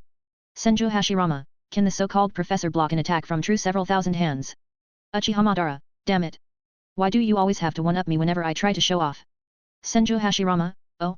So you get to show off, but I can't? What kind of logic is that, Madara? Uchiha Madara. Senju Hashirama, ha ha ha ha. Uchiha Madara, damn it. Do you dare to duel with me? Senju Hashirama, why not, Madara? I'd love to see how strong your ring eyes are. Uchiha Madara, it's called Rinnegan, not ring eyes, you idiot. Say it wrong one more time, and I'll crush you with my Shinra Tensei. Makoto Ito, oh? Madara, are you finally admitting you have the Rinnegan? Uchiha Madara, you little brat, how do you know all this? Where are you getting your information? Makoto Ito, now that you've revealed your Rinnegan, does that mean you've given up on Project Tsukuyomi? Uchiha Madara, what? How do you know about that too? Makoto Ito, that's a secret. But I know all your dirty little secrets, Madara. I even know where your Rinnegan is right now. And guess what? You were tricked. Uchiha Madara, what do you mean? Tricked? Who tricked me? Makoto Ito, haha, I know you're freaking out, but hold on. Let me test my chakra attributes first, and then I'll tell you. Uchiha Madara, you brat. What's the point of testing them when you already have all the attributes? Just tell me already. Uchiha Madara, come on, kid. Explain yourself. What do you mean I was deceived? Madara kept shouting, but Makoto ignored him, leaving the legendary Uchiha confused and restless. Had he really been deceived? Who had tricked him? Could it have been Black Zetsu? But that didn't add up. Black Zetsu had always claimed to be the manifestation of his will. But if it was Black Zetsu, what was its goal? Why would it deceive him? Madara found himself questioning everything. He didn't doubt Makoto's words for a second. There was no reason for the kid to lie to him. After thinking it over, Madara decided to hold off on pressing for answers. He would wait until Makoto finished the chakra test before demanding an explanation. Senju Hashirama, Madara. What's going on? Were you actually tricked? Who did it? Tell me. Uchiha Madara, shut up, Hashirama. I'm trying to think. Let's wait and see what Makoto has to say. Senju Tobirama, Is there some kind of conspiracy here? Or maybe, Madara, your resurrection was a setup from the start? What if whoever tricked you planned to use you for something else? Uchiha Izuna, damn it. How dare someone deceive my brother? When I come back to life, I'll crush them with my Susanoo. Uchiha Madara, enough already. I'm already pissed off. Just shut up for a bit. Makoto ignored their chatter. He had more important things to deal with. He couldn't just leave Sarutobi hanging. Turning his attention back to the chakra test, he was eager to get it over with quickly. He was planning to head to the training ground afterward to witness one of Konoha's most famous taijutsu techniques in action. The legendary 1000 Years of Death. Sarutobi placed a chakra paper in front of Makoto. All he had to do was inject his chakra into the paper, and it would reveal his attributes. Makoto picked up the slip and channeled his chakra into it. What happened next left Sarutobi completely stunned. One part of the paper ignited into flames, another split in half, another wrinkled, another became damp, and the last part crumbled to dust. Sarutobi's eyes widened in shock. Chapter 95, Kunao aimed at the ass. Sarutobi Hiruzen stared at Makoto in shock, his eyes widening in disbelief. This, you have an affinity for all 5 chakra natures. He exclaimed. I never thought that at my age, I would find a disciple who matches me so perfectly. He took a moment to gather himself, clearly excited, before continuing. As I mentioned earlier, I hold the title of the Professor. The reason for this is because I have mastered all 5 nature transformations. And now, it seems I can pass down everything I know to you. Makoto put on a slightly confused expression, pretending not to understand. Teacher, is having an affinity for all 5 chakra attributes really that impressive? Of course, he knew just how rare and incredible it was. While it was possible for anyone to master a nature transformation with enough talent and effort, there was a reason why so few shinobi ever mastered all 5. It was extremely difficult, to say the least. Seeing Makoto's confusion, Sarutobi patiently explained, it's true that anyone can learn different chakra natures, even without an affinity. But the process is long and demanding, which is why most ninjas only specialize in 1 or 2 elements. But since you naturally have an affinity for all 5, you have a huge advantage. You will be able to learn jutsu much faster than others. When you eventually master all 5 elements, your learning process will be even more efficient. He continued, for example, Danzo, the elder you met earlier, is a master of wind style. My teacher, the second Hokage, was a master of water style. His water techniques were so refined that even his casual jutsu could rival forbidden techniques in power. Sarutobi paused for a moment before adding, of course, they could use other elemental jutsu as well, but their true expertise lay in the elements they specialized in. Sarutobi Hiruzen continued. On the other hand, I've mastered all 5 nature transformations. The biggest advantage of this is that once you control multiple elements, you can combine them to create even more powerful jutsu. For example, merging fire style with wind style can greatly amplify a technique's power. I even have a technique called the 5-release great combo technique. By using the shadow clone jutsu, I can summon multiple clones, each using one of the 5 elements fire, lightning, water, earth, and wind at the same time, creating a massive, destructive explosion. Hearing this, Makoto nodded in understanding. I see, sensei. So, are you going to teach me a new jutsu? Sarutobi gestured for Makoto to follow as he walked toward the door. You've already learned the shadow clone and Rasengan, but remember, ninja training always starts with the basics. Today, I'll teach you the fundamentals of chakra control, tree climbing and water walking. Let's head to the training ground. Makoto followed Sarutobi to a training area behind the Hokage's office. Uchiha Madara, tisk. After all that talk, I thought he was going to teach Makoto something powerful. And in the end, it's just tree climbing and water walking? Can't he tell Makoto is already past this level? Senju Hashirama, I guess his senses have dulled with age. Uchiha Izuna, tree climbing and water walking? Ha! Kids these days have it easy. Back in our time, sigh. Namikaze Minato, isn't this just basic chakra control training? I already gave Makoto top-tier chakra control, so this should be a breeze for him. Makoto Ito, indeed, it'll be a walk in the park. Uchiha Madara, then why are you going along with it? Makoto Ito, well, I'm his student now, so I should at least pretend to listen, right? Senju Tobirama, bullshit. You just want to show off in front of that monkey. Unaware of the conversation happening in the chat, Sarutobi began explaining. Don't underestimate tree climbing and water walking. These exercises are designed to refine your chakra control. You need to concentrate chakra at the soles of your feet. Once you can climb to the top of this tree without issue, we'll move on to water walking. As Sarutobi demonstrated the technique, Makoto found it almost effortless, thanks to the exceptional chakra control gifted to him by Minato. With a simple focus of his chakra, he walked up the tree with ease, reaching the top in seconds. Sarutobi was stunned. His chakra control is incredible. Standing at the top of the tree, Makoto glanced down at Sarutobi and asked, "Teacher, does this count as success?" Sarutobi quickly regained his composure and smiled. "Not bad. You managed to do it after watching just once. It seems your chakra control is excellent. But don't let this get to your head. When I was your age, I had no one to guide me, yet I still climbed trees with ease. Senju Tobirama, bullshit. When I taught him to climb trees, it took him an entire day. No matter how much he tried, he just couldn't do it. In the end, Danzo had to stand below him, aiming a kunao at his ass to make him move. Uchiha Madara, ha ha ha ha. Tobirama, your student is as shameless as you." Chapter 96, Stunned Sarutobi. Hiruzen watched in disbelief as Makoto effortlessly completed both the tree climbing and water surface walking practices. He was completely stunned. What kind of genius is this? How does Makoto have such amazing chakra control? With control like this, he'll definitely have a huge advantage when he starts learning ninjutsu. It looks like I've really found a hidden gem, he thought excitedly. Even though he was shocked on the inside, he kept a calm expression. He bragged a little to Makoto, claiming that when he was young, he had also climbed trees and walked on water with ease, and then advised Makoto not to become arrogant or impatient and to always stay humble. But little did he know, all his boasts were being ruthlessly exposed by Tobirama in the chat. "Now that you've learned these basics, I'll teach you a technique," Hiruzen said with a smile. "This is called Fire Style, Great Fireball Technique." He announced the name with pride, expecting Makoto to be impressed. But Makoto was completely unfazed. Sarutobi explained the Great Fireball Technique, expecting Makoto to be impressed. However, in the chat, the reactions were far from what he had hoped for. "Senju Tobirama, a Great Fireball Technique? That's it. Uchiha Madara, I thought he was going to teach something powerful this time, but it's just the Great Fireball Technique. Senju Hashirama, this is kind of disappointing. Namikaze Minato, honestly, Lord Third is doing better than I did. I remember when I was Jiraiya's disciple. He used to sneak into the women's bathhouse every day and make me stand guard for him. If he got caught, he'd be the first to run, leaving me behind to take the beating. Senju Tobirama, damn. Namikaze Minato, and that's not even the worst part. If I had actually seen anything, maybe the beating would have been worth it. But I didn't see a thing, and I still got punished. Ito Makoto, you should have just followed Jiraiya to peak. At least then, the beating would have been worth it. Uzumaki Kushina, Minato. Are you saying you wanted to peek into the women's bathhouse? Namikaze Minato, no. I'm just saying it wasn't fair that I got beaten when I didn't even see anything. Meanwhile, back at the training group, Hiruzen continued explaining the Great Fireball Technique and demonstrated it for Makoto. But Makoto was already losing interest. He had mastered this technique long ago.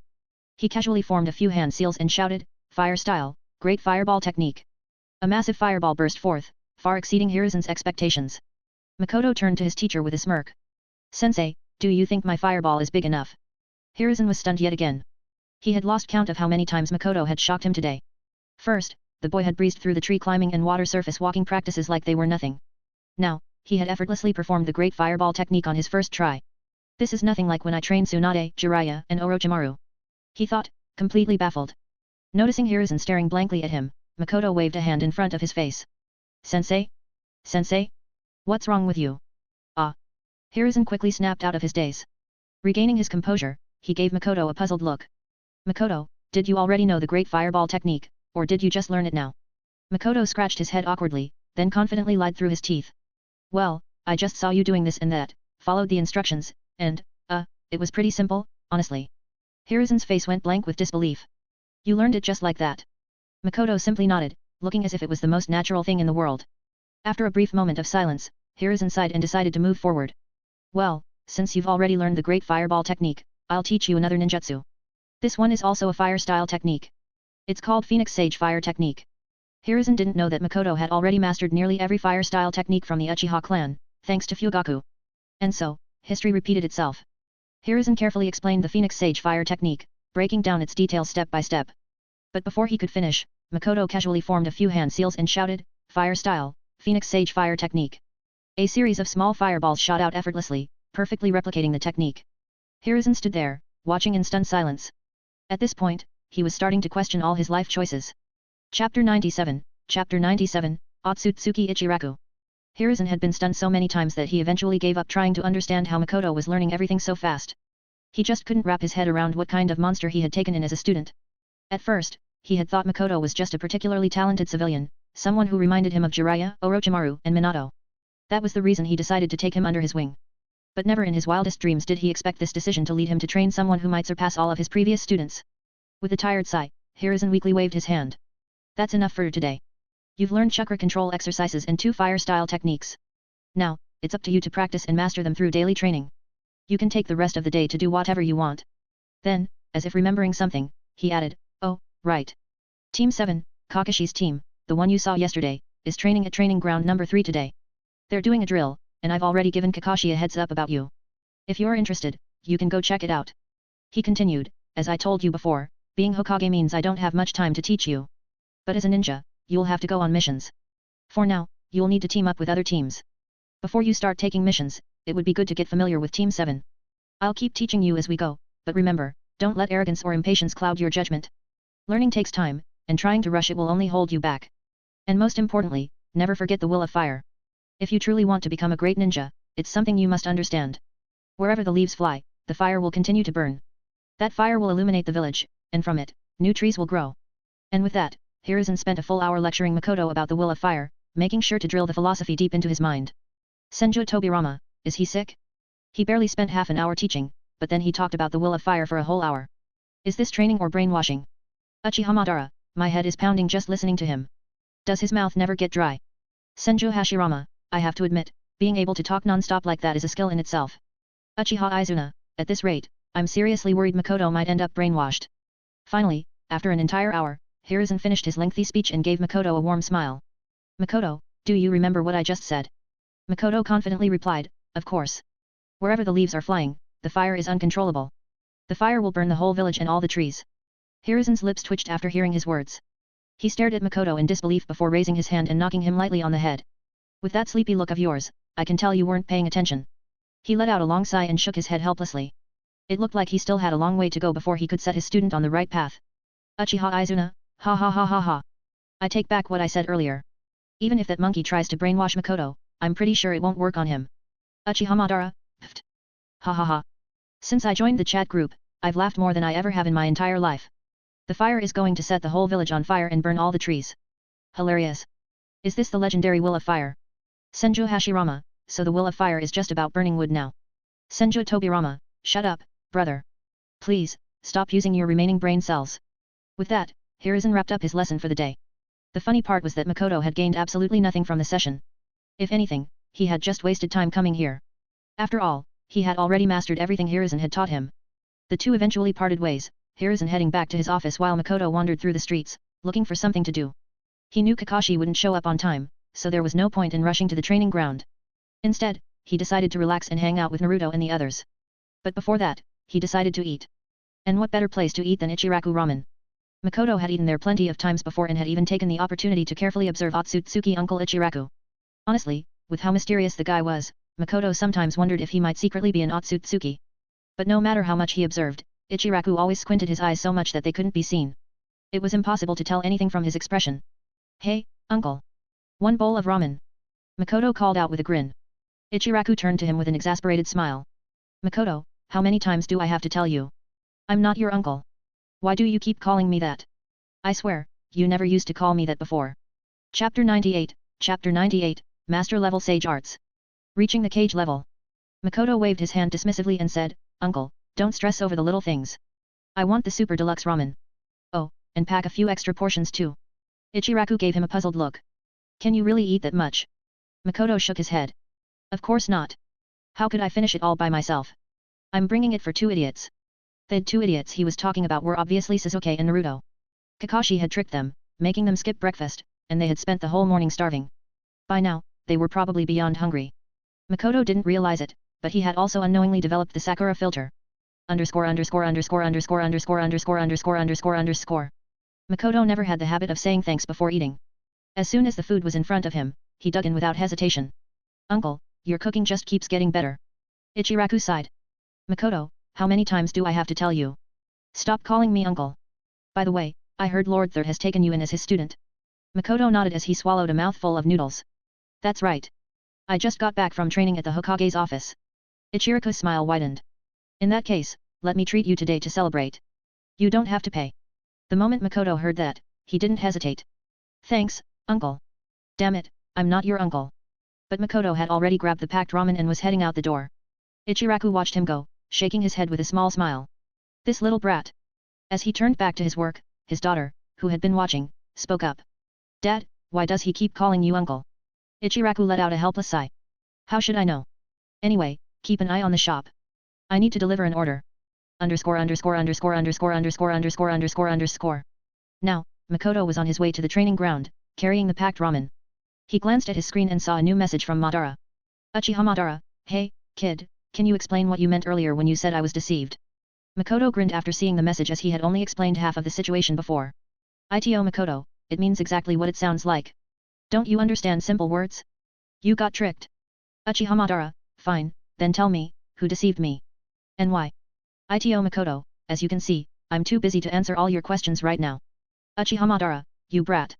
Just then, a notification popped up. Group moderator Senju Hashirama has gifted the group leader Makoto Ito a master-level sage arts technique. Senju Hashirama, Makoto, can you explain now? Uchiha Izuna, why is Hashirama more anxious than my brother, who's the actual victim here? Senju Tobirama, wouldn't you be anxious if your man got deceived? Uchiha Izuna. Izuna was about to laugh at Tobirama's message until he noticed his own nickname. Tobirama's little wife. Fuck. Ito Makoto, Lord First, thanks for the super chat. Everyone, make sure to thank him. Senju Hashirama, what does he mean by that? Senju Tobirama, who knows? He always says things we don't understand. Without wasting another second, Makoto received the master-level sage arts. The moment he accepted the gift, he felt an immediate shift in his body. His chakra surged, his senses sharpened, and even his physique seemed to grow slightly stronger. But the most crucial change was that Makoto had finally reached cage-level strength. The proof came when the chains binding his revive button shattered into pieces. Before this, even though he got many good things from the group members, he was still a little behind from truly reaching cage level. At best, he could momentarily surpass that level in short bursts. But now, with the master-level sage arts in his arsenal, he had officially stepped into the ranks of true cage-level power. Ito Makoto, ahem. It's a long story to explain, so I'll just take my time and tell you all about it. Several decades ago, during the Warring States period, two great ninjas emerged.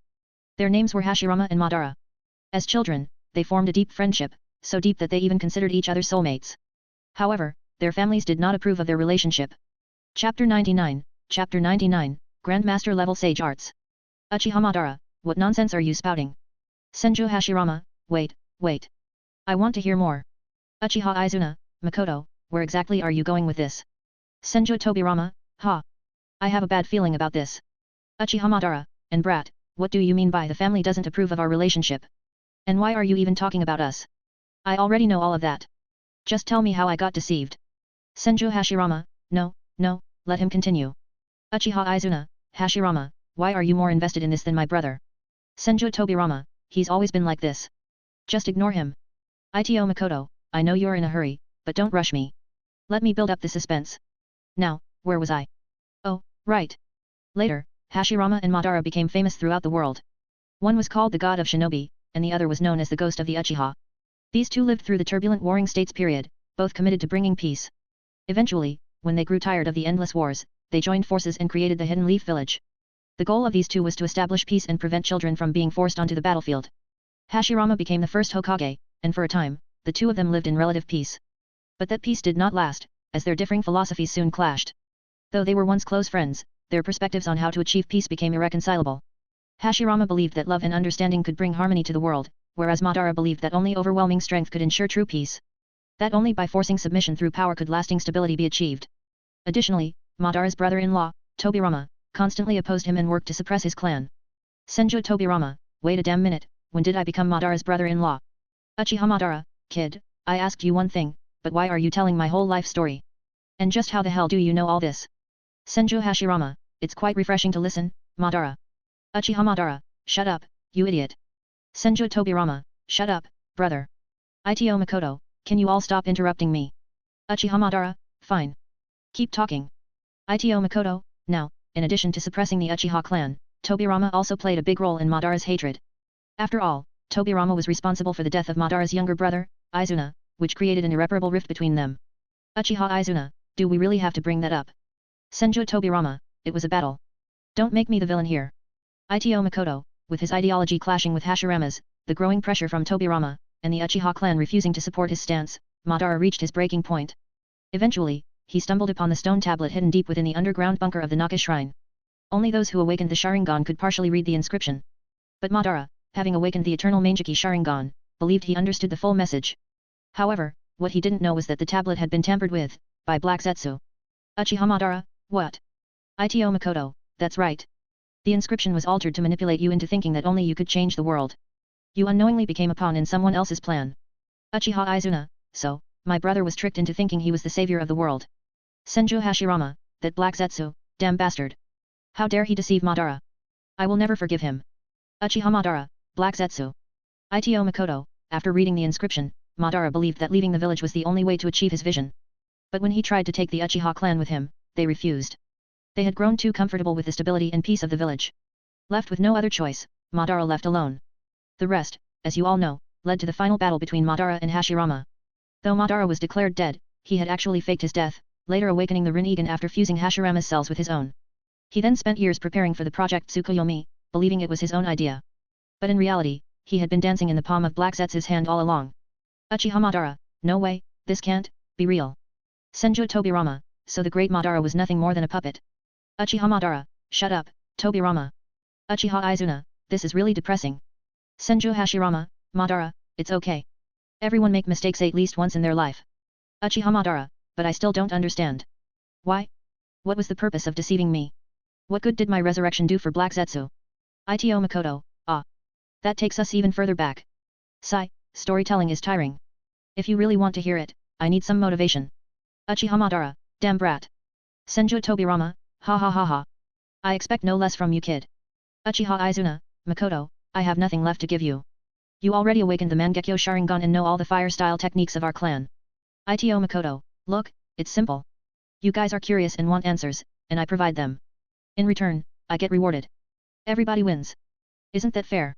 Group moderator Senju Hashirama has shared Grandmaster level Sage Arts with group leader Makoto Ito. Ito Makoto, now that's the way to go. Grandpa first, you are the best. Chapter 100, the Otsutsuki clan. What's going on with Hashirama? He just gave me master level Sage Arts not long ago. Is it because of Madara? But why does he seem more anxious than Madara? Makoto wondered, feeling amused as he glanced at the messages popping up. Namikaze Minato, as expected of the Lord first. You're really generous. Hyuga Hisashi, sigh, we mere nobodies can't compare to him. Group member Uchiha Madara presents 10 times chakra to group leader Makoto Ito. Group member Senju Tobirama presents his mastery of impure world reincarnation to group leader Makoto Ito. Group member Uchiha Izuna presents Mangekyo Sharingan to group leader Makoto Ito. Uchiha Izuna, Makoto, even though you already have the Mangekyo Sharingan, it hasn't reached the eternal stage yet. Since your Sharingan originally came from my brother, that means your eyes share the same source as his. With my Mangekyo Sharingan, you should be able to awaken the eternal Mangekyo Sharingan. Makoto Ito, thank you all for the rewards. My motivation is off the charts. You were all curious, right? I'll make sure to satisfy your curiosity. But first, let me claim these rewards. Without wasting a second, Makoto clicked to claim all the rewards. Uchiha Madara, brat, can you get on with it now? The rewards aren't going anywhere. Senju Hashirama, yet. Stop teasing us and continue the story. Senju Tobirama, judging from everything we've heard so far, there's definitely something lurking in the shadows. Black Zetsu seems to be the one pulling the strings. Senju Hashirama, damn that bastard. When I get resurrected, I'm going to hunt him even if he ran to the ends of the world. Uchiha Madara, Hashirama, stay out of it. I'll take care of that scheming rat myself. Senju Hashirama, no way, Madara. What if he tricks you again? I can't let you face him alone. Uchiha Madara, do you think I'm dumb enough to fall for his tricks twice? Senju Hashirama, is that even a question? Of course, you are. You're just as much a fool for peace as I am. Uchiha Madara, Hashirama. Senju Hashirama, Madara. Senju Tobirama, seriously, can we focus? This isn't the time for another one of your fights. After claiming all the rewards, Makoto felt a surge of power coursing through his body. More importantly, just like Izuna had said, he had finally awakened the eternal Mangekyo Sharingan. Makoto Ito, alright, everyone, listen up. A long time ago, people lived peacefully on this planet until one day, an unknown alien race arrived, the Otsutsuki clan. The Otsutsuki travel from world to world, planting divine trees to grow chakra fruits that give them immense power and longevity. These trees are created by fusing with the 10 tails, a monstrous creature that acts as both a guardian and a power source for the tree. Otsutsuki Kagaya and Otsutsuki Ishiki were sent to this planet to plant a divine tree and harvest its chakra fruit. But Kagaya betrayed Ishiki, launching a surprise attack that left him mortally wounded. She then consumed the chakra fruit herself, gaining godlike power. Later, she gave birth to 2 sons. The eldest, Otsutsuki Hago Romo, became known as the Sage of Six Paths, the first person to spread chakra to humanity. Her younger son, Tsutsuki Hamura, became the ancestor of the Hyga clan and eventually led his people to the moon.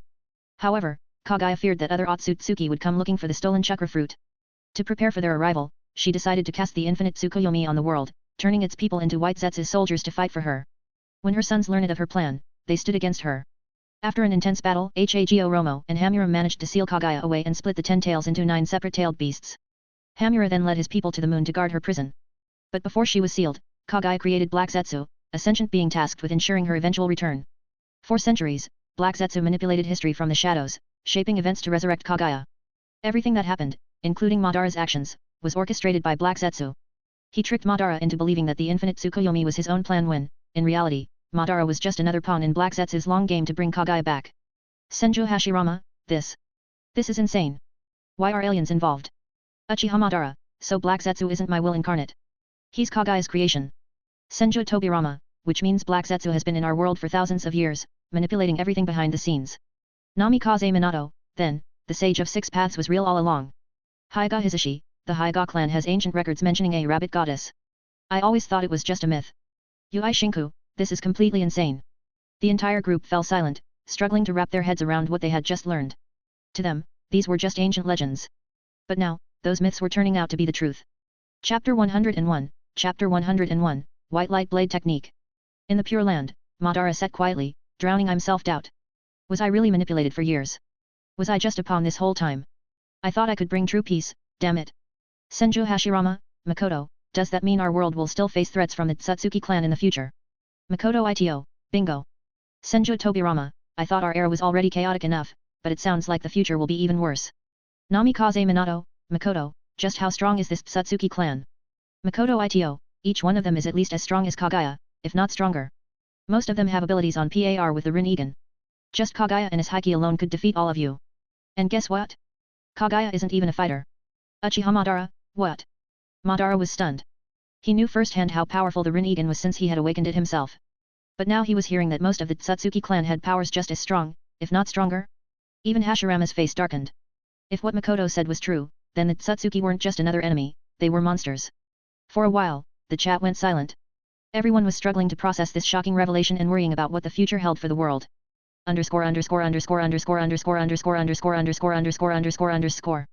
Meanwhile, in the real world, Makoto finally arrived at training ground number 3. As soon as he stepped in, he saw Naruto, Sasuke and Sakura sprawled out on the ground, completely exhausted. Damn it! Why isn't Kakashi-sensei here yet? He told us to meet up in the morning, but it's almost 10 o'clock now. Hearing Naruto's complaints, Makoto chuckled internally. 10 o'clock. Even if you wait another 2 hours, Kakashi still won't be here. Hitaki Sakumo, what's going on? Kakashi's late again? What is he up to? Senju Tobirama, do ninjas these days not even know the meaning of punctuality? Senju Hashirama, and it looks these poor kids have been waiting for so long. Namikaze Minato, didn't Kakashi tell them to meet in the morning? Why is it almost noon and he still hasn't shown up? Hyga Hisashi, maybe he's on a mission? He is a Jonin, after all. Unexpected missions do happen. Namikaze Minato, that makes sense. I guess. Hitaki Sakumo, if it's a mission, then fine. But if he's just slacking off, that's another story. I can't believe he turned out like this, always arriving late, spending all day reading those smut books. Sigh, this is my all fault. Makoto Ito, what if he's just late for no reason? Namikaze Minato, no way, right? Uzumaki Kushina, Minato, are you serious? Didn't you see how late he was last time? All the teachers came and picked up their students, but he was nowhere to be found. He's probably off reading Master Jiraiya's books somewhere. Uchiha Mikoto, that actually makes a lot of sense. And look at how exhausted those kids are. He made them come here early in the morning, on empty stomachs, and now it's almost afternoon. They must be starving. Hitaki Sakumo, if my son really doesn't have an excuse and is just being lazy, I swear, when I get resurrected, I'll personally set him straight. Makoto Ito, no need for you to do it, Senior Sakumo. This is a small issue. I can handle it. Just teach me white light blade technique, and I'll make sure Kakashi never touches those books again. Hitaki Sakumo, honestly, Makoto, I did consider passing my sword techniques to you. But after seeing the things you've learned from Lord First and Senior Madara, I'm not sure if my skills would even be useful to you anymore. Makoto Ito, don't say that. Back in the day, your name struck fear in the hearts of shinobi from other villages. You were a legend, the White Fang of the Hidden Leaf. People even compared you to the 3 legendary Sunin. Hitaki Sakumo, sigh. That was a long time ago. Let's not bring it up. Senju Tobirama, humph. It's all because of that scheming old thief, evil Sarutobi. Sakumo was one of the village's strongest shinobi, yet he was forced into suicide. What kind of Hokage lets that happen? I'm having a word with him the moment I get the chance. Makoto Ito, whoa, Grandpa second, you're changing things up. No more evil Uchiha talk? Now it's evil Sarutobi. Senju Tobirama, humph. They're both evil. But Sarutobi is worse. Uchiha Izuna, sigh. What did I expect from you, you Uchiha hater? Senju Tobirama, I don't hate them for no reason. I hate them because they are hateful. As I always said, hate on an Uchiha once a day, keep the troubles away. Now, I will add Hiruzen to the list. Uchiha Izuna, Tobirama. Senju Tobirama, Izuna. Namikaze Minato, sigh. They're at it again. Makoto Ito, this is what happens when you put 2 stubborn old men in the same place. Uchiha Izuna, who are you calling old, brat? Senju Tobirama, Makoto, you little brat. Hitaki Sakumo, weren't we talking about my son? Why are you two fighting? Makoto Ito, that's right. So, Senior Sakumo, do you want me to teach Kakashi a lesson? Hitaki Sakumo, well, just don't be too harsh on him. After all, it's mostly my fault that he turned out this way. Group member Hitaki Sakumo has gifted the White Light Blade technique to group leader Makoto Ito. Chapter 102, Chapter 102, I am so done with this shit. Makoto Ito, huge thanks to my big bro for sending me the White Light Blade technique. Everyone, show some love for my awesome bro. Hitaki Sakumo, didn't you just call me senior? Since when did I become your big bro? Makoto Ito, well, obviously because you're my #1 big bro, senior.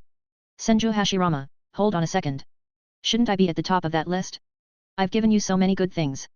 Makoto Ito, you're all #1. Every single one of you is my amazing big bro. Makoto sweet-talked Hashirama the same way a streamer does when they receive super chats. Then, without hesitation, he clicked to accept the White Light Blade technique. Grinning from ear to ear, Makoto happily added another powerful technique to his collection. Taking a moment to reflect, Makoto realized just how much he had gained since joining this legendary chat group. He had collected a vast range of techniques, covering nearly every chakra nature, and had unlocked countless unique abilities after enabling the view-sharing feature. Then there were the Sage Arts, the Senju bloodline, and wood style he got from Hashirama, along with Madara's extensive combat experience in a single Tomo Sharingan. He had also scammed a 3 Tomo Sharingan in the Uchiha clan's fire style technique collection out of Fugaku, as well as the Rasengan and area scanning technique out of Minato. On top of that, he had received an enormous boost in spiritual energy, and thanks to Izuna's Mangekyo, he had successfully awakened the eternal Mangeki Sharingan. Now, with the Hitaki sword technique from Sakumo, he was basically an all-around powerhouse, not that he wasn't already. After mentally reviewing his insane power UPS, Makoto shifted his focus to the training ground. Naruto, Sasuke, and Sakura were still sitting there, looking completely exhausted. Oi!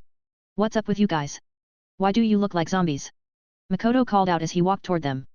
The 3 hadn't noticed him until he spoke, and his sudden voice startled them all. Naruto immediately jumped up. Gah! Makoto, you scared the hell out of me. When did you get here? Weren't you supposed to be training with Grandpa Hokage? Sasuke was startled too, but he quickly hid it with his usual cool expression. As for Sakura, Makoto glanced at her briefly before speaking again. Of course, I already went to the Hokage's office and spent the whole morning grinding. Not only did I master water surface walking and tree climbing, but I also learned 2 fire style techniques. He bragged a little, just to annoy them.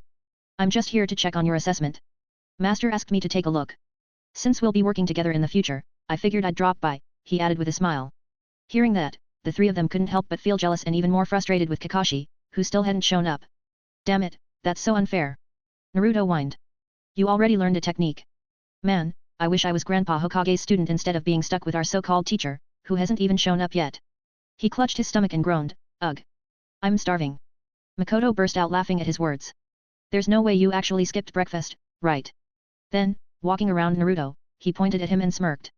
There's just no way you really sat around doing nothing all morning while your teacher still hasn't shown up.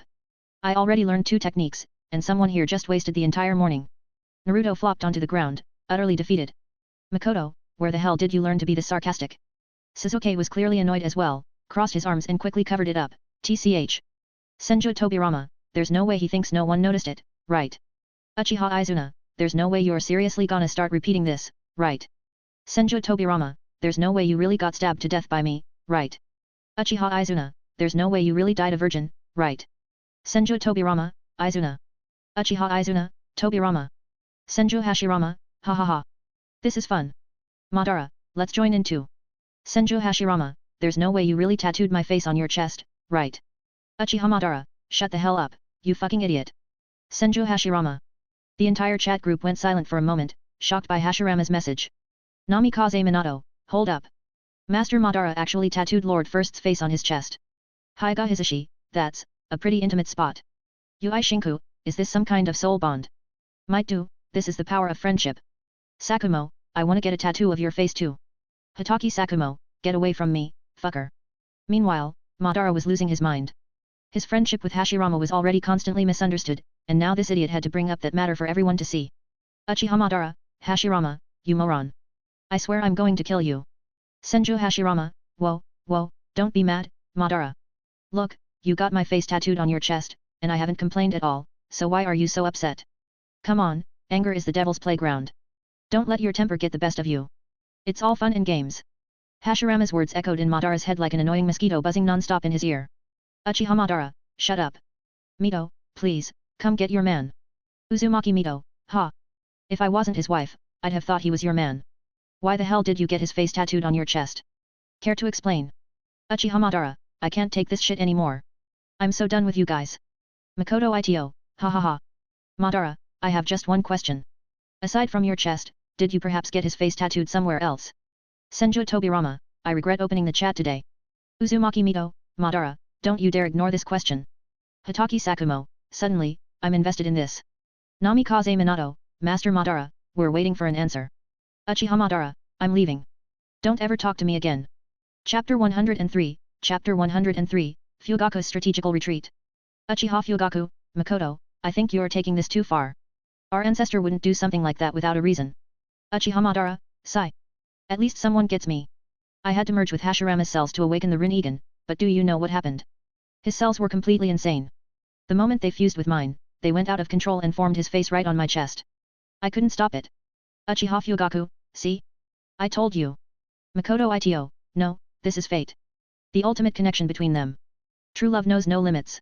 Uchiha Madara. Uchiha Fugaku. Fugaku gave up trying to defend Madara when he realized Makoto was just messing with him. He knew that if he argued any further, Makoto would start teasing him next. Meanwhile, out in the real world, Naruto sat on the ground, still sulking. But suddenly, his nose twitched twice. Sasuke, who was sitting nearby, also picked up on something and turned toward Makoto with suspicion. Oi, Makoto. You got food on you? Hand it over. Makoto blinked at Naruto's expectant, puppy-like eyes. What kind of bloodhound senses do you have? It's packed in 3 layers. How the hell did you guys even smell it? He then sighed, well, I knew you two idiots were gonna skip breakfast, so I stopped by Ichiraku and grabbed some ramen to go. Here. Naruto's eyes sparkled the moment he heard that. Makoto, you're my best friend. I love you.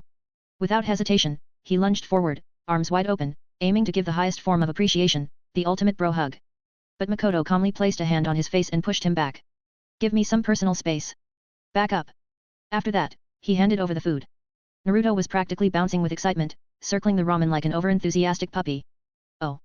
Oh. You got my favorite ramen. Makoto, you're a genius. How did you know? Makoto rubbed his temples. I didn't. Uncle Ichiraku gave it to me for free after hearing I got accepted as the Hokage's disciple. Damn, you are so lucky. Naruto said, ripping open a bowl and inhaling the food like a vacuum cleaner. Sasuke sat stiffly, clearly wanting to take a bite but too proud to just dive in like Naruto. He tried his best to look disinterested, sneaking quick glances at Naruto's bowl. But his stomach had other plans. A deep, loud rumble echoed through the training grounds, completely shattering his cool image. Makoto grinned at the embarrassed look on Sasuke's face. Sasuke, just eat, man. I got plenty. Sasuke turned his head away, crossing his arms. Humph. I'm not really hungry. I'm just eating since you asked. Makoto rolled his eyes. Yet. Whatever you say. Just eat before Kakashi shows up.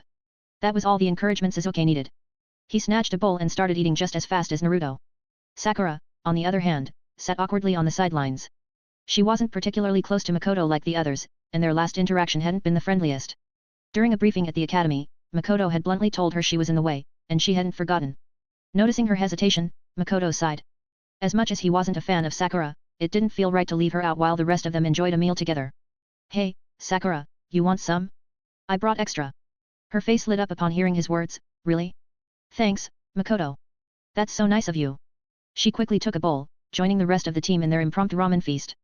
Thankfully, Makoto had accounted for Naruto's absurd appetite, or the food would have been gone in an instant. Leaning back, Makoto watched the three of them eat with a slight smile on his lips. Senju Hashirama, what a beautiful sight. This is exactly what I wanted to protect. This is the will of fire. Uchiha Madara, Hashirama, do you remember the first thing you said to me when you tried to convince me to build the village together? Senju Hashirama, of course I do. Our clans were still at war back then. I told you I wanted to build a village, a safe haven where young ninja could grow up in peace, where they could laugh and smile without fearing war. Uchiha Madara, het. You actually remember every word. Senju Hashirama, of course. How could I forget such an important moment? Back at the training grounds, Naruto slurped up the last of his ramen and let out a satisfied sigh. Man, that hit the spot. Sasuke wiped his mouth, trying to act like he hadn't just eaten faster than Naruto. It was all right. Sakura smiled shyly. Thanks, Makoto. Makoto just waved them off. Yet. Just remember this the next time you guys think about skipping breakfast. Naruto's eyes lit up. Wait, Makoto. You still haven't treated us for becoming the Hokage's student. How about taking us out for another meal later? Makoto sighed. What about the barbecue we had last time? That was Sasuke's treat, Naruto said with a shameless grin. Sasuke scoffed. You just want free food. Naruto gasped, pointing an accusing finger. Sasuke. How could you doubt my noble intentions? Fine, but only if you treat us to meal first, Makoto said with a grin. He clutched his chest dramatically. I thought we were friends. And friends don't freeload. As Naruto rolled on the ground in despair, the rest of the team simply laughed, enjoying the rare, peaceful moment together. Chapter 104, Tobirama spitting facts. Kakashi's arrival. Uchiha Mikoto, looks like Sasuke has finally made some real friends he can connect with. Uchiha Fugaku, yet. Uzumaki Kushina, Minato, our Naruto has formed his own bonds too. Namikaze Minato, he sure has. Senju Tobirama, bonds, hey? Then why does this whole thing feel more and more like romance? Namikaze Minato, excuse me. Uchiha Fugaku, what? Uzumaki Kushina, hey? Uchiha Mikoto, seriously. Senju Hashirama, Tobirama, why do you always have to ruin a wholesome moment? Senju Tobirama, I'm just saying, look at them. Sasuke and Naruto literally had their first kiss with each other. There's definitely something going on there. It kind of reminds me of you and Madara, big brother. And then you have Naruto running after that pink-haired girl, but she only has eyes for Sasuke. If you ask me, this has all the makings of a classic love triangle. Uchiha Madara, Tobirama, why are you so weird? Uzumaki Kushina, exactly. Naruto and Sasuke are obviously just friends. Uchiha Mikoto, that's right.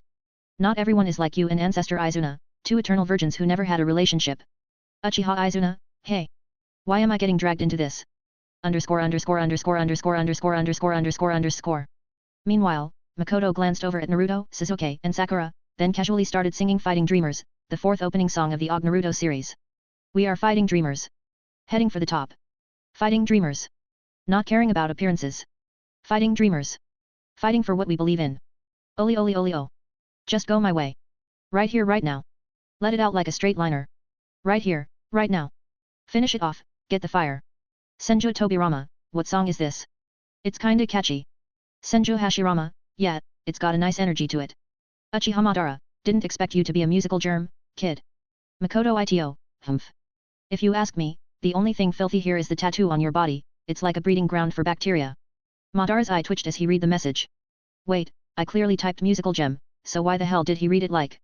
His thoughts came to a halt as he glanced back at his message and spotted the typo. Fuck. ______________________________________________________________________________________________________________________I've decided. When I become Hokage, you have to perform it live. Right, Sasuke? Isn't it awesome? To everyone's surprise, Sasuke actually nodded. Not bad. I didn't think you had it in you. Makoto then formed a hand seal and used great fireball technique to burn the empty food containers, erasing any evidence of their meal. Now full and content, the four of them sprawled out on the grassy training ground, lazily waiting for their ever-late sensei. Kakashi-sensei is seriously pushing it. Naruto groaned, rolling on the ground in frustration. It's already noon, and he's still not here. Sasuke lay back with his hands behind his head, scowling. TCH. He's completely unreliable. Even Sakura crossed her arms in annoyance. Yet. He told us to be here in the morning, and now it's almost lunchtime. If Makoto hadn't brought food, we'd be starving. Uchiha Madara, this Kakashi guy. He's making his students wait this long. Senju Hashirama, no sense of responsibility at all. Senju Tobirama, Minato, this was your student? What kind of example did you set for him? Namikaze Minato. Hitaki Sakumo, Sai I swear, this boy of mine needs a serious wake-up call. Just as the group members was still busy roasting Kakashi, the man himself strolled onto the training ground. The sun was already high in the sky, and lunchtime had long passed. Yet, as if nothing was wrong, Kakashi lazily waved at his team. Morning, everyone. Naruto shot to his feet, practically yelling at him. Morning. Kakashi-sensei, you're hours late. Do you even know what time it is? Sasuke and Sakura crossed their arms, glaring at him angrily.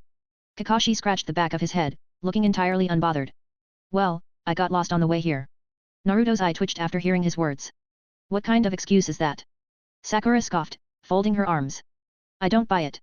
Kakashi ignored their protests and instead turned his attention to Makoto. He didn't say anything as Hiruzen had already briefed him about Makoto joining their team. Besides, according to the reports, Makoto had already mastered the shadow clone technique and Rasengan from the scroll of seals. His strength would definitely be a valuable addition to the team. With a casual shrug, Kakashi reached into his pocket and pulled out 2 small bells along with an alarm clock. Since Makoto wasn't his student, he wouldn't be participating in the test. So, just like in the original storyline, there were only 2 bells. Alright, let's get started, shall we? Kakashi said, flashing his usual eye smile. Naruto, still fuming, clenched his fists. Sensei, I swear, I'll make you pay for making us wait this long. Kakashi simply chuckled. Oh? Then let's see what you've got, my dear students. And with that, the infamous bell test was about to begin. Chapter 105, Chapter 105, This Damn Son of Mine. Kakashi set the alarm clock for 30 minutes. Raising the 2 bells in his hand, he looked at his 3 students standing before him, Naruto, Sasuke, and Sakura. As you can see, I have 2 bells here, he said. Your goal is to take them from me. But since there are 3 of you and only 2 bells, at least one person will fail and be sent back to the academy. He paused, letting that sink in before continuing. You are allowed to use any weapons or jutsu at your disposal. If you don't come at me seriously, you won't stand a chance. Senju Tobirama, isn't this the same exercise I used to train Hiruzen?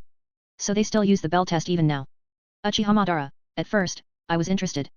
Now, I see it's just a game for kids. Senju Tobirama, it's a teamwork exercise, you idiot. Uchiha Madara, teamwork? Oh please. Will that stop me from crushing them in a fight?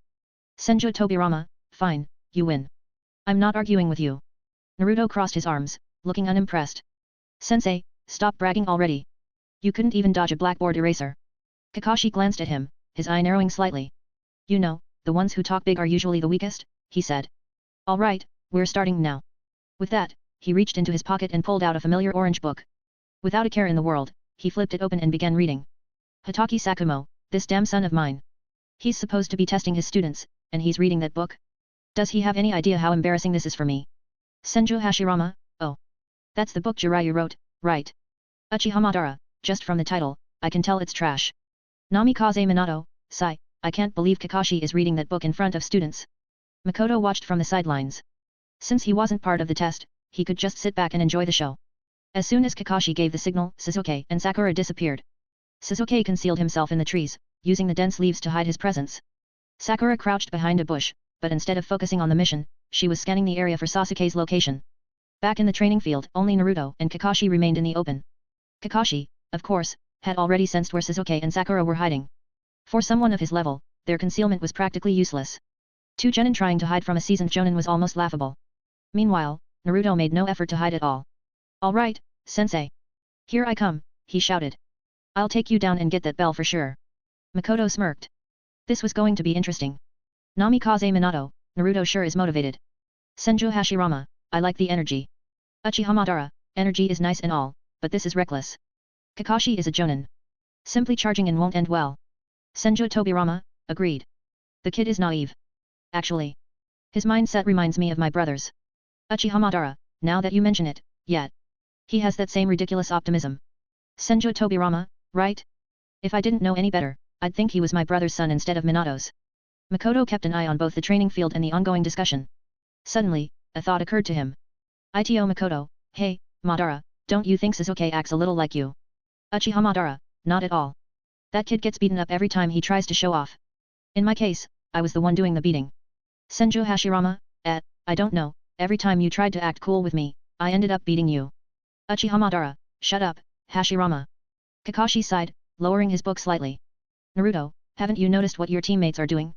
They're waiting for the right moment to attack. And here you are, charging straight at me without a plan. Naruto grinned confidently. Ha! A teacher who couldn't even dodge a blackboard eraser isn't going to be that hard to beat. He rushed at Kakashi, ready to attack. Uchiha Madara, wow! He really just ran in head first. Senju Tobirama, his thought process is so simple it hurts. He really is just like my brother. Senju Hashirama, Kakashi doesn't even care. He's still reading his book. Hatake Sakumo, please stop talking. Do you have any idea how humiliating this is? My son is just standing there, reading Make Out Paradise in the middle of an exam. Might do, Sakumo. This is the passion of youth. Chapter 106, Chapter 106, Sakumo's anger, Kushina's rage. Hatake Sakumo, do you ever stop talking about youth? Are you actually insane? Are you a retard? Might do, oh. Sakumo actually insulted me. This is youth. I must not let my passion fade. Under Sakumo's encouragement, I will do 10,000 push UPS. And if I can't do that, then 100,000 sit UPS. Youth. Youth. Youth. Hatake Sakumo, no, he is a retard. Uchiha Madara, he is definitely not normal. Uchiha Izuna, how does Konoha keep producing such weird ninjas? Ito Makoto, Konoha has a long history of it. From the forbidden bond between the first Hokage and Madara to the lifelong toxic friendship of the third Hokage and Danzo. You won't find normal ninjas here. It's a just village full of weirdos. Uchiha Madara, can you not drag me into this nonsense? Senju Hashirama, exactly. Why are we getting involved? Shouldn't we be talking about Kakashi reading his dirty book during a test? Makoto looked over at Kakashi, who was still flipping through Make Out Paradise. Ito Makoto, do you really think he is normal? He spends his entire day glued to that book. No wonder he always looks exhausted. Namikaze Minato, seriously, I don't understand why Jiraiya-sensei even writes these kinds of books. Uzumaki Kushina, Minato. You haven't secretly read them, have you? Namikaze Minato, what? No. Of course not. How could I? I am a respectable man. I am the fourth Hokage. I am a bright, upright, and honorable person. I am the yellow flash of the leaf. I would never read such a thing. Never. Absolutely never. Senju Tobirama, you're reacting a little too much. This just made you look more suspicious. Uchiha Madara, exactly. If you really hadn't read it, you'd just say so. Why the whole dramatic speech? Ito Makoto, it's a classic sign of lying. People who are guilty tend to over-explain. Senju Hashirama, that makes sense. So you have read it, Minato? Was it any good? Tell us about it. Uzumaki Kushina, Minato. I can't believe you. You were secretly reading those books behind my back. Damn that perverted old man Jiraiya. Why would he write such trash? Namikaze Minato, I swear, I didn't read it. This is all a misunderstanding. Uzumaki Kushina, I don't want to hear it. Minato, I never thought you were that kind of person. You're sleeping on the couch tonight? Namikaze Minato, please, listen to me. Makoto burst out laughing. This chat group was getting more entertaining by the day.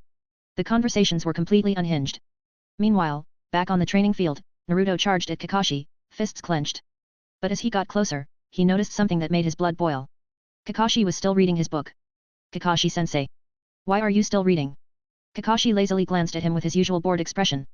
One hand is more than enough to deal with you, he said. Naruto's face turned red with anger. He quickly formed a hand seal and shouted, Shadow Clone Technique. With a series of loud pops, dozens, no, hundreds of Narutos flooded the training ground.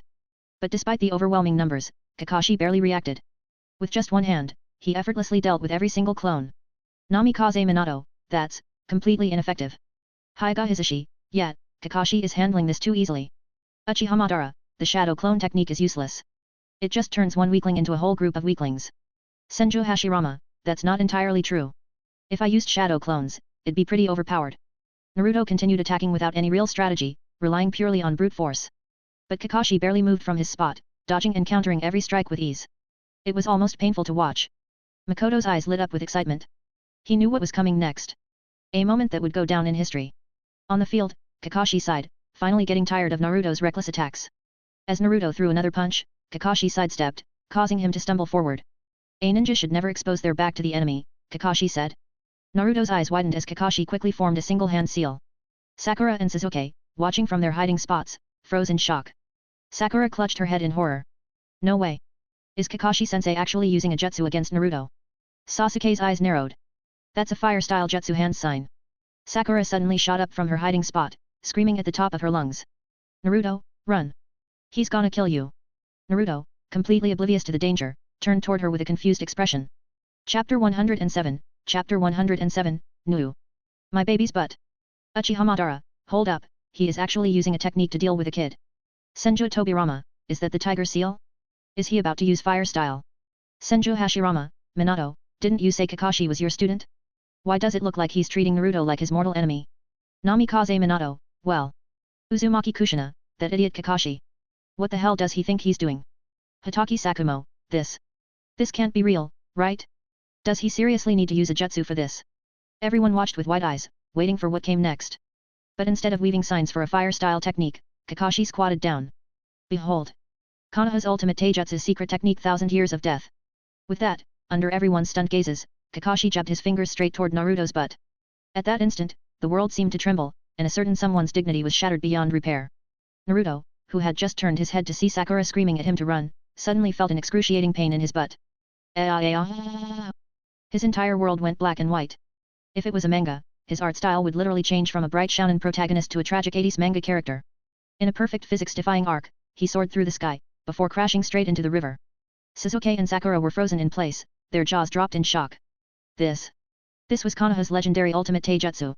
Makoto, on the other hand, had only one thought. Well, at least Naruto won't have to worry about constipation ever again. And just like that, the chat group exploded again. Uzumaki Kushina, Nuu. My baby. Namikaze, Naruto. Senju Tobirama, holy shit. Uchiha Madara, what the hell? Uchiha Izuna, what kind of insane technique is this? Senju Hashirama, are all of Konoha's taijutsu techniques this ridiculous now? Senju Tobirama, 4th, didn't you say Kakashi was your student? Did he learn this secret technique from you? Namikaze Minato, no way. I never taught him this technique and I'm not even good at taijutsu. First of all, why would I come up with something like this? Senju Hashirama, Naruto must be in so much pain right now. Senju Tobirama, no kidding, brother. Did you see how far he flew? Uzumaki Kushina, Kakashi, you monster. My baby's butt. How could you do this to him? Minato and I took care of you, and this is how you treat our son. Makoto Ito, but at least Naruto's digestive system should be working fine now, right? Senju Tobirama, your ability to think positively is honestly impressive. Uchiha Madara, what kind of perspective is that? Yui Shinku, if Minato didn't teach him that technique, then did Kakashi invent it by himself? Hyuga Hisashi, that's some next level creativity. Might do, such a brilliant move. Imagine using it with the 8 inner gates. It would be legendary. Hatake Sakumo, you're not human. Uchiha Fugaku, 1000 Years of Death is already horrifying. But using the 8 gates with it? Who is this lunatic? Does he want to become the destroyer of all butts? Hatake Sakumo, I don't even have the strength to look at this anymore. How did my son turn out like this? Sigh. Senju Hashirama, you shouldn't be too hard on him. This actually takes quite a bit of creativity. A sane person wouldn't even think of coming up with such a bizarre move. Kakashi is definitely a genius. Hatake Sakumo. Senju Tobirama, brother, are you trying to comfort him or insult him? Uchiha Madara, don't bother. Hashirama's too simple-minded to insult anyone on purpose. Uzumaki Kushina, I'm still not over it. My baby's butt. What did Naruto do to get his butt wrecked? Kakashi, you ungrateful brat. Uchiha Makoto, I'm genuinely worried now. Is Sasuke going to be next? Senju Hashirama, hey everyone, you are all forgetting about Sakura. Senju Tobirama, what the hell are you implying? Uchiha Madara, wait, Sakura's a girl. There's no way he'd pull this move on a girl, right? Uchiha Izuna, if he actually did, that would be beyond messed up. Might do, Sakumo. This move. Could it be the Hatake clan's legendary secret technique? It's so wonderful. I feel inspired. I can't wait to challenge you to a duel and use it on you. At this moment, Sakumo's soul had already left his body. Because never did he think his son would turn out like this. He wasn't a ninja, he was a menace to society. Chapter 108, Kakashi's Existential Crisis. After watching Naruto fall into the river, Kakashi let out a sigh, flipped open his book and started reading again. But before he could read a line, the river started bubbling violently. Suddenly, a whole swarm of Narutos came flying out of the water, crashing onto the shore. Kakashi raised an eyebrow, mildly surprised. Well, he sure knows how to make an entrance, and talk a lot. The Narutos charged at him, leaping high into the air. But before they could land a hit, Kakashi casually swung his fist and sent one of the clones flying with a single punch. Ow! That hurts. And just like that, in a matter of seconds, Kakashi wiped out Naruto's entire army of clones with a few swift moves. The battle was over before Naruto could land a hit on Kakashi. Naruto was sprawled out on the ground, groaning in defeat. Kakashi tucked his book under his arm and strolled toward the forest where Sasuke and Sakura were hiding. Sasuke had been preparing for this moment. He had set up a series of traps, carefully plotting his strategy to take on Kakashi. But in the end, the gap in their skill levels was just too wide. Even after pulling off an impressive fireball technique, which seemed to hit Kakashi head-on, it turned out he had only struck an earth clone. Before Sasuke could react, Kakashi was already behind him, swiftly taking him down with ease. And as for Sakura, she got defeated even faster. In the end, no one managed to grab a bell. Kakashi stood before the three of them, looking at them with his usual neutral expression. Honestly, I'm really disappointed. None of you seem to understand the true purpose of this test. There was no teamwork, no coordination. Everyone was just doing their own thing. Naruto charged at me recklessly, Sasuke fought alone, and Sakura, well, let's not even talk about her. One by one, I took you all down easily. You completely failed this test. Hearing his words, Naruto, Sasuke, and Sakura all looked down, dejected. Standing off to the side, Makoto watched everything unfold with great interest. It seemed that because of his presence, some things had changed slightly from the original timeline. Naruto wasn't tied to a post this time, so how was Kakashi going to handle this part of the test now? Just as the three of them were feeling completely hopeless, Kakashi suddenly gave them a glimmer of hope. However, despite your terrible performance, I'm willing to give you another chance. After lunch, you'll get one more opportunity to pass this test. Naruto, Sasuke, and Sakura looked up at him in surprise and Kakashi continued. That being said, Naruto, you were the worst performer. You charged in blindly without considering your teammates, so as a punishment, you won't be eating lunch. Sasuke, Sakura, you two have meals, but you are forbidden from sharing with Naruto. If you do, you'll all fail on the spot. He placed 2 lunch boxes on the ground and turned away. I'll be back this afternoon for the second test. If you fail again, you can say goodbye to becoming genin and head straight back to the academy. And with that, Kakashi walked off into the woods, or at least, that's what he wanted them to think. In reality, he had simply hidden behind a tree, watching them closely. He was waiting to see if they would break his rule and share their food with Naruto, which would be the true test of their teamwork. Observing from the side, Makoto smirked. But then something unexpected happened. Nobody touched the lunchboxes. Kakashi frowned behind his mask. Wait, why aren't they eating? The three of them just sat there, staring at the ground, not even glancing at the food. Kakashi scratched his head in confusion, they should be starving, right? Then, why aren't they eating? Minutes passed. Still, no one reached for the food. Now, Kakashi was completely lost. What the hell is going on? His test couldn't continue if they didn't eat. He needed them to struggle with the moral dilemma of sharing food with Naruto. Am I seriously going to have to fight them again this afternoon? Kakashi had a minor existential crisis. Behind the tree, he leaned against the trunk, hands on his head, staring up at the sky. What am I supposed to do now? Not far away, Makoto chuckled, watching Kakashi struggle with his thoughts. Senju Hashirama, what kind of test is this? Kakashi didn't even leave. Uchiha Madara, so, this entire thing was just a bluff. Senju Tobirama, exactly. The real test isn't about the bells, it's about teamwork. If Sasuke and Sakura refuse to share their food with Naruto, then they truly don't belong on the same squad. But if they do share, then they pass. Uchiha Izuna, so it was a mind game all along. Senju Tobirama, that's right. Hyuga Hisashi, what the heck? This is ridiculous. Everyone's playing 4D chess, and I just want a normal training session. Senju Hashirama, but there's a problem here. Naruto and the others aren't hungry because they ate earlier. So, how's Kakashi going to continue the test? Senju Tobirama, yeah, that might be a problem. Uchiha Madara, ha ha ha. Look at Kakashi. He's completely lost. And so, Naruto, Sasuke, and Sakura just sat there, looking at each other, while Kakashi stood behind the tree, questioning his entire plan. Chapter 109, Chapter 109, The Frustrated Kakashi. Makoto watched the whole scene with an amused smile, enjoying the drama unfolding before him. He glanced at Naruto and his teammates, who were sitting around clueless, then turned his gaze to Kakashi, who was hiding behind a tree, struggling with an existential crisis. Kakashi, realizing that Makoto had noticed him, quickly scribbled a note and tossed it in his direction at lightning speed. Makoto opened the note and read with a knowing smile. Get them to eat their lunch already. Looking up, he saw Kakashi making exaggerated hand gestures, pointing first at Naruto and the others and then at the untouched lunchboxes on the ground. At this point, Kakashi looked less like a legendary ninja and more like a man desperately trying to communicate in charades. Uchiha Madara, wow, is he really calling in outside help now? Doesn't he have any backup plans? Senju Tobirama, I guess he was confident in his plans. That aside, if Makoto doesn't step in, Kakashi might just lose his mind. Uzumaki Kushina, don't help him. That masked fool made my baby suffer. Let him stew in his own mess.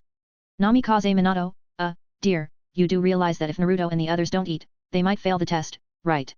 Uzumaki Kushina, Makoto. Get them to eat, now. Uchiha Mikoto, yes, yes. Look at Kakashi, he's about to explode from stress. With the two mothers in a full-blown panic, Makoto figured he might as well intervene. He wasn't expecting this twist in the story, but his presence had clearly thrown the script out the window. Kakashi had probably envisioned a smooth scenario where the students would give Naruto food, learn a lesson about teamwork, and pass the test.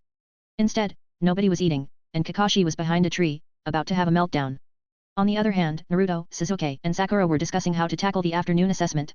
They had at least come to one important realization. If they didn't work together, they had no chance of winning. Genin were simply no match for a Jonin. The 2 lunchboxes were still untouched, lying on the ground, completely ignored. Hiding behind the tree, Kakashi was losing his patience. Why wasn't this going according to plan? By now, they were supposed to be starving, giving in, and start eating their meals. Then, Sasuke and Sakura were meant to share with Naruto, prompting him to make a dramatic entrance, deliver a meaningful speech about teamwork, and declare them official genin. Kakashi glared at Makoto, practically begging him to step in. With a sigh, Makoto got up, dusted himself off, and walked over to the trio. Listen, before you worry about the test, shouldn't you at least eat first? You're already at a huge disadvantage against Kakashi. If you go into battle hungry, you'll stand even less of a chance. Naruto, Sasuke, and Sakura all turned to look at the lunchboxes. Sakura hesitated. But, Kakashi-sensei said Naruto isn't allowed to eat. If we share, we'll fail. Naruto slumped in disappointment upon hearing her words. Sasuke, however, didn't hesitate. He grabbed one of the lunchboxes, tossed it to Sakura, then split his own in half and handed part of it to Naruto. Sasuke muttered. If we don't eat, we'll definitely fail. And let's be real, our chances aren't great even if we do eat. Worst case, we go back to the academy for another year. He gave Naruto a pointed look. And I'm an Uchiha. An Uchiha doesn't sit around stuffing his face while his teammate starves. Naruto stared at him in shock. Because of Makoto's presence, they had all been through a lot more than in the original timeline. Sasuke, having seen Naruto's struggles firsthand, had already started to consider him a real teammate. Listening to Sasuke's words, Sakura made up her mind. She took her lunchbox, split it in 2, and handed a portion to Naruto. I know you eat a lot, Naruto. I don't need as much, so this works out, she said with a small smile. Naruto looked between the two of them, eyes wide. He had fully expected them to let him go hungry. After all, if they shared, they would all fail. This was the rule. But now, they were breaking that rule for him. Naruto felt tears welling in his eyes. To someone who had spent his whole life being ignored, insulted, and treated like an outcast, these simple lunchboxes were more valuable than anything in the world. He turned to Sasuke, his vision blurry with emotion. At this moment, he didn't know what to say. He had been on the receiving end of so much hate from the villagers, but Sasuke, who always called him an idiot, had never once treated him like a monster. Sasuke had always been different. And Naruto would never forget that. Chapter 110, Chapter 110, Congratulations. Naruto looked down at the 2 halves of a lunchbox in front of him, then suddenly grinned and pushed them toward Makoto. Makoto. You treated us to ramen earlier, so this is my treat. Enjoy, he said proudly. Sasuke, Sakura, and Makoto all stared at him, bewildered. Naruto, aren't you going to eat? Sakura asked, raising an eyebrow. Naruto scratched the back of his head awkwardly. Well, of course, I am. But if Kakashi-sensei finds out I ate, you and Sasuke will be disqualified. I can't let that happen. Makoto chuckled and glanced over at Kakashi, who was still hiding behind the tree. Sensing that the moment had arrived, Kakashi suddenly leaped out like a ninja caught eavesdropping. You 3, you completely ignored my instructions. Kakashi said, looking dead serious. I told you 2 not to share food with Naruto. And what do? You share it anyway. That means you fail the test. TCH. Like I care. If your idea of an exam is playing mind games instead of testing actual skills, then I'm not interested. You might be a so-called elite ninja, but all I see is a guy pulling weird stunts. Sasuke scoffed, crossing his arms. And I'm an Uchiha. We don't just sit back and watch our teammates starve while we eat. That's right. Sakura chimed in right after him. Even if Naruto is a total idiot most of the time, and honestly, I wasn't thrilled about being in the same team as him. She paused, then puffed out her chest. He's still my teammate. But Kakashi-sensei, you're a weirdo. First, you mess with us about the bells, then you try to make Naruto skip a meal. Look at you. You always look exhausted, you're obsessed with that dumb romance book, and you give off the energy of a man who hasn't slept in years. You don't seem like a serious teacher at all. And honestly, failing this test wouldn't be the worst thing ever. We can just come back next year and pass without all this nonsense. Makoto had to turn away for a second to hide his laugh. He could tell from Kakashi's expression that getting roasted by his own students was not part of the plan. The last time he had gone through this test, it was under the 4th Hokage, and back then, his team had been completely outmatched. Now, he tried the same trick and met with completely unexpected results. After hearing their words, Naruto looked horrified. Guys, don't just say stuff like that. I don't want you both to fail because of me. He spun to Kakashi. Sensei, it's true that they gave me food, but I didn't eat it, not even a bite. So technically, they didn't break the rules, right? Makoto can vouch for me. Makoto simply observed the situation with a smile on his face. Compared to how things played out in the original timeline, Team 7 was already developing a much stronger bond. Senju Tobirama, now this is getting interesting. Senju Hashirama, yet. This is what teamwork is all about. Uchiha Madara, humph. Not bad. Agent Kriki, an Uchiha orphan, and a civilian-born ninja, quite the odd mix. But I have to admit, their teamwork is solid. I'm curious to see how far they'll go.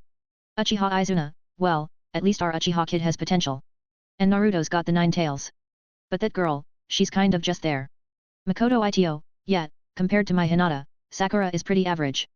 Higa Hisashi, oi. Since when was Hinata yours? What are you scheming, you little punk? Makoto Ito, hey? That was obviously a slip of the tongue. Why are you getting so worked up? Higa Hisashi, tch. Just stay away from my niece, you sneaky little brat.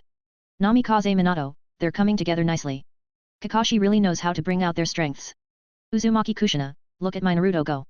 That knucklehead really cherishes his friends. I'm so proud of him.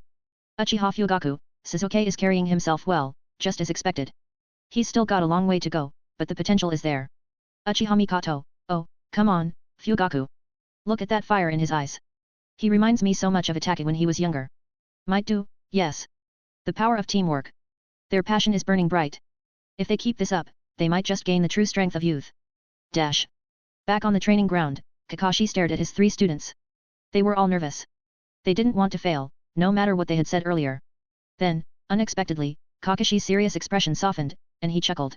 Well, looks like you guys actually understand the most important lesson after all. Sasuke, Sakura, and Naruto blinked in confusion. Kakashi smiled behind his mask. Congratulations. You pass. Chapter 111, Chapter 111, Danzo makes his move again. Naruto, Sasuke, and Sakura all stared at Kakashi, completely dumbfounded. Hadn't he just told them there was supposed to be another fight in the afternoon? Weren't they supposed to grab the bells? How had they suddenly passed the test without doing either? A series of questions formed in their mind. Naruto blinked in confusion and scratched his head before turning to Kakashi. Sensei? Are you really telling the truth? All 3 of us really passed. Kakashi nodded his head and explained, you heard me right.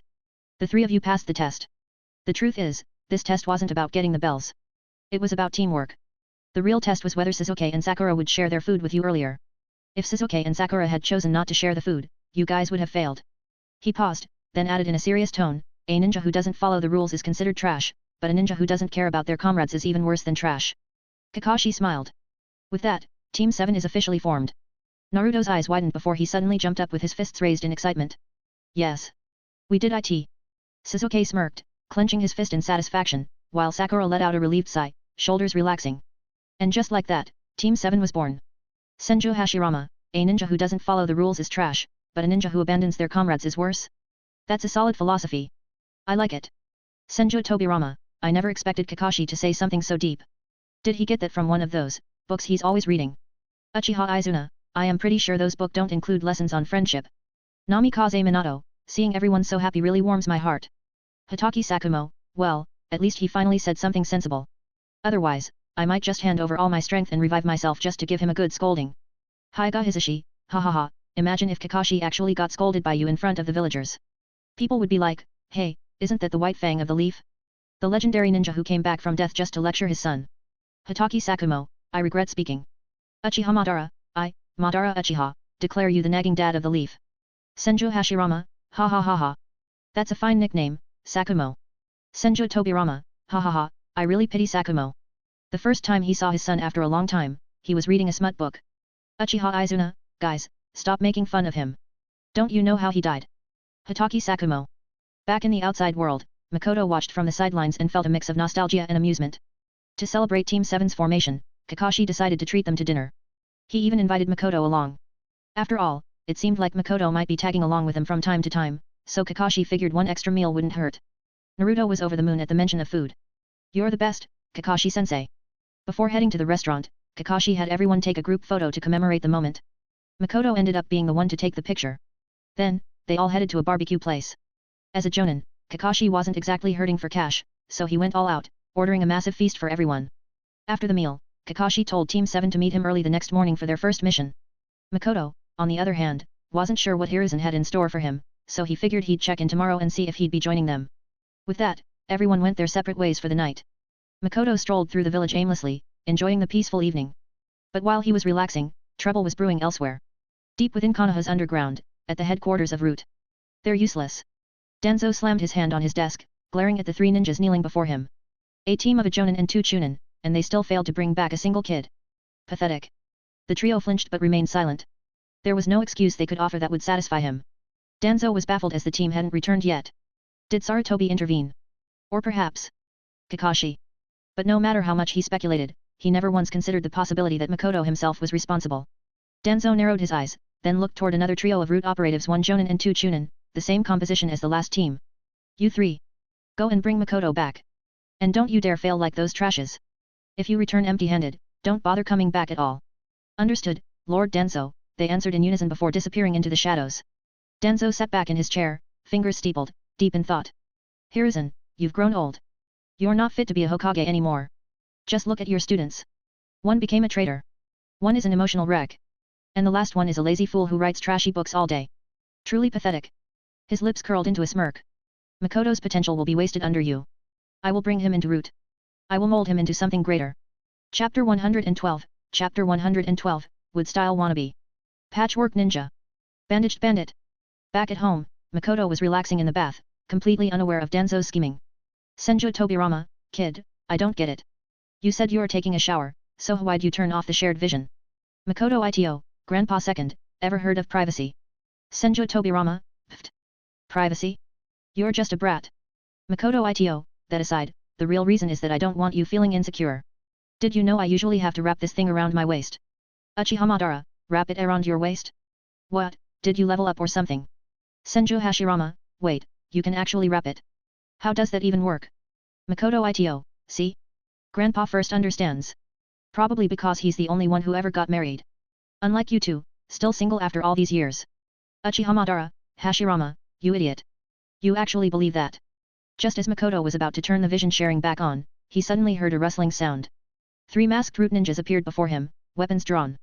Kid, you're coming with us. Lord Danzo wants to see you. These guys again. Makoto sighed, looking at them with disappointment. Even if Danzo himself showed up, it wouldn't matter as he had already reached cage level strength. You guys just don't give up, hey, he muttered, shaking his head. His eyes held nothing but pity for them. No more talking. Come quietly, the leader ordered, stepping forward, ready to grab him. Senju Hashirama, what the hell is going on? Makoto Ito, Danzo sent people after me again. Senju Tobirama, does Danzo not have a brain? He only sent a Jonin and 2 Chunin? Didn't he learn his lesson last time? These small fries don't stand a chance against Makoto. Namikaze Minato, he probably assumes they were taken out by Lord Thier or some hidden protectors assigned to Makoto. Uchiha Fugaku, humph. That bandaged bandit must have lost his mind after failing to become Hokage. Uchiha Madara, enough about that patchwork ninja. Just turn the damn screen back on, Makoto. Not wanting to keep them in suspense, Makoto turned the vision sharing back on. Immediately, everyone saw the scene in his house. Makoto, now dressed in his pajamas, stood calmly while the 3 root ninjas surrounded him in a triangle formation. Senju Tobirama, kid's awfully relaxed for a hostage situation. Uchiha Izuna, Danzo is like an annoying fly, always buzzing around but never actually doing anything. Uchiha Madara, more like a damn cockroach. That wood-style wannabe just won't go away. Hyuga Hisashi, isn't it exhausting how he keeps coming back to cause problems? Makoto Ito, if he didn't, I'd be shocked. He's basically the designated plot convenience villain. Senju Hashirama, hey? What's that? Senju Tobirama, interesting term. The leader of the root ninjas took a step forward, reaching out toward Makoto. Kid. Don't make us use force. Come with us now. Makoto smirked and casually slapped the man's hand away. Look into my eyes. Instinctively, the 3 root ninjas locked eyes with him, only to freeze in shock. The tomo in his pupils spun rapidly before shifting into a star-like pattern. Sharingan, one of them blurted out. That's the Uchiha clan's Kakei Genkai. How does he have it? Makoto's voice echoed around them, calm but absolute. Nothingness. The moment the words left his lips, the root ninjas suddenly found themselves trapped in a vast, empty space. The 3 root ninjas struggled, their bodies frozen in place. Their chakra was sealed, their weapons useless, and even the simplest movements felt impossible. What the hell is this? One of them shouted. Is this some kind of genjutsu? I can't move. Another whispered in panic. They could only watch helplessly as Makoto materialized before them in the endless void, his figure looming over them with a smug grin. Impressive, isn't it? He said, tilting his head slightly. You should feel honored. This is the first time I've ever used this ability. The leader gritted his teeth, his voice laced with frustration. Damn brat. I didn't expect you to be hiding something like this. Makoto chuckled. Oh, there's a lot you don't know about me. But really, why should I explain anything to a dead man? With that, he reached into his pouch, pulled out a kunao, and spun it between his fingers. Then, he struck without hesitation. In mere seconds, the 3 ninjas collapsed, lifeless. Makoto let out a quiet breath and placed a hand over his eyes. The power of nothingness was overwhelming. With his eternal Manjiki Sharingan, he could keep using this ability without worry. He walked over to his chair and sat down, his gaze falling on the bodies sprawled across his floor. His face darkened slightly as a serious look filled his eyes. Senju Tobirama, hey, kid, what's going through your head? Namikaze Minato, yeah, why are you just staring at the corpses? Uchiha Madara, I bet he's just fed up with Danzo constantly sending people after him. Senju Hashirama, Makoto, I get it. There will be plenty of chances to deal with Danzo. But I hope you stay calm. We don't need any more chaos in the village. Uchiha Madara, Hashirama, you soft fool. Would you still say that if Makoto was weaker and actually got taken by these guys? Danzo is insufferable. Senju Hashirama, alright. I'm dead anyway. Makoto, do whatever you want. I'll support you. Chapter 113, Chapter 113, your taste can't be that bad, right? Makoto Ito, what are you all going on about? I'm not going to see Danzo. Senju Tobirama, oh yeah? Then what's with that serious face just now? Uchiha Madara, TCH. I thought you were about to stir up some real trouble. Senju Hashirama, if we can avoid causing a mess in the village, that would be ideal. Namikaze Minato, Makoto, this isn't like you. You've got something else in mind, don't you? Makoto Ito, I'm going to see my teacher. Uchiha Madara, oh? Ha. So you're planning to take that old monkey down first? Senju Hashirama, that's a bit much, isn't it? This wasn't Hiruzen's fault. Hyuga Hisashi, Master Madara, why do you always have to stir things up? Senju Hashirama, that's just how he is. Back in the day, he kept picking fights with me, but every time, I ended up knocking him flat. Uchiha Madara, shut up, you idiot. Do you always have to bring that up? Senju Hashirama, but it's true. Uchiha Madara, shut up, you moron. Stop showing off. Senju Hashirama. Senju Tobirama, so, Makoto, what exactly do you want from that sneaky old man? Makoto Ito, I need to ask him something. Asterisk, am I really his student? Am I actually part of Konoha? Because if I am, then why does his good friend Danzo keep sending people to kill me? Asterisk. Makoto Ito, he hasn't given me much, but at least in name, I'm still his student. How he handles this situation will determine how I treat him moving forward. If he truly sees me as his disciple, I'll give him the respect he deserves. But if he keeps covering for his friend, then he better not blame me for what happens next. Uchiha Madara, well said, kid. This is gonna be good. I've got my snacks ready. Let the show begin. Senju Tobirama, interesting, I'd like to see how Hiruzen handles this too. If he can't do his job as Hokage properly, I won't mind cleaning up the mess myself. Senju Hashirama, honestly, I think Makoto would make a great Hokage. He's got the strength, and he certainly doesn't act like a regular teenager. Maybe he should be Hokage in the future? Wasn't that his dream? Uchiha Madara, I second that. Makoto Ito, what are you talking about? I never said I wanted to be Hokage. I said I wanted to be a Hokage's man. Senju Hashirama, Uchiha Fugaku, wait a minute, you don't want to be Hokage, but you want to be the Hokage's man? All the Hokages so far have been men. Does that mean? Uchiha Madara, you're into guys. Don't tell me you've got your eyes on Hashirama, Tobirama, or Minato. Please, for the love of all things sacred, don't say it's Hiruzen. I mean, your taste can't be that bad, right? Senju Hashirama. Senju Tobirama. Uchiha Izuna. Namikaze Minato. Uzumaki Kushina. Makoto Ito, Madara. Fugaku. You two have been getting comfortable lately. What kind of nonsense are you spewing? You're the ones into guys. Madara and Hashirama, Fugaku and Minato, you guys are the real couples here. You're perfect for each other. Uchiha Madara, W what? Namikaze Minato, why am I even involved in this? Makoto Ito, and while we're at it, didn't you see how your brother and Tobirama reacted just now? You really think those two aren't together? Uchiha Izuna. Senju Tobirama. Uchiha Madara, fine. Forget all that. But seriously, whose man are you planning to be? Don't tell me it's Naruto. Namikaze Minato. Uzumaki Kushina, Naruto. Makoto Ito, hell no. Just because there's never been a female Hokage doesn't mean there never will be one. Are you saying women can't be Hokage, Madara? Are you discriminating against women? Uchiha Madara, wait, hold on, since when did I say that? Makoto Ito, you all remember Tsunade, right? Grandpa First's granddaughter? She's got the strength and the reputation to be Hokage. If she takes the title in the future, and I end up with her, doesn't that make me a Hokage's man? Uchiha Madara, damn, kid, you're thinking way ahead. You even planned out your wife's future. Respect. Namikaze Minato, wait, so you've already decided Tsunade-sama is going to be Hokage? Makoto Ito, that's right, my student. Namikaze Minato. Makoto Ito, what's wrong, my dear student? Why so quiet? Namikaze Minato, has anyone ever told you that you're actually pretty likable, when you're not talking? Makoto Ito, excuse me? Are you saying I'm not likable when I talk? Chapter 114, Chapter 114, Sensei, kicking my ass is equal to slapping your face. Makoto thought for a moment and figured that Hiruzen was probably still in his office at this hour. Without wasting time, he grabbed the lifeless bodies of the 3 root ninjas and headed straight there.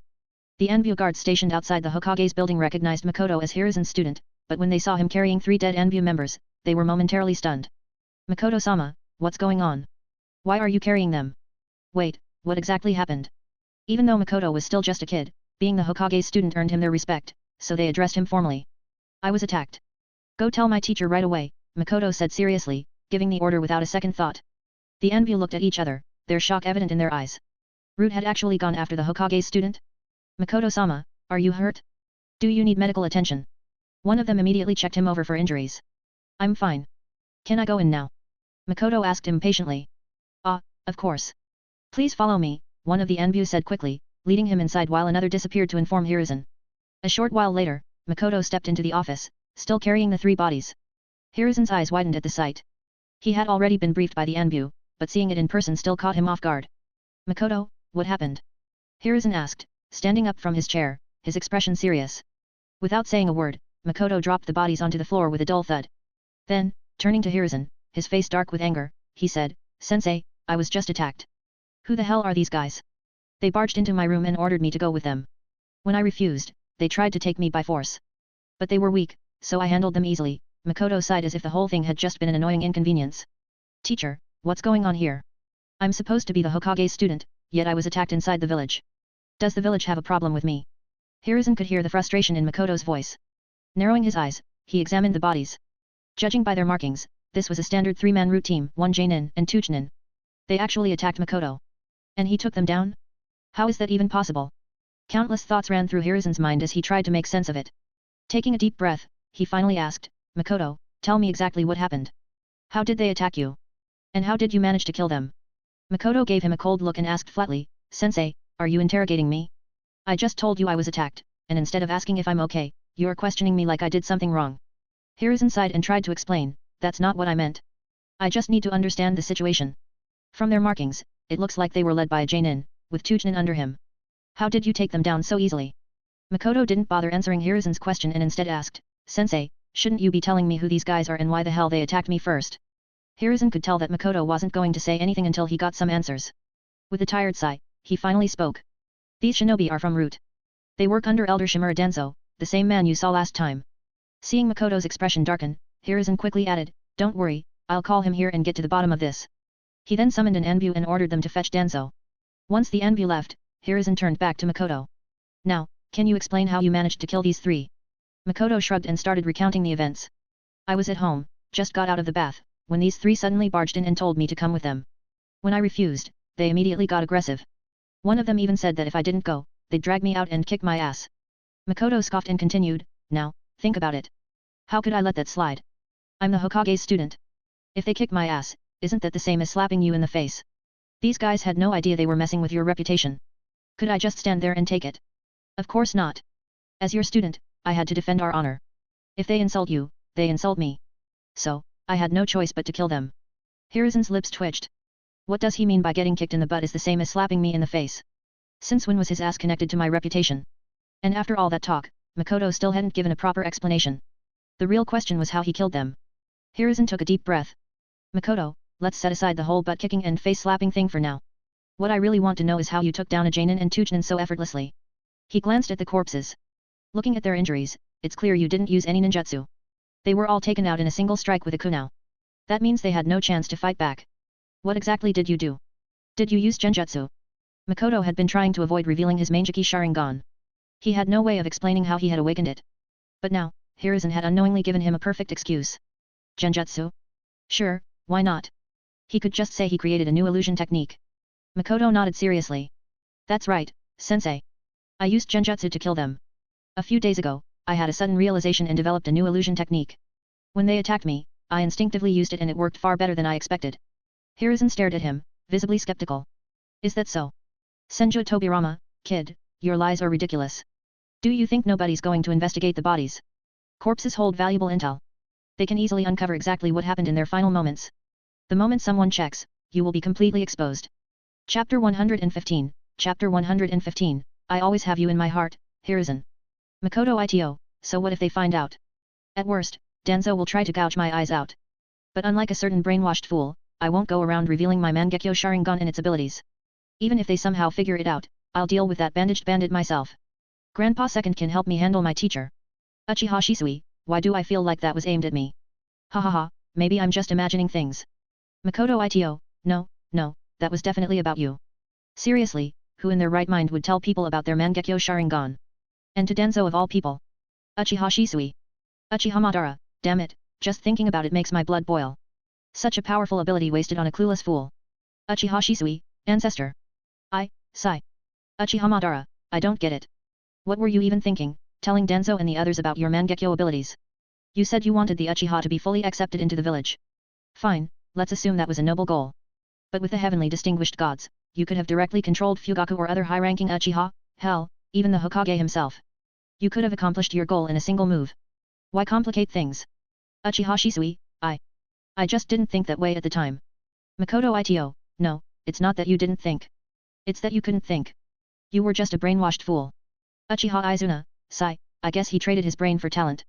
Senju Tobirama, what a damn waste. Shisui was a once-in-a-generation genius, and yet he ended up like this? The more I think about it, the angrier I get. That damn monkey. I want to see how he handles this. Will he finally do something about Danzo, or will he just keep looking the other way? Meanwhile, in the Hokage's office, Hiruzen didn't bother questioning whether Makoto's story was true or not. The facts were right in front of him. Danzo had sent his men to attack his student. This wasn't the first time Hiruzen had warned Danzo to stop overstepping his bounds, but that man never seemed to listen. Just then, the sound of steady footsteps echoed in the hallway, followed by the tap of a cane hitting the floor. Moments later, the door creaked open, revealing an aged, grim-faced man. Danzo stepped inside, his expression cold. Hiruzen, what is it? I'm busy. I have more important matters to handle. His eyes didn't even flicker toward the 3 dead root operatives lying on the floor, as if they weren't even there. Hiruzen met Danzo's gaze, then glanced down at the corpses. His tone was calm, but there was a dangerous edge to it. Danzo, don't you think you owe me an explanation? Danzo didn't even spare a glance at the 3 lifeless bodies on the floor. Instead, he raised an eyebrow and asked in a casual tone, oh? What happened here? Why are there root ninjas lying around? He finally glanced at the corpses, then looked back at Hiruzen, his expression indifferent. Could it be that enemy ninjas infiltrated the village? Are you calling me here just to collect the bodies? If that's the case, then I'll be on my way. I've got more important things to deal with. Hiruzen's patience snapped after hearing his words. Shut up, Danzo. I told you more than once. Stay away from Makoto. He is my student. But look at what you've done. You actually sent root operatives to attack him. You clearly don't take me seriously at all. Danzo strolled over to a chair and sat down as if he owned the place. Ha ha ha. When have I ever not taken you seriously? I always have you in my heart, he coughed lightly as he corrected his words. Ahem, I mean, I've always respected you as Hokage. From the bottom of my heart. Hiruzen's glare darkened. Danzo. Don't try to change the subject. Tell me exactly what happened. Now. Danzo scoffed and crossed his arms. Humph. I have nothing to explain. Everything I do is for the good of Konoha. Senju Tobirama, for Konoha? I almost threw up. Uchiha Izuna, he keeps saying for Konoha. Is he some kind of genius at destroying Konoha for Konoha? Uchiha Madara, is this guy actually a spy? Sent from another village to tear Konoha apart from the inside. Hyuga Hisashi, that actually sounds believable. Senju Tobirama, I'm not an idiot to take in a spy as my student. He's definitely from Konoha. He's just insufferable. Namikaze Minato, but I really don't get it. Why does he keep doing this? Danzo, oblivious to everything, repeated himself loudly. Everything I've done has been for Konoha. Namikaze Minato, did he just answer my question? Is this some kind of telepathic connection? Hiruzen clenched his fists, his anger boiling over. Danzo. I am the Hokage. Danzo sneered. Hiruzen, you'll regret this. And with that, he turned on his heel and walked out. After all, why should he worry? No matter how many times Hiruzen called him in, the pattern was always the same. A few harsh words, a little scolding, and then everything would go back to normal. This was just another routine. He'd walk out, cool off for a bit, and then get back to doing whatever he wanted. That's how it had always been. And he was sure it would be the same this time too. Chapter 116, Chapter 116, could it be Hisashi is a? Danzo knew that if he slammed the door and stormed out, the whole situation would be over. But when he grabbed the door handle and pulled, it didn't budge.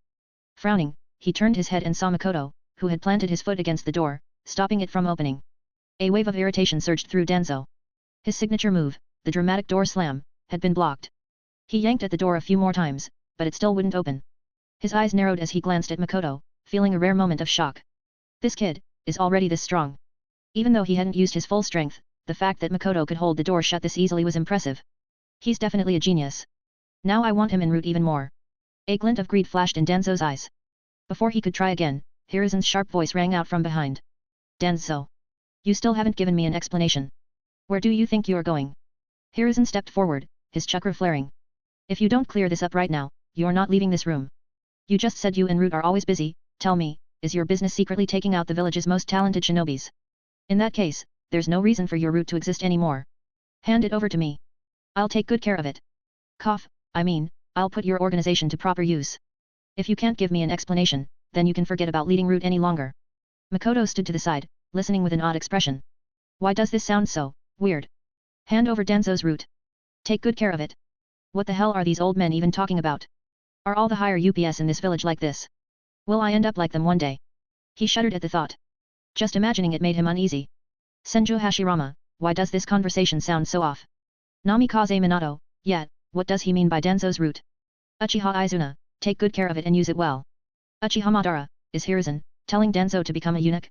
If not, then what the hell does he mean? Hyuga Hisashi, either way, Danzo's Root will be in Lord Hokage's hands in the future. Yui Shinku, and he promised to use it well. Uchiha Madara, pfft, stop it. I can't get the image out of my head. Damn it, is this the downside of having such a strong mind? Someone, get this out of my head already. Senju Tobirama, looks like things aren't going well for you and my brother either. After all, you aren't the type to think about anything except my brother. Uchiha Madara, Tobirama, what are you taking about? And stop acting like you and my brother are so innocent. You always have something to say about me and Hashirama. What makes you think you're any better? Let me tell you, once you're labeled as gay, you're gay for life. There's no escape. Uchiha Izuna, big brother, can you not drag me into this mess right now? I'm not gay. Senju Tobirama, tch. Might die, this is overflowing with the flames of youth. Such passion. Sakumo. This is the power of youth. Hitaki Sakumo, hell no, I've been keeping quiet to avoid getting dragged into this nonsense. Why did you have to call my name? Do you want me to get labeled as a gay too? Do you have a problem or what? Hyuga Hisashi, you guys are unreal. Unlike me, I only care about my brother's well-being. Nothing more and nothing less. Makoto Ito, oh? Do you have something going on with your brother? Now that I think about it, it makes perfect sense. You gave up your life for your brother after all. Hyuga Hisashi, Makoto, what the hell are you talking about? Please stop talking. I sacrificed myself to protect my clan and the village. I definitely didn't do it for my brother. Makoto Ito, uncle, why are you getting defensive all of a sudden? I was just messing with you. Don't tell me. Yui Shinku, wait. Makoto, even though you were just joking, what you said does make sense.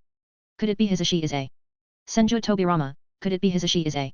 Uchiha Madara, could it be Hisashi is a? Hyuga Hisashi, wait, no. Don't do this to me. Senju Tobirama, who knows what's really going on in that head of yours? Maybe you just slipped up and revealed your true thoughts. Uchiha Madara, pfft, ha ha ha ha ha. Hyuga Hisashi, Master Madara, you're the last person who should be laughing at me.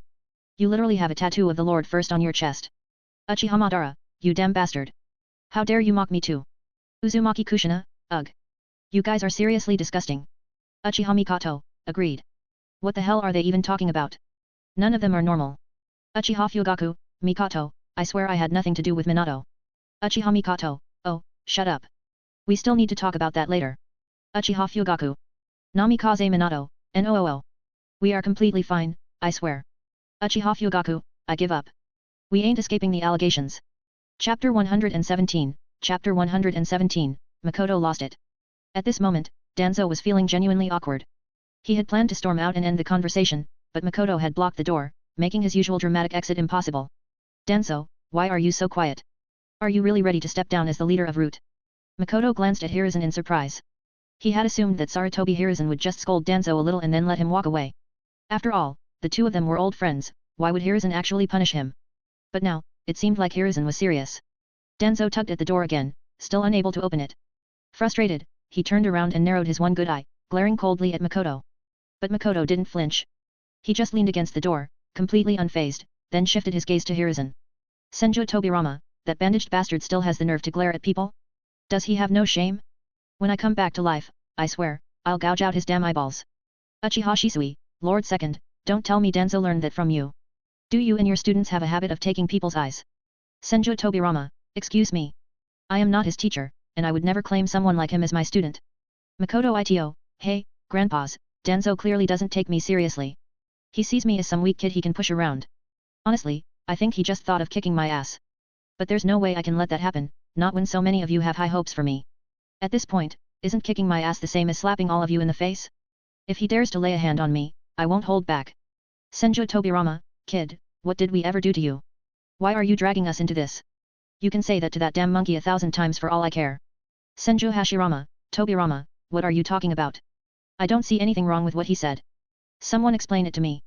Uchiha Madara, you idiot, he just compared his butt to our faces. Back in the real world, Danzo kept his gaze locked on Hiruzen. Hiruzen. What kind of explanation do you even want from me? Hiruzen took a slow drag from his pipe, his face cold and serious. How many times do I have to say it before you get it? Makoto is my student. I've warned you more than once to stay out of his business, but you still tried to kidnap him. Danzo, do you forget that I'm the Hokage? Do you not take my orders seriously at all? Danzo exhaled sharply, finally understanding what Hiruzen was getting at. So this wasn't just about Makoto, it was about him ignoring the Hokage's authority. Hiruzen was using this as an excuse to put him in his place. Danzo didn't care about that. As long as he still had control over Root, he could deal with taking a loss here. But if he didn't back down, Hiruzen would take the opportunity to weaken his power, and if he lost Root, what leverage would he have left to compete for Hokage position? In his opinion, Hiruzen was getting old. If Konoha was going to truly thrive, it needed to be in his hands.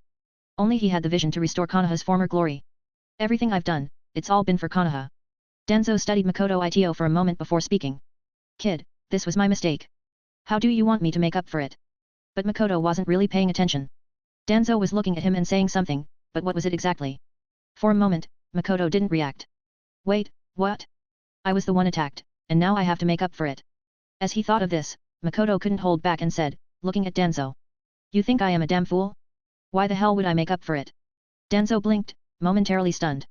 What the hell is this kid talking about? Did this brat even listen to me? Even Hiruzen, standing off to the side, looked confused. Danzo had already taken a loss in this whole mess, and Makoto was clearly the victim. Now, Danzo had even offered to make it up to him, but instead of responding, Makoto seemed completely out of the loop. Danzo just stood there, dumbfounded, staring at him. Makoto immediately flared up. You have the nerve to look at me like that. Your people attacked me, and now you expect me to make up for it. Where do you get the audacity to say such things? What the hell are you looking at? Not happy about it? Come at me then. You think I'm some pushover? You think being a elder makes you important? Who the hell do you think you are? Come at me, old man. Makoto was already preparing to activate Sage Mode if things escalated. Senju Tobirama, kid, calm down for a second. Did you not listen to Danzo's words at all? He was literally saying he's willing to make up for his mistake, not the other way around. How the hell did you even mix this up? Chapter 118, Chapter 118, Scamming Danzo. Senju Hashirama, damn, for a second there, I thought I misheard everything when Makoto suddenly started yelling at Danzo. Uchiha Madara, no, you fool. Makoto just wasn't paying attention and misunderstood what Danzo actually said. Uchiha Izuna, ha ha ha ha. I'm dying over here. Look at Danzo's confused face. Uchiha Fugaku, ha ha ha ha. That expression is priceless. Seeing him eat his own words is so satisfying. Makoto Ito, wait, are you guys seriously telling me the truth? You're not just messing with me to calm me down.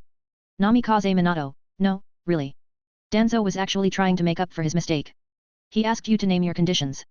Makoto Ito, damn it. Why the hell did I have to run my mouth? What were you guys even doing? You should have stopped me as soon as I started talking.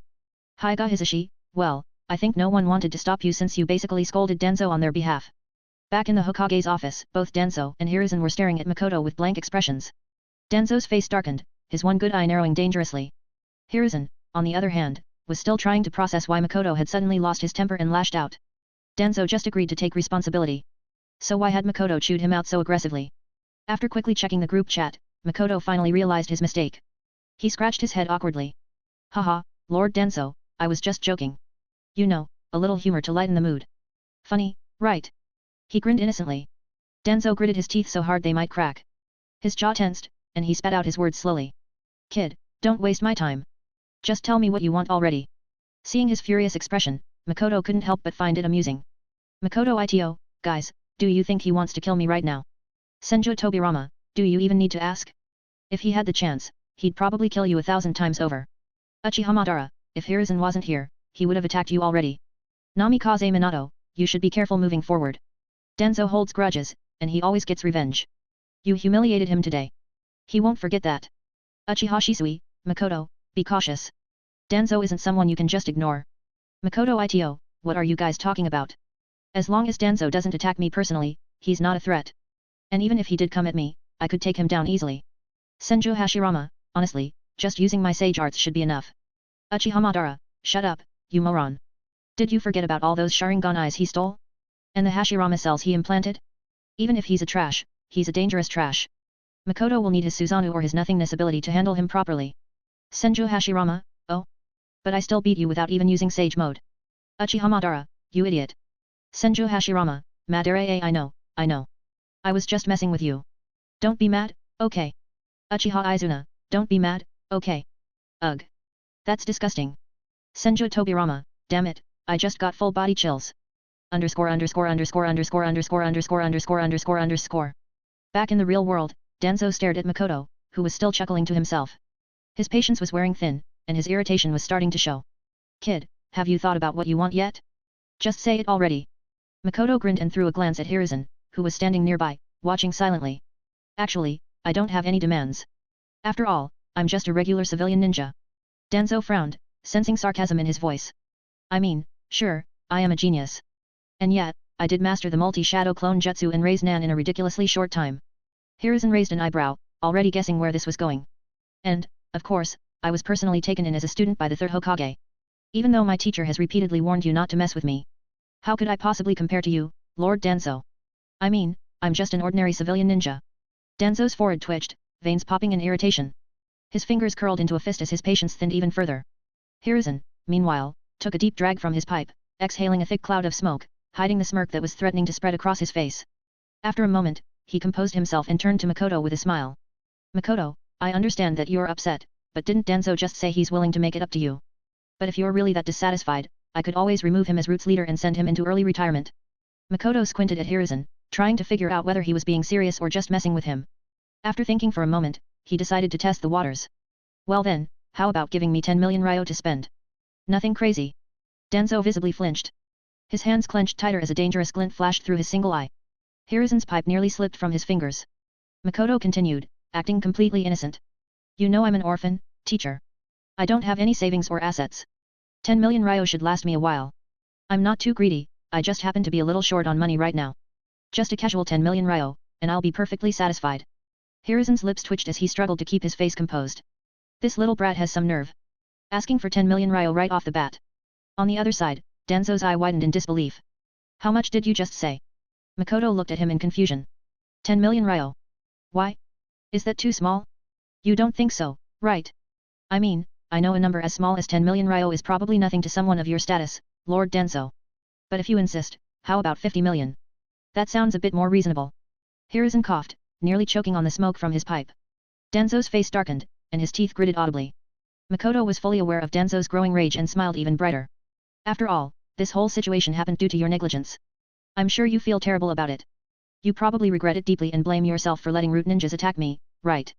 So, if you give me the money, I'll be happy, and you won't have to carry that heavy guilt around anymore. Doesn't that sound like a deal?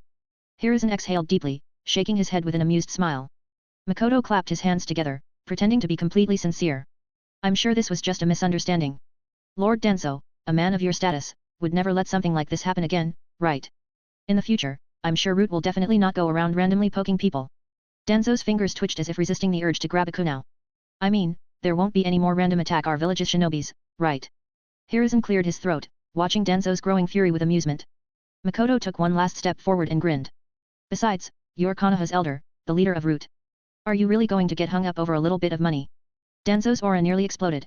His hands were trembling, not out of fear, but out of sheer, barely contained rage. Hiruzen was barely holding back his laughter. He looked away and took another slow drag from his pipe. Chapter 119, Chapter 119, The Legendary Ryogan. Kid. Do you have any idea how much 10 million ryo is? Don't think you can take advantage of me. You'll regret this. Danzo gripped his cane tightly, his glare fixed on Makoto. Makoto casually corrected him. Lord Danzo, it's not 10 million, it's 50 million. Danzo's eye twitched as he turned to Hiruzen. Are you seriously letting your student talk to me like this? Hiruzen, who had been enjoying the exchange a little too much, cleared his throat. Ahem, Makoto, 50 million ryo is a lot of money. Maybe you don't realize just how much that is. It's excessive. Makoto smirked and shrugged. Fine, 10 million then. I'm not greedy. Hiruzen nodded. Alright, 10 million it is. Danzo, stop arguing. Either pay up, or forget about leading route. Danzo stared at him in disbelief. Hiruzen. Are you out of your mind? He doesn't even know what 10 million ryo is worth, but you do. And you're just handing it over to a kid. Hiruzen's voice hardened. Danzo, I'm the Hokage. Danzo's face twisted in frustration. You'll regret this, Hiruzen. With that, he stormed toward the door, only to realize it wouldn't budge. Makoto's foot was still blocking it. Danzo scowled. Move your damn foot. I need to go tell my men to send the money. He waved his hand, collected the bodies of his fallen subordinates, and finally shoved the door open, slamming it shut behind him with a loud bang. The sound gave him a small sense of satisfaction. His signature dramatic exit had been perfectly executed. Without that final bang, something always felt incomplete. Makoto turned to Hiruzen. Sensei, you're just letting him take the bodies? Weren't they valuable for information? And honestly, Danzo's a shady guy. Who knows what kind of weird stuff he's gonna do with them? Hiruzen rolled his eyes and lightly smacked Makoto on the head. Quit talking nonsense. Sure, a ninja's corpse holds valuable intel, but let's be real, he was never going to hand those bodies over to me. Root is knee-deep in dirty things and he's been hiding them underground for years. Even as Hokage, there's no way he'd just hand me evidence on a silver platter. He sighed, rubbing his temple. Truthfully, Hiruzen had his doubts. Could Makoto have really taken them down using just illusions? It seemed unlikely. But if Makoto didn't want to explain, Hiruzen wouldn't press him. He was his student, after all. More than that, Hiruzen trusted his will of fire completely. As for Danzo's 10 million ryo, it was no small sum. More importantly, though, this wasn't just about the money. It was a way of striking back at Danzo, forcing him to take him seriously, even if just for a while. Dash. A short time later, a root ninja arrived at the Hokage's office, carrying a sealed scroll. Lord Hokage, this is the sealing scroll Lord Danzo asked me to deliver, the ninja said flatly. Without waiting for a response, he dropped the scroll on the desk and left immediately. Hiruzen narrowed his eyes as he watched the root ninja leave. What was he thinking? No one knew. Makoto, on the other hand, wasn't wasting time overthinking it. Root ninjas were only loyal to Danzo, why would they respect the Hokage?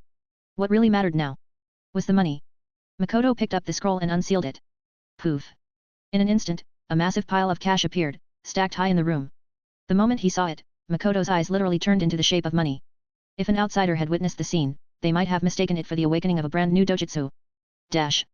Senju Tobirama, are you fucking kidding me? His eyes turned into the shape of money? Is this the legendary Ryogan? Uchiha Izuna, wait, is this an actual dojutsu? Uchiha Madara, damn. Just how much does this kid love money? Makoto Ito, what are you all on about? What's wrong with loving money? With money, you can eat whatever you want, live wherever you want. This is basic common sense. Senju Tobirama, I gotta admit, kid, you always manage to say some wise things.